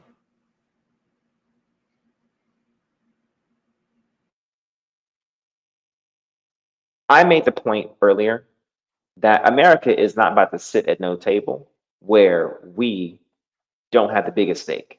We're going to have some control over something. Yeah. This is how much money we spend. And you definitely agreed with me earlier that we are the biggest bullies. Okay, we're gonna have the biggest gun. We ain't gonna be able to make shit. We ain't gonna be able to make quality shit worth of anything. But if we are gonna make a quality something, it's gonna be the biggest goddamn gun, and we're gonna spend the most damn money. Yeah. For the most part. Okay. So, and as far as the what was it? The UN. I don't have that article anymore, but relative to the UN, we fund a third of the United Nations budget to the tune of $18 billion just in one calendar year, maybe fiscal year, but calendar year, let's just say. That's what the article said. Yeah. So you put that together, we're not sitting at the fucking table and not having some sort of fiduciary control. We're either going to control you militarily by fear, or we're going to control you on a fiduciary note. But we're not sitting at the table and not having and exercising some sort of control. And that's my point. Well, see, that's the reason why I was trying to explain to Akene that trying to take America by force would be difficult, because if you guys already talked about P. Diddy, if you know the history of P. Diddy in the music industry, along with other people in the music industry, literally in just that right there, you have warfare, you have espionage, you have all types of wild shit going on. On a smaller scale, in this centralized little portion of the entertainment industry, you know, you got that, and then you got the mafia, and then you got so many things that in this country, it's kind of like America is a barbarian in a freaking Italian suit. and people don't realize it. Like, the way we operate in this country makes us problematic for anybody that wanted to come here and do XYZ or whatever. Like, the only way they would really be able to do it, and you wouldn't even be able to do that because of just logistics, right? Because any country that has enough military might and enough military equipment, you got an ocean between us. You feel what I'm saying? So it's, you're not just going to be able to launch freaking what are you gonna have to do? You're gonna have to pull up your freaking aircraft carriers. Water right here. And we're gonna right there. Yeah, we're gonna see that coming. Land right there. We're gonna see that coming. We're gonna see that coming. You feel me? Like we'll see that coming a year away. You feel what I'm saying? So it's like you're gonna have to get through this country to get to us. You're gonna have to get through that country to get to us. So we're landlocked and waterlocked. And look, and here's the other thing: like the migrant issue is an issue, but just think about that. If you go to South America and try to come up through Mexico, look at that bottleneck. You feel what I'm saying? Not to mention the Amazon, which is not user friendly. Yeah, you know what I'm saying. All through here. Yeah. Yeah. So like it's it's gonna be problematic. Like it would be much not easier, but it would be more intelligent to try to do what they did with Egypt, which is take over from within. You feel what I'm saying? Take over through poor leadership and taking advantage of poor leadership. And that's part of the reason why we cannot get Kamala in there. She cannot be the next president. She can't. Precisely. She cannot, because she's gonna be problematic on and this whole thing about a woman president. I'm old school. I'm a caveman, so I don't think women should be the president or whatever. But if a woman did end up being president, it can't be her. Can't be her, bro. I would have took Condoleezza Rice over her any day. Yo, but my whole thing facts. is the reason. Yeah, hell yeah. That's old neocon action right there. I'm man. a Democrat. I keep saying that I'm a Democrat. I'll take Condi. Where's Condi? That's right. Well, here's my thing. The reason why I brought Diddy up is because Diddy was a distraction from our election cycle. You know what I'm saying? It's just all of a sudden we're talking about Trump and Kamala, and then Diddy trumps everything. We ain't forgot. That's why I showed that video of Kamala sitting down with Oprah, but teeing up. You know what I'm saying? Having a good old fashioned field fest. Had Oprah running around talking, "Can't you feel the change?" But no, we cannot. You know what I'm saying? But no, we cannot. But him being a distraction is going to backfire. It really is. And the reason why it's going to backfire is because whoever decided to use that as a distraction, that was stupid. It may work for a day or two, but there's only one problem with it. Did everybody forget about Rock the Vote? Exactly. Vote. Did everybody forget that this Negro has taken pictures with more freaking Democrats than anybody? He has videos with Barack Obama, and that's what I'm seeing on the X timeline, and on now that they brought up Diddy. It's like people are pulling up these old videos and saying, look who your boy was hanging out with. Look who he took pictures with. Look who, so it's going to backfire, for them, unfortunately. Exactly. And that was the whole point about us being easily distracted, from what's important. And then the reason why Kamala can't be the president is because of the exercise that we had tonight. What would it take to destabilize something like America? And basically her policies would actually grease the wheels for something like that to even exist or be in consideration. We talked about that earlier, Arpain, and why some of those policies cannot not come to fruition with her in the office. And that's the reason why I brought that up. And look, somebody, a Florida native said Diddy is a demon. No. See, let me explain something to you. You really don't understand. You really don't. Diddy is not a demon. Diddy is the dude that demons pray to. Diddy is this Negro, his level of diabolicalness, if that's a word, should be studied.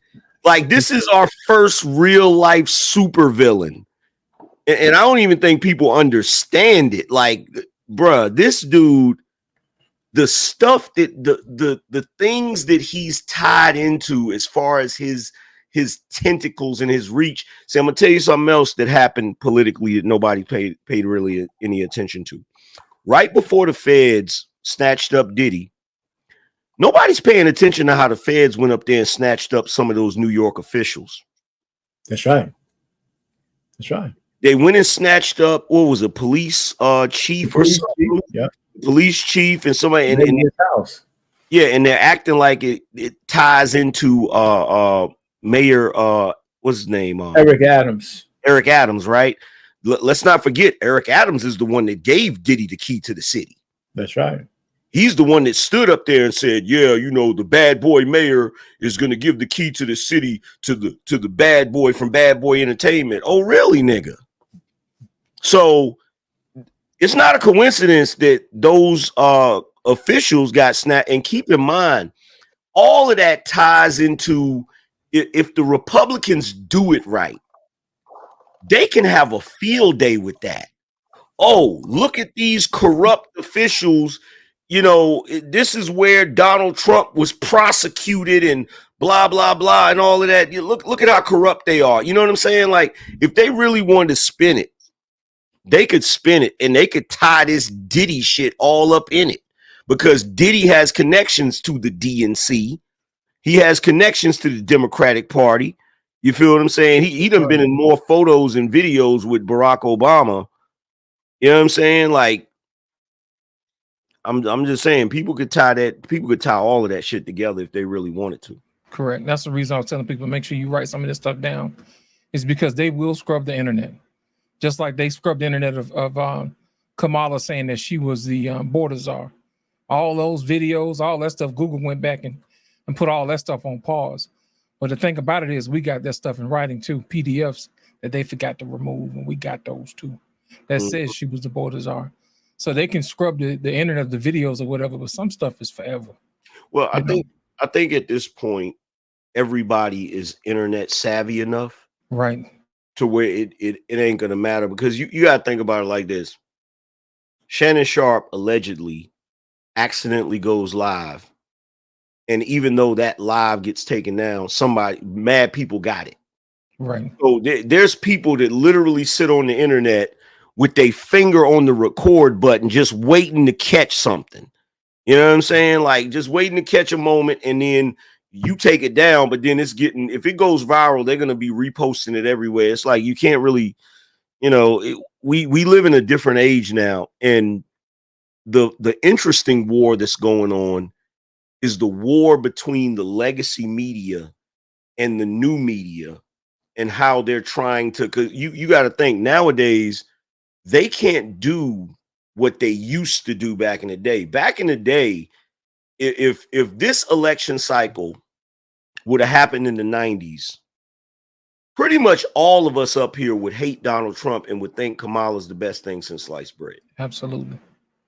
You feel me? If it weren't for social media and us being able to have these conversations and compare notes, they would have been, because you see them trying to do it now. Right. That's right. But they look crazy trying to do it. Like, you sit back and you watch CNN and you watch ABC.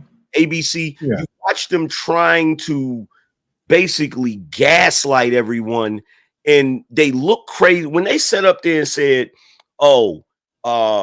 they're talking about people eating the pets. That's not true. And it's like, bro, we saw the videos before the debate.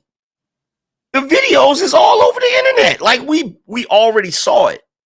You know what I'm saying? So it's like, right. And they don't realize, you've already opened Pandora's box. You cannot put the cat back in the bag.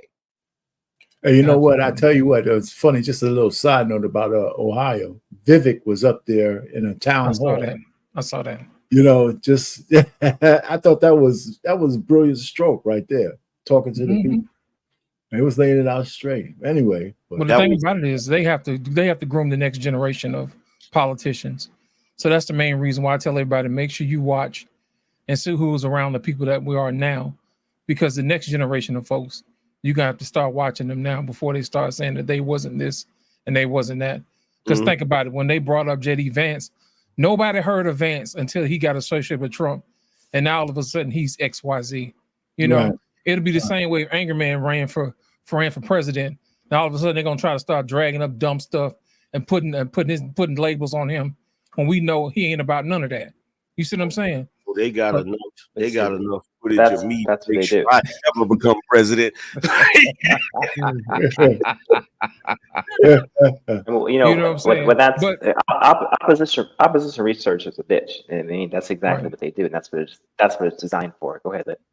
You know, that's the reason why a lot of times I tell people, man, if you can get a hold of a book, do it. If you can download whatever it is you need to do it, because they have ways of making stuff disappear. And also use your mind too from time to time. You know what I'm saying? Wind your brain up. Use that as an exercise. That's right. You know what I'm saying? Put it in the book. That's right, Kim. Put it in the book. Tell it. This, you know, hey. you can't rub all the words out them books. You know what I'm saying? Hey, people didn't even know. Look, somebody, I don't know who did it. I think Al B. Sure might have did it, but that book got dropped a couple of weeks ago, and nobody knew about it. Right. Nobody knew about it. Like but yeah, you're right. People gotta stop being lazy, even though it is easier. If you got Kindle or whatever, it's easier to get the digital version, but you got to understand they can change digital version with an update. Absolutely. You feel me? So it's better to get the hard copy book. Right. Absolutely. Because you can't erase that. You know? Same thing with the movies too. Absolutely. To get the DVDs because they're changing stuff in the movies too. You remember when at the end of Star Wars Return of the Jedi, and they had the original actor who was Anakin Skywalker? Yeah. And then a few years later, George Lucas went back and he put Hayden Christensen in there. I was like, wow, that wasn't even necessary. That wasn't, you didn't have to do that. Felt like, know? I don't know about you, bro, but it felt like my childhood was violated, bro. Right. Right. And people who knew, it's like, why Hayden Christian wasn't even born then. Exactly. You know what I'm saying? That was so unnecessary. But And they do stuff like that all the time. It didn't even make any sense because it's like, well, first of all, he, as Darth Vader, he lost his life as an older man. So why do you have the young version of him when you have the older version of Obi-Wan? It didn't even make sense. Exactly. Exactly. But that's the reason why I tell people, man, make sure you get a hard copy or whatever it is. What was the other one that they did with Sinbad, Shazam? They said he was never in that movie and it never was made. And somebody had a copy of it on DVD after they didn't scrubbed it from the internet. You know, people can say a whole bunch of stuff. But if you got physical hard copy of stuff, it's kind of hard to disprove it. I think, and me personally, and this is one of my little theories or whatever, I think they doing shit like that on purpose just to see if we notice, just to see if we tripping. And it's like, bruh, I'm sorry. Like we come from that era where we don't come from a microwave era where everything is just quick, right? We come from an era where things were long lasting. So we had plenty of time to absorb everything, right? Like they said something about the Berenstain Bears. I'm like, nah, nigga. No. I read those books as a child. My grandmother read those books to me. I know what it's supposed to say. Y'all are not gonna trick me on that. Nope. Right. We had the physical books. You know what I'm saying? So that's my whole thing. And I'm trying to get people back to thinking for themselves. Don't go by what we say. Do your research. You know what I'm saying? Pay attention to stuff sometimes. And that way you won't get tricked to get fooled or easily distracted, which was actually the topic of tonight's show. Am, did you want to wrap everything up, man? Or anything you want to say before we get up out of here, man? You want to add anything? Final thoughts? Only thing I want to say is this Diddy situation it's gonna it's already causing shockwaves. Like they had like 18 different CEOs and officials step down the moment he got arrested. I saw that. So like you got that, you got the implications of Tupac and Biggie and Kim Porter and they haven't even included other little things in there that they should be including in there. So it's about to get wild. Something weird is gonna happen. I don't know. They keep saying now that old boy is on what watch. Right. I saw that.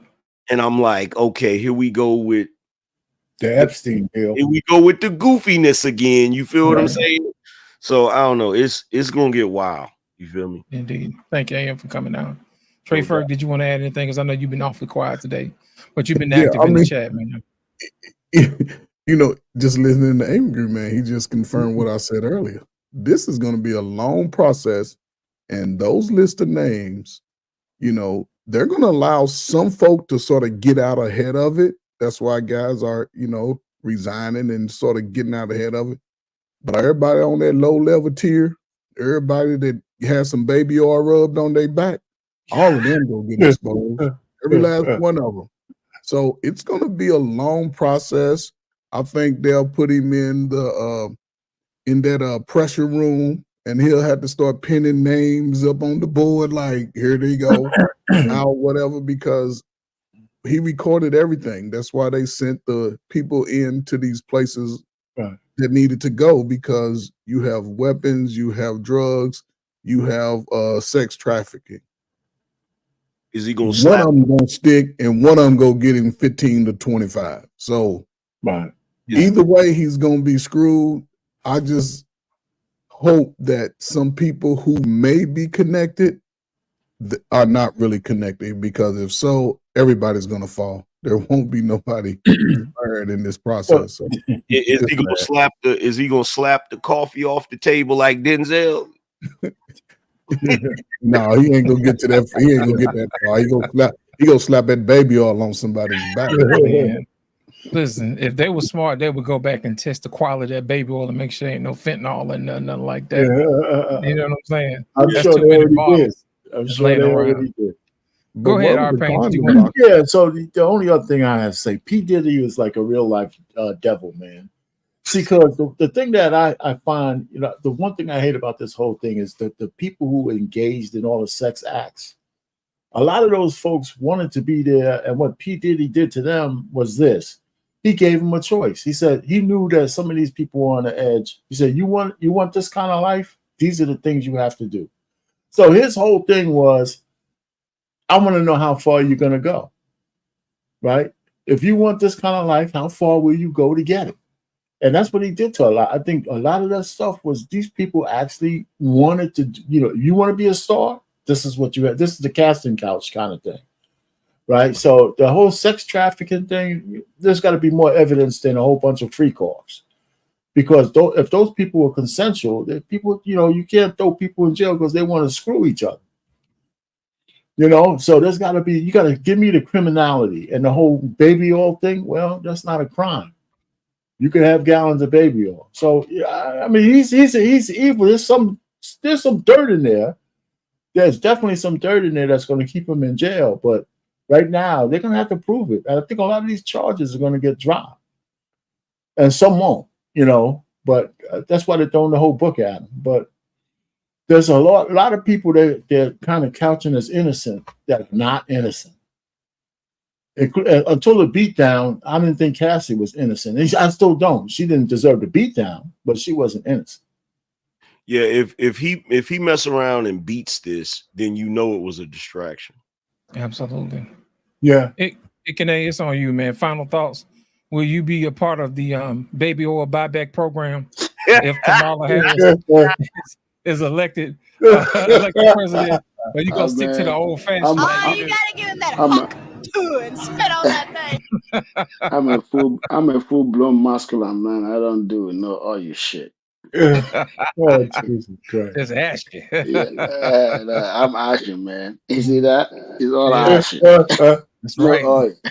I haven't even applied cream on my face, on my body. I was maybe 10 years ago was the last time, brother. Hilarious. Yeah. Give us some final thoughts, I gotta put it this way. I gotta put it this way, right? One thing that pisses me off about the FBI or Justice Department is this. When they have tested a case and the Supreme Court have said that that case is bullshit, they're still gonna do it again and again and again and again. Bill Cosby is a precedent. They did that shit with Bill Cosby about, you drugged women and this shit and this shit. And guess what? The Supreme Court said that has no merit. because those women are there on their free will. Those men and women with Puff Daddy, they all there on their free will. They knew where they were walking into. They did it. But I already said this before. The only thing that they can get Puff Daddy on is if there is underage girls. That's it. Underage girls, that's it. Every other thing else is out of the window. In fact, they're going to throw it as far as possible, as far away as they could. Those cases are never going to stand. None of those cases will stand because guess what? When you want fun and you want to take the shortcut, this is what you get. And some people know what that shortcut was. And they've been hearing stories about Puff Daddy since the 90s.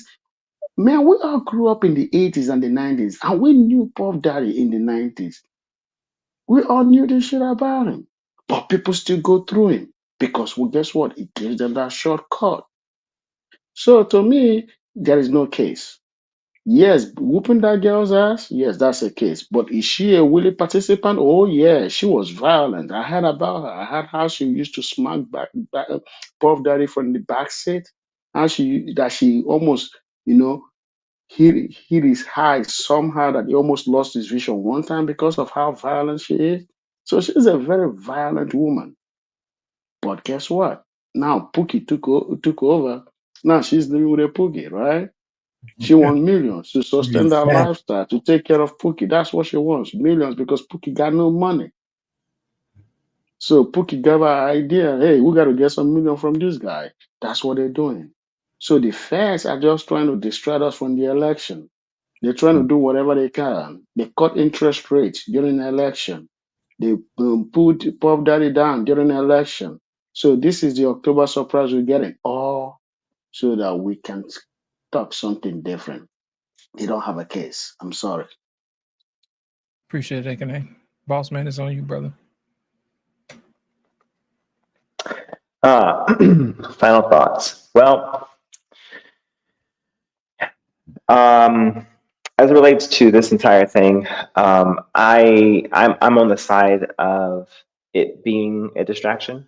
Now, how deep of a distraction is it? On one side, it could definitely be a situation where they're using the fanfare and the fodder of it to distract from a larger issue as you're presenting Lost. It could definitely be used in a sense to distract from what they're doing politically with the two candidates that are foisted before us. Whichever way it is. The other part I'm thinking more in depth here is that we have people that are either in the government or in big entertainment business that are connected to Diddy that probably got caught up in that ish and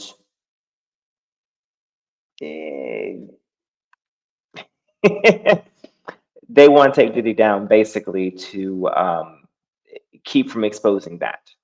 Somebody somewhere is trying to basically save face. Okay, one or two people don't want to be exposed, and